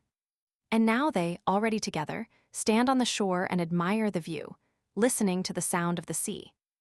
When Amber started talking about hiding her identity, she would like no one to know who she is for as long as possible. Laughing heartily, she added that it would be more interesting that way. And she asked Platinum, because during the game she didn't have time to hear the answer. But she would like to. The boy, after thinking for a bit, said it would be wonderful if no one found out for as long as possible. He wondered why everyone felt that way. If we were all here to find our true love, he wouldn't want his feelings to be biased at all. Not every participant in the box comes here because out there, we true selves don't have that chance. Having guessed, she asked if this meant that between reason and feelings. He chooses feelings. Hearing a positive answer, she asked him who he felt with now. Platinum thought about it. He didn't know what to answer the girl. It was at that moment that she realized he was confused. And then she suggested checking it. She approached him. Others heard that Platinum is a person who gives himself to feelings both in body and soul. So that her body could give an answer, she placed her hand on his chest. Touching his lips, she asked him if he wanted to know.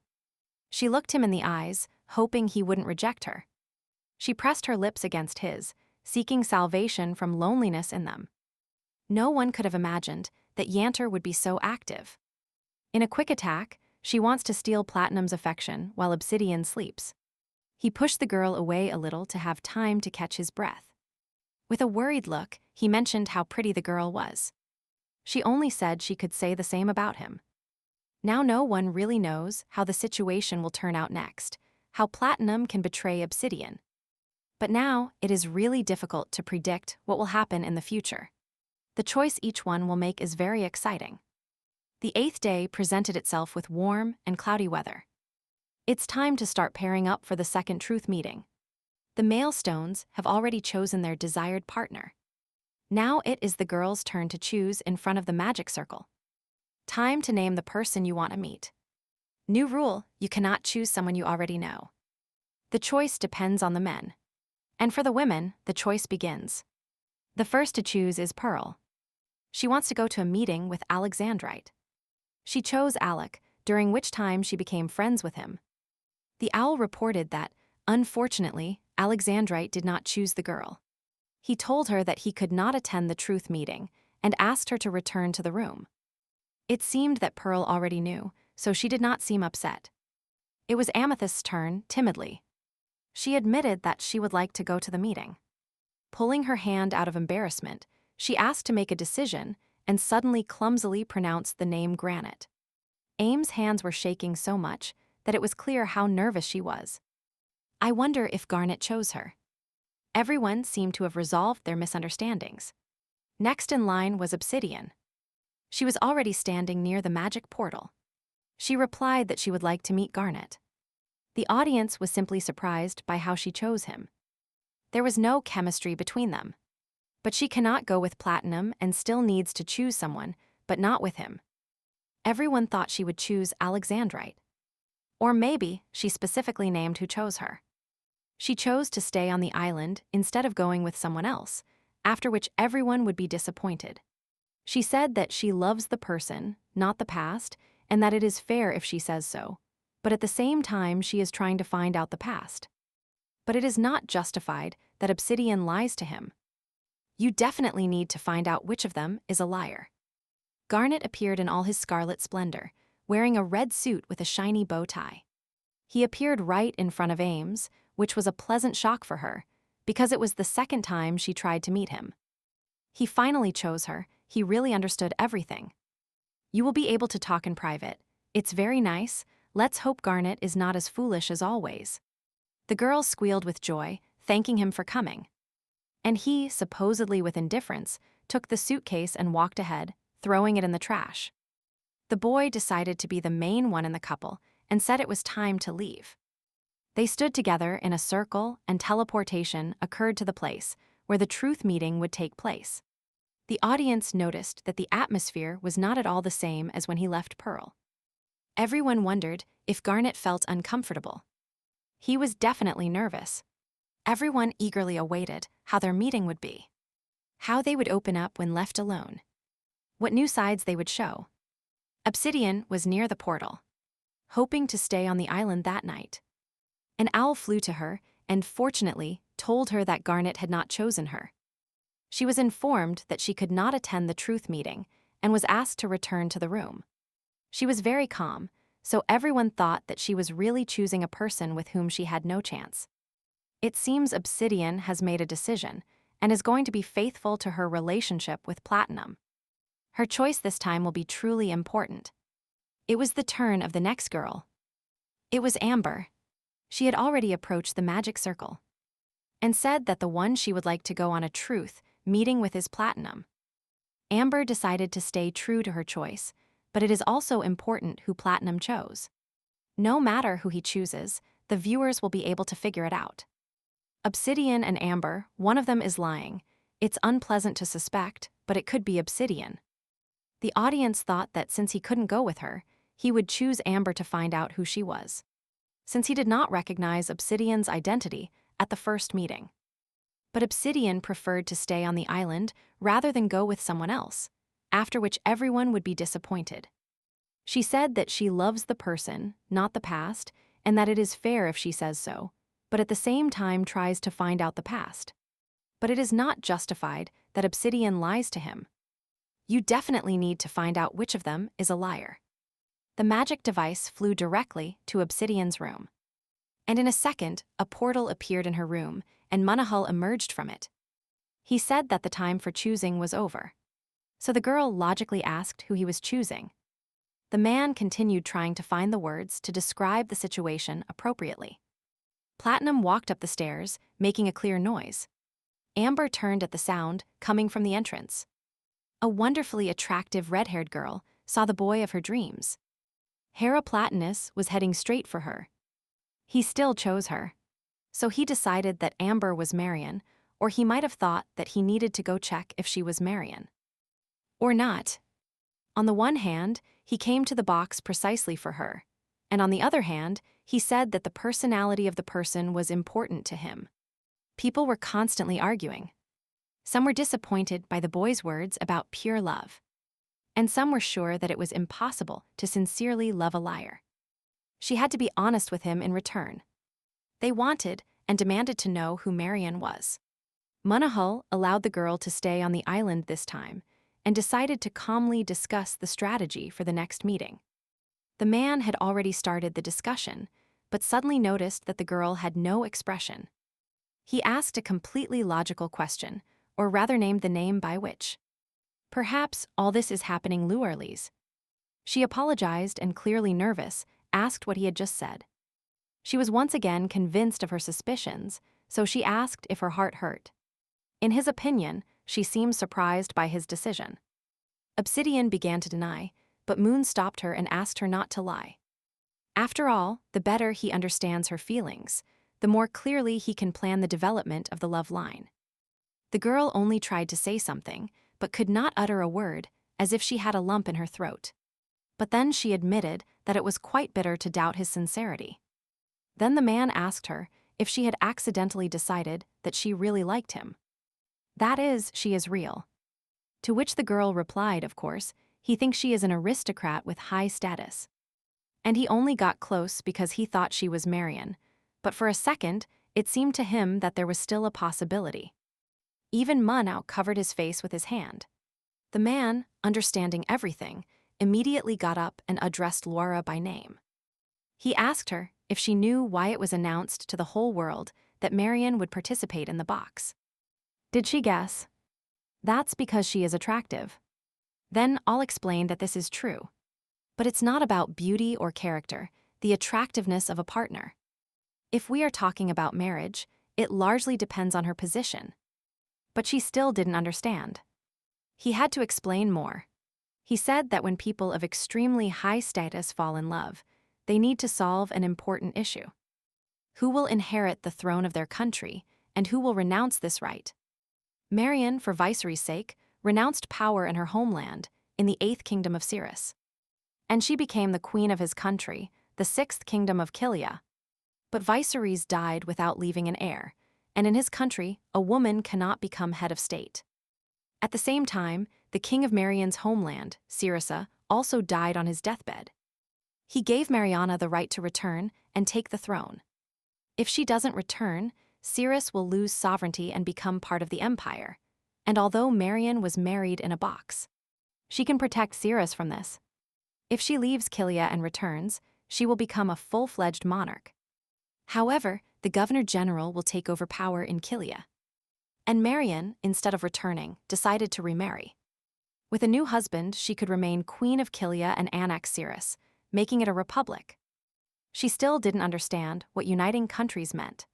The man started broadcasting again, saying that the 6th and 8th kingdoms were located nearby. And if she agreed with her husband, it was possible. The unification had not yet occurred. The previous king of Heiress was against it. Obsidian realized that then it turns out that both the king and queen of Kilia will be from other states. In the kingdoms, they do not place much importance on kinship regarding succession to the throne. Although there are countries for which this is important. But if Marion's new husband has even a distant kinship with the royal family, then the issue of legitimacy of power will be resolved. Marion understands this, and that is why she allowed everyone to talk about her participation in the show. Obsidian had a question: what about love? She thought the box was created for love. The man laughed. It would be nice if Marion could also fall in love with the right man. Viceroy's kingdom Kalila is rich in gold and diamond mines. It is the richest among the 8 kingdoms. Marion's birthplace series attracts merchants from all over the continent. And it is an important transportation hub. Mariana respects the laws adopted in her husband's country, which means that power will pass to her husband. She understands, Lueria, what this means. It seems that the man she marries will become the ruler of 2 countries at once. And he will receive incredible wealth and power. And this desired woman participates in the box. The news was a tremendous success, and everyone who had the right to do so wanted to get into the box immediately. There were many applicants, not just men. Girls also applied, understanding what kind of suitors awaited them. This was also an opportunity to gain influence and sympathy from the people. In other cases, this will even allow eclipsing direct heirs. There was a case where an illegitimate descendant was accepted into the royal family after the show. And he turned out to be so popular that he surpassed his brothers in the fight for the throne. Winning Obsidian's heart, and even just being next to her, is a ticket to a happy life for many. Because she is the most desired girlfriend, and the desired diamond in any crown, had not understood this before. But the girl was clearly perplexed. She remembered all of Platinum's words about his pure feelings. Then she finally realized that he said that, thinking she was Marion. Knowing that it could be no one other than her, but not wanting to seem materialistic. Moon only nodded occasionally and assumed that he wanted to find a way to her heart this way. Realizing all this, the girl felt depressed, as if she had been betrayed. Then Moon Owl asked her if she felt strange. She, of course, froze at this question. Without even having time to think, she admitted that she was a little upset and added that no one would be happy if the truth was suddenly revealed. She replied this way, remembering Platinum's face when he said he didn't like people playing with his feelings. Moon Owl slightly adjusted the girl's hairpin, thus surprising her. Getting closer, he said, "This is why no one should find out the truth." He got even closer and stroked her cheek, making her heart beat faster. With the help of a magic circle, the first couple arrived at the location. Garnet and Pearl started looking around, not understanding where they ended up. A few minutes later, they arrived at a clearing in front of which stood a huge labyrinth. The second couple teleported in exactly the same way, using the circle. Platinum and Amber looked around with interest. It seems the two of them ended up in a dungeon. The owl flew in and again, began to talk about how our lives are sometimes complex and confusing, and it seems like everyone is wandering in a labyrinth. Even during those periods, spouses must support each other, be patient, and not separate. The heroes must reach the exit together to return to the island. Their bags will contain everything they need. This time, they must try to find their way out of the labyrinth with the person they have chosen. Garnet asked what would happen next if they didn't find an exit. Would they be left here forever? Or would they send a rescue team? Ames suggested opening the bag in case there was a map or something more useful. Opening their surprised eyes, they saw the contents. The chest contained sleeping aids, food, toiletries, emergency medicine. And everything. There is no protection here, which means the environment is not dangerous. There was only some kind of scroll. It is a riddle or a clue to the exit. It needs a key to be readable because it will not open anymore. If they find the key, they will be able to quickly find out where the exit is. But first, they will have to change into something more comfortable. Platinum and Amber put on nice and comfortable suits suitable for this task. As they walked, the boy heard a melody that the girl was humming. She seemed very happy, even he noticed it. She laughed and said she really loved riddles. For her, finding one secret after another hidden inside the labyrinth is very exciting. Platinum looked at her very mysteriously and said quietly that there was nothing more fascinating. He quickly turned away and dryly said it was time to go. The girl was a little taken aback by this answer, so she had no choice but to ask where they were going. They had to look around, look for a door or a drawing, because this time they faced an enigma. And a labyrinth. Teamwork is really important here. And maybe this can last more than one day. You can get stuck for several days if you don't find an exit. As everyone was worried about Amethyst and Garnet, they really don't seem like professionals at solving riddles. Will they be able to get out? They have also opened their chest. They found something resembling instructions, but it was stuck. Granitic was about to pull hard so that it would turn over, but Ames said it was not worth it. But under such conditions, the audience expects a lot of conversation to be able to work as a team. They will have to communicate. It is really not clear to Garnet, nor to Ames, nor to the second couple how long it will take them to find an exit. Obsidian now has a lot of time. And finally had a reason not to leave the room. And finally had a reason to distance herself from everyone. She and Moon decided to pretend that she was avoiding society, annoyed by the betrayal. Obsidian asked if this was to avoid all the men. But the man replied that this was to gain time and become more like Marion. She remembered her own words, that she needed to gain experience or end her relationship with Platinum. Obsidian was simply surprised that he was going to do it, but his languid gaze pierced the girl. And one could completely drown in her brown eyes. In the shadows, he adjusted her collar and told her that she needed to improve her skills. And she definitely needs practice. While the girl sat in a chair confused, Moon Owl began to use magic. And the entire floor turned into a magic circle, lifting everything into the air and developing the girl's hair. She could only watch what was happening. But the magic circle had already started to work, drawing them deeper and deeper. In this sunny weather, Garnet and Ames have to walk through these stupid labyrinths. The girl held a riddle in her hands, while the boy walked and muttered something under his breath. But suddenly he couldn't restrain himself and shouted, scaring the girl next to him. He assured her that they were wandering in circles and that he had already seen this statue.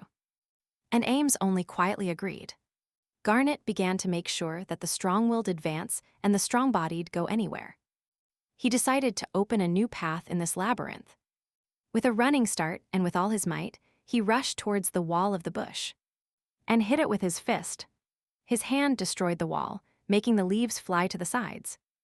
Once he realized that everything had worked out, he wanted to do it again. Suddenly, a vine began to appear on the wall. It started pulling him against the wall. Suddenly, the boy began to scream in pain. Ames began to scream in fear even louder and almost dropped the lantern. Only one hand was visible. Ames ran to him, screaming that she would help him. Meanwhile, the second couple, traveling through the dungeon, suddenly found on the wall some kind of sculpture in the shape of a mask. Amber pointed to it and said it was the same pattern as on the scroll. Together, they decided to take a closer look. Platinum touched the patterns, and it immediately shone. When Amber noticed that the scroll gave more readings, it was a message about a big sun. And 8 bright stars. Platinum guessed that the big sun is Pedim, and the 8 stars are Sosopol, Sarah, Demetrias, Hurricana, Cilia, Hostes, Cirrus, Ordera.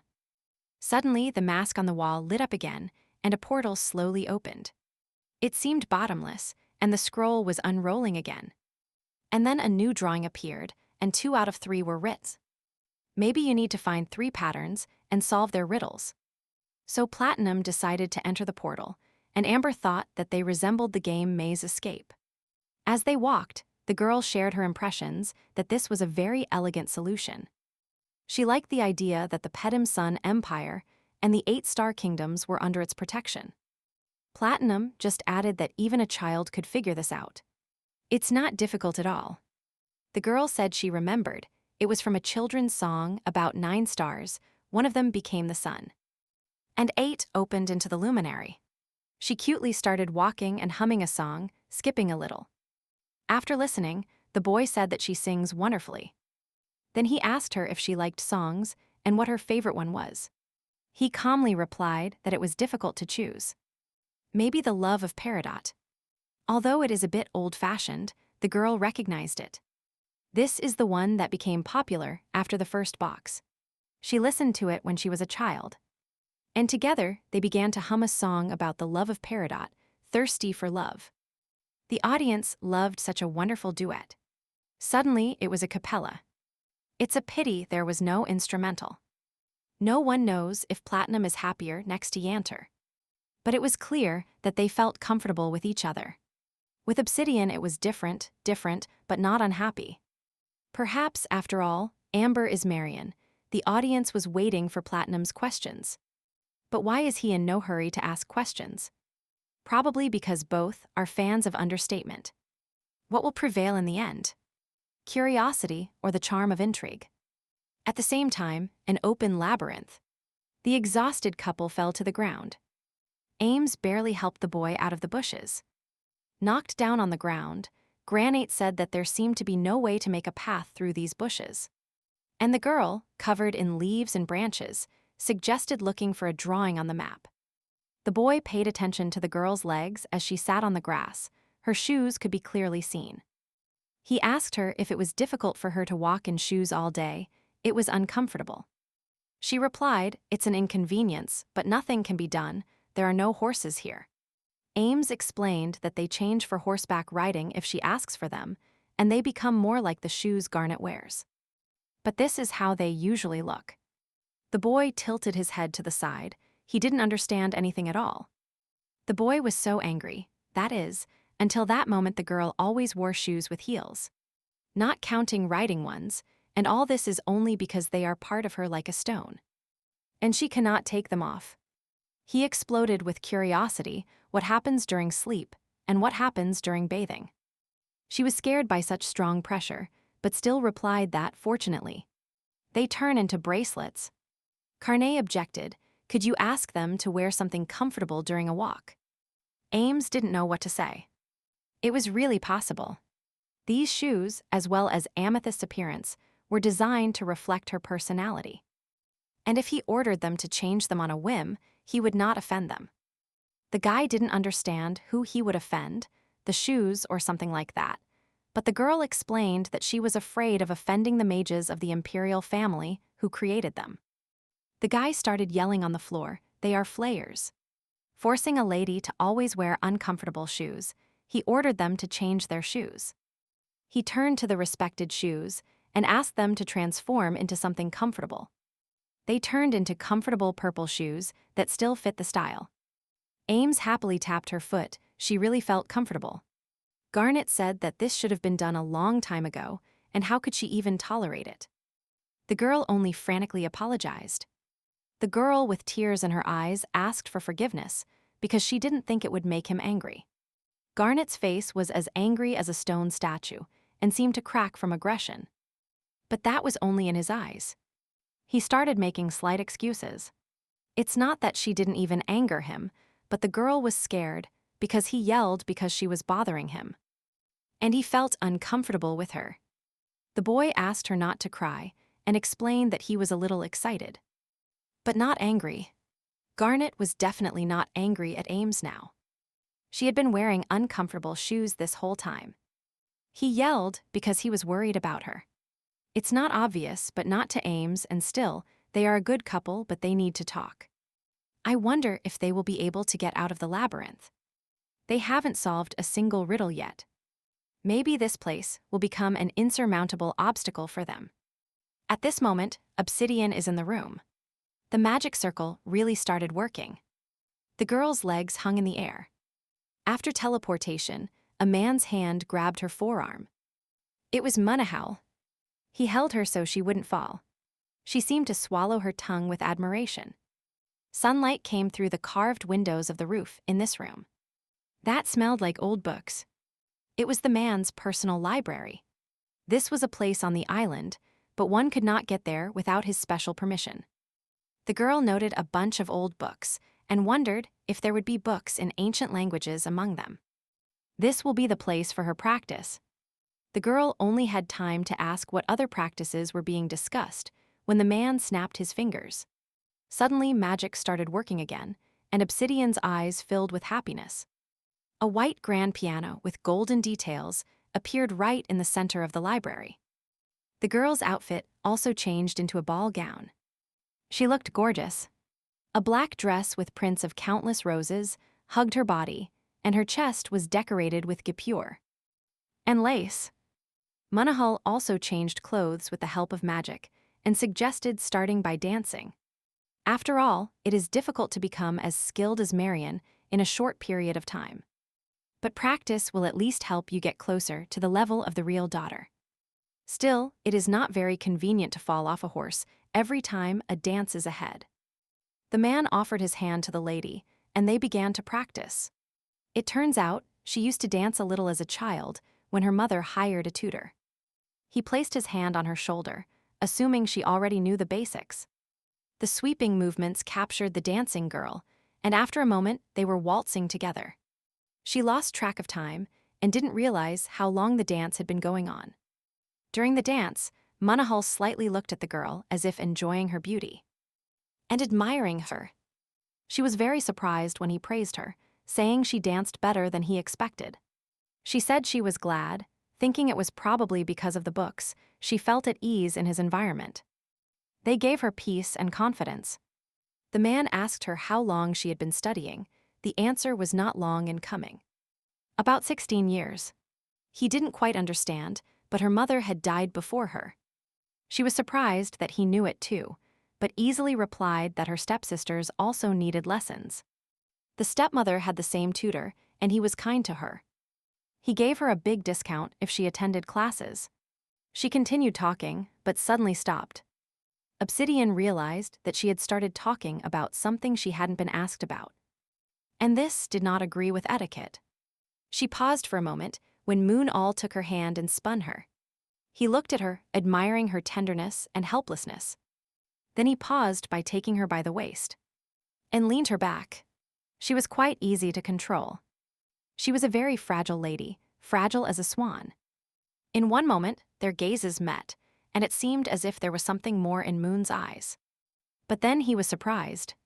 She was his pupil, a participant in the show, and he was the organizer. Obsidian realized this too. He looked at her suspiciously for a long time. Maybe she made a mistake somewhere. A huge chandelier, covering almost the entire ceiling, shone under the midday sun. Obsidian turned out to be quite talented at dancing. If she continues to train, she might even compete with Mariana. She was glad to hear that. So, Moon Owl remembered that he hadn't told the whole story and suggested continuing. She looked at him with wide eyes, wondering if he was really interested. He said that today he realized he didn't know much about her, and under the pretext of continuing the show, he decided to get to know her better. He started to speak, but then realized that he didn't know what exactly. The man immediately snapped his fingers, ignoring the question. How did a table with 2 chairs and a bucket of ice and a bottle appear in the center? He said he wondered how much alcohol she could drink and asked her to sit down. Judging by her wedding night, she doesn't tolerate alcohol. But Marian, on the contrary, is a drinker, and here, as in the dance, practice is important. He suggested starting with 1 glass, taking her time, getting used to it. It's not the same as downing a bottle in 1 gulp. He pushed a cocktail glass towards her and offered to try and enjoy it. And if it's not good, she will tell him and the training will end. So they sat opposite each other, separated only by alcohol and maybe not just by it. And while she was drinking, he asked her to tell him something. Something about her life before marriage. He asked what her childhood was like. Meanwhile, Pearl and Alexandrite remain in the dining room. It seems Obsidian is sitting in her room again. Maybe her ankle had already healed, but no one knew about the mental wounds. Maybe she really suffers a lot because of platinum. Pearl kept wondering if she could really be Marian. She asked Ale who he had chosen to meet. After all, he and Platinum came here for Marian. Platinum left with Amber. It seemed he started doubting Obsidian's identity, and she wondered what he thought about it. But when choosing a partner for a meeting, he was guided not by this, but by who was really interesting to him. He asked himself who it was. He remembered how he chose which name to give, or rather decided. And yet he wrote the name Obsidian. Pearl was more than surprised. From the first meeting and date by the sea, ending with both meetings on the island. He chose only her. He explained that until now, it was she who had turned out to be the most interesting to him. Pearl said that then this is his chance, motivating him that while his heart is broken by betrayal, he needs to go and conquer her. But he believed that this was not ethical. Pearl said that if you look at it this way, there will be another chance. She won't go anywhere until the end of the show.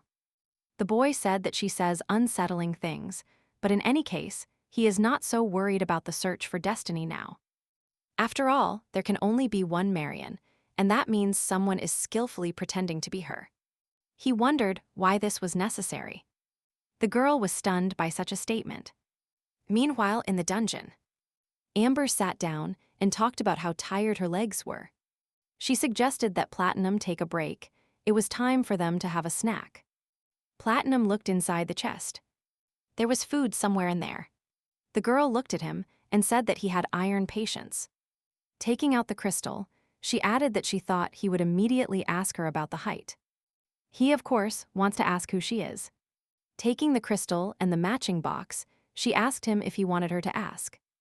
After inserting the crystal, the magic took effect. As dishes and a mini kitchen appeared, the girl wanted to know why he wasn't asking. Because now there was an opportunity.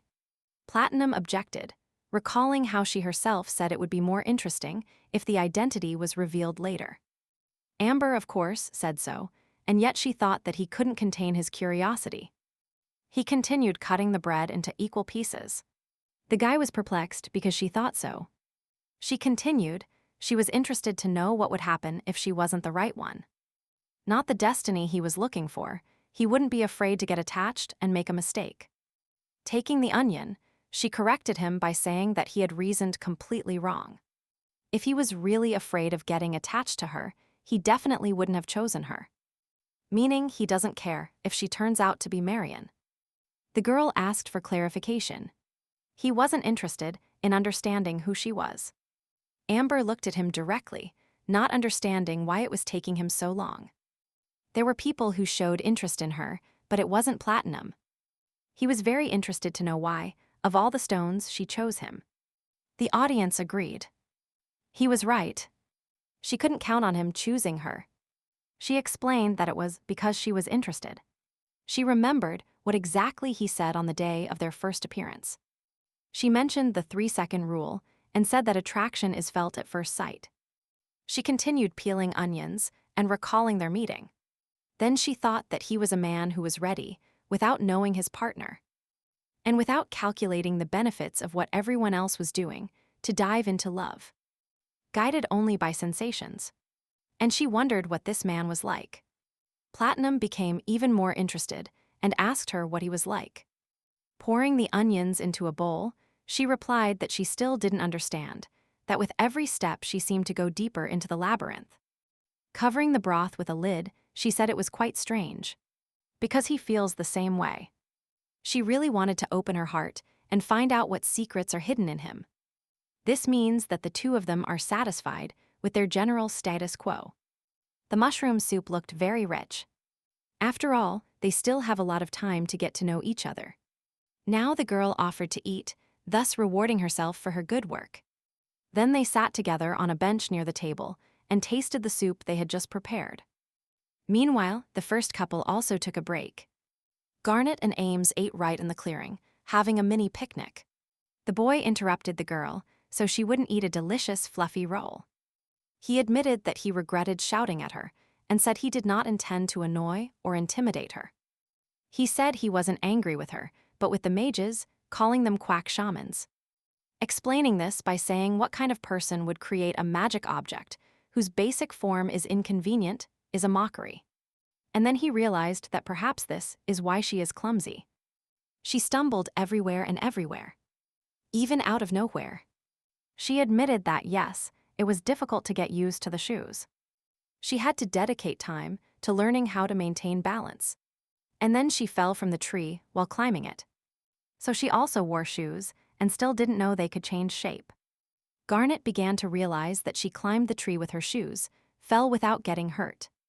And then she was able to run out quickly.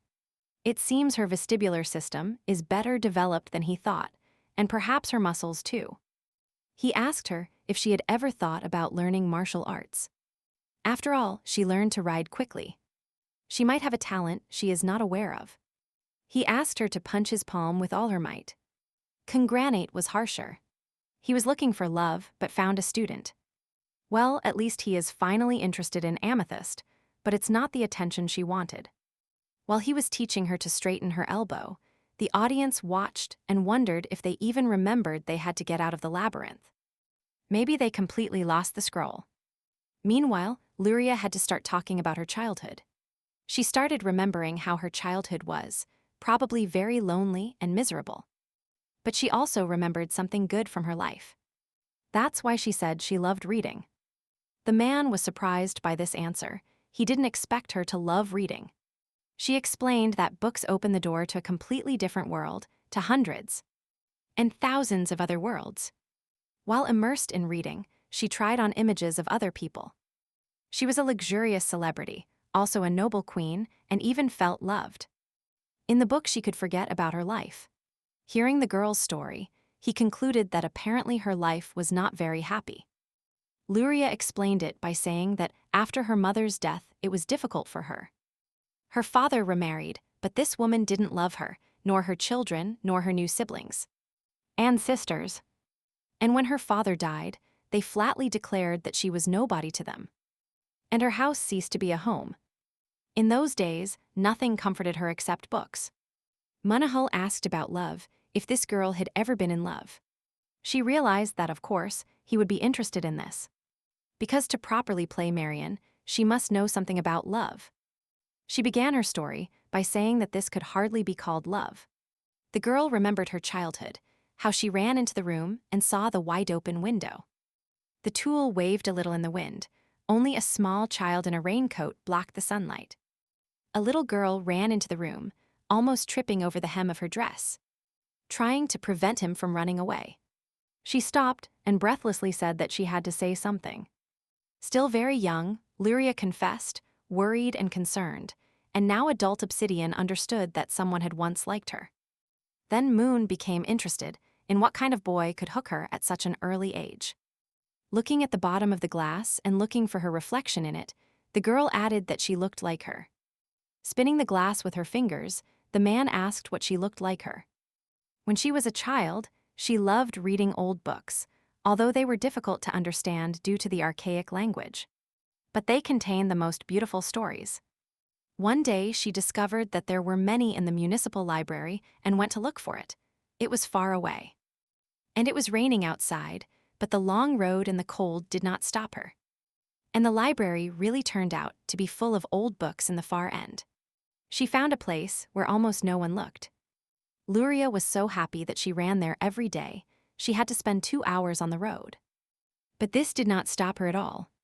She continued by saying that she was even annoyed when the library was temporarily closed.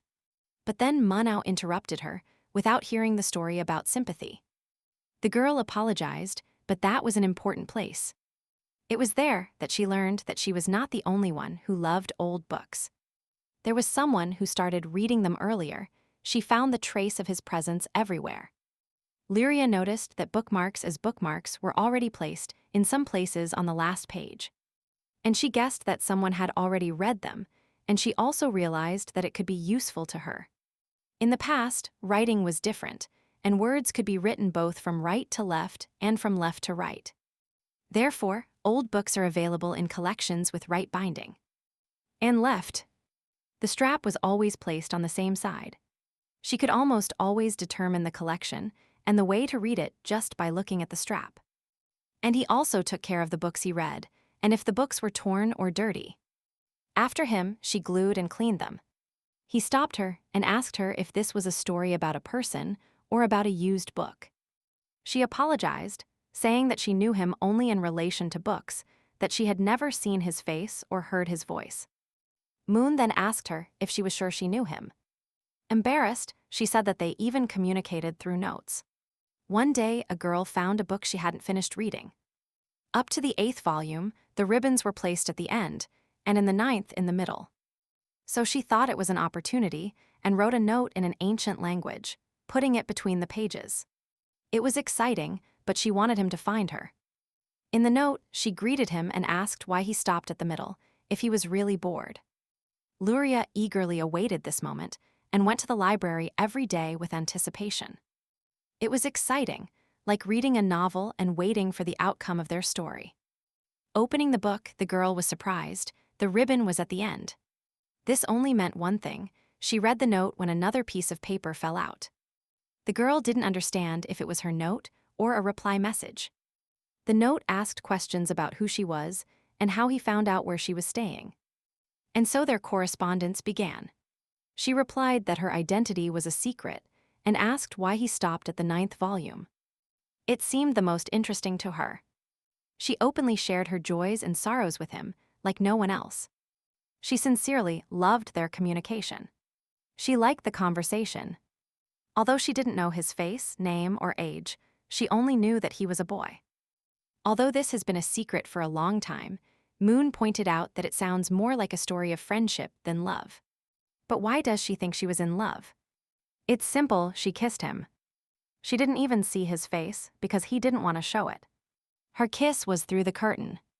Recalling this, she smiled and touched her lips, thinking that there was still something romantic about her childhood. The man was shocked by such revelations. Nothing really bothers him. She didn't see his face, but she was sure she loved him. All touched her soul with his contempt. She didn't see his face, but she knows his heart. Moon's pupils widened upon realization. There were also couples in the box who fell in love, just like her, but when it came time to look each other in the face, their feelings faded. So he suggested that maybe if she saw him, she too would change her mind. After all, he could be very different from her expectations. When asked about other loves, she replied that she never had to fall in love again, although she occasionally drank alcohol out of sadness. the man came to the clear conclusion that her experience was closer to fantasy than reality after all. She hardly knew the real person, but trusted the details of his behavior. And her feelings. It's quite curious what a box seems like. Basically, it has a similar concept. You need to fall in love without knowing their face and status. Well, she found out what kind of guys appealed to her. Perhaps Alexandrite suits her tastes better.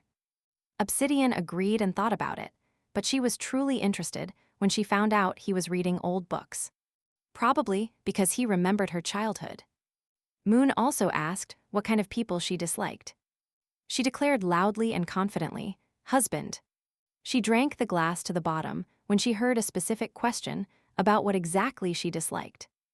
Obsidian wiped the wine from her chin and said she disliked everything. She started with the fact that this man collects stuffed magical creatures and calls them his collection. Cardia was home to many magical creatures in the past. The man poured her a glass of alcohol and agreed with every word. Wanting to take over their power, people captured them, imprisoned them, and destroyed them in their attempts to learn about them. The girl got angry. This is a shameful stain on the history of the continent. Beautiful noble creatures became extinct due to human selfishness, and he buys stuffed animals from them. And he is proud of it. It's simply disgusting. Moon objected that the Count was a rich and outstandingly handsome man. Many people spoke well of him. Taking a few more sips, he added that these people had no idea what kind of person he was. All noticed that she was still somewhat similar to Mariana. Lueria is capable of sympathizing with a man without knowing his face, and is willing to take the initiative. Being interested in who he is as a person and having strict requirements for it. She does not follow the opinion of the crowd and follows her feelings. That's why people loved Marian. Getting closer, he said that he liked her too. There is only one difference, that she freezes when someone violates her personal space. Surprisingly, her tolerance for alcohol is higher than he thought, and she seemed to like wine. But in her memories, it was disgusting. The man smiled as if plotting something. Directing his gaze towards her, he suggested that perhaps soon the same would happen with intimacy. The next moment she flew through the air. He flew close to her. He took Obsidian by the chin and offered to check it. Meanwhile, in the dungeon, Amber pointed to the pattern on the wall, and Platinum agreed. Noticing her piercing eyes. They wondered what the mystery would be this time, so they touched the code. The riddle said that honesty would open the way forward and asked for a name. It seems they have to reveal their real names to be able to communicate. Realizing immediately, the girl shouted the names Platinum and Amber. But it didn't work. If only it were that simple. Platinum thought, there is a name written here. Does this mean it's enough to name only one? And he asked what they should do. The girl suggested solving it in their EFA. But Platinum said it was boring. The girl said that then, in another game, whoever loses will say the name. Then she suggested playing a staring contest.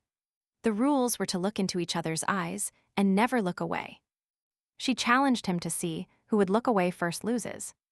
The boy immediately accepted. And he accepted the bold challenge, looking directly into her eyes. The audience really liked the atmosphere. They look at each other like that. Everyone felt that intensity, as if they were spying on something intimate. The girl asked permission to ask a question, looking directly into his eyes. And upon hearing agreement, she asked if he had kissed Obsidian. The boy clenched his fist, and the girl added that he should speak sincerely. There is no need to lie while looking each other in the eyes. He admitted that he had. Amber's eyes began to water, and in her reflection, the silhouette of the boy could be seen. She just wanted to know if he liked her. Platinum remembered that kiss very often, but he didn't want to tell the girl that. Therefore, I realized that this is a new question, and he decided that now he would ask. The girl obediently agreed. She asked him why he was participating in the box. He was interested in her purpose for being here. She said that her goal is to find a spouse, and that he must definitely be worthy of her. He was interested in the criterion of this worthy guy. Recalling his words about a reliable and healthy person, she added, He is really a person who will not leave her in old age. She laughed because there were too many questions, but he only allowed her to ask one. Platinum realized his mistake, but still decided to answer, saying that it didn't matter how long they were together. He just wanted to never regret choosing him. She sincerely believed that this was the most important thing. It was Amber's turn again. She wondered who moved her heart more, Obsidian or Marion. He started recalling all the moments with Obsidian, their first meeting, how she chose him, how they lay together in bed when he was sick. He replied that he didn't know. But the girl was not satisfied with this answer. Then she asked another way. What does Marion have that makes her heart beat faster? Amber was surprised by his answer. She said that he was interested in her identity. She started shouting that they had agreed not to lie. She stares him in the eyes. What a pity. He offered to look at them and told her to read them. She is not lying. The girl got very angry, saying it was a pretentious phrase. And the same was said by the men who promised her the whole world, making her spin in dances at masquerade balls. And no one is ashamed to lie to her face. While he was silent, she stood in front of him and continued to frown. Platinum turned his head to the side and averted his eyes from the girl. He started moving aside since she thought so. Amber wondered if he was really refusing to play. She turned in his direction and spoke loudly. As she compared him to a man at a masquerade ball, he decided to be honest. Seeing her aggressive gaze, taking off the mask. With a serious look, he took the ring he had on his hand. The girl opened her eyes wider, replacing rage with shock. The audience shouted, "He is really taking off the transformation anchor." Probably this is allowed, but normally not until the final choice. The ring hung sadly in the air. In a second, it would fall to the ground. By taking it off, the boy felt lightness and freedom. Even his gaze changed, there was no longer anger in it. A moment later, he turned into a beautiful blonde, blue-eyed man in armor. And a cloak. Amber looked at him nervously, not understanding what awaited them next. Once his transformation was complete, he turned around and said his name was Johantita Elpidim. After saying his name, the code on the wall mask lit up. It formed a bottomless portal, like a black hole. The boy left, leaving the girl alone with her thoughts. Hearing his name, she understood everything and even covered her mouth in shock. The spectators who saw all this were also shocked. Well, it turns out this is the second prince of the empire. This is the son of the emperor. People found out that he was sick or that he never left the palace. No one had seen his face before. After the first season of the Vox ended, no one else saw the heirs of the empire on the show. This is the first time in 20 years. It turns out that the girl he chooses will become part of the imperial family. Amber immediately fell to her knees and pressed her palms to the floor. She said that she, a faithful subject living under the sun, welcomes his ray. The great prince, and she began to apologize for allowing such insolence towards the son of the empire. He asked her to get up, but she couldn't. Then he began to explain that this is why he wanted his identity to remain a secret for as long as possible. And yet, he thinks that only in this way will no one have doubts. That his love for Marion is absolutely selfless. Even the wealth of Heiress and Kilia combined would not compare to what he already possessed. But he did not seek the attention of the empire and the 8 kingdoms, so he never accepted invitations to the box. And he didn't even think about getting married. He wanted to spend his life locked behind the closed doors of the palace before seeing her. Everyone was in suspense. The spectators watched in shock. And Amber could only admire the prince. While he, honestly, with hand on heart, said that he fell in love with her with sincere love. And desperate, which gave meaning to his meaningless life. He finally admitted that her personality was truly what made him fall in love with her. Months earlier, during a pre-show interview. While the cameras were on, he was asked to introduce himself. And he said his name, Johantita Elpidim. And he irritably added that he was the second prince. They asked him why he decided to participate in the box. He objected because this is obvious and really needs to be explained. But Moon all explained that this is necessary for the audience. His brother told him that he should answer that he came to find his love. But in reality, everything was nonsense. He wanted to find Marion, a woman whose face and personality he knows, whom he already loves. It is probably the kind of love he needs to seek. But he wouldn't even come if he didn't know she was going to participate. Things like finding a loving wife don't interest him. Moon again asked him to explain the reason to the audience. But he refused. He should really say it out loud, and he asked the camera and the magic circle to explain it to him. It was obvious that the reason lay in his illness. The prince is doomed to die, like everyone who suffered from this disease. It was a hereditary disease, passed down from generation to generation in his family. A heart defect. With this disease, the heart, which contains the power of internal magic, can no longer cope. And magic penetrates the limbs and organs, causing painful spasms. There is no cure, and many members of the imperial family died from the disease when they were still very young. Everyone thought the same would happen to him, so no one expected or demanded anything.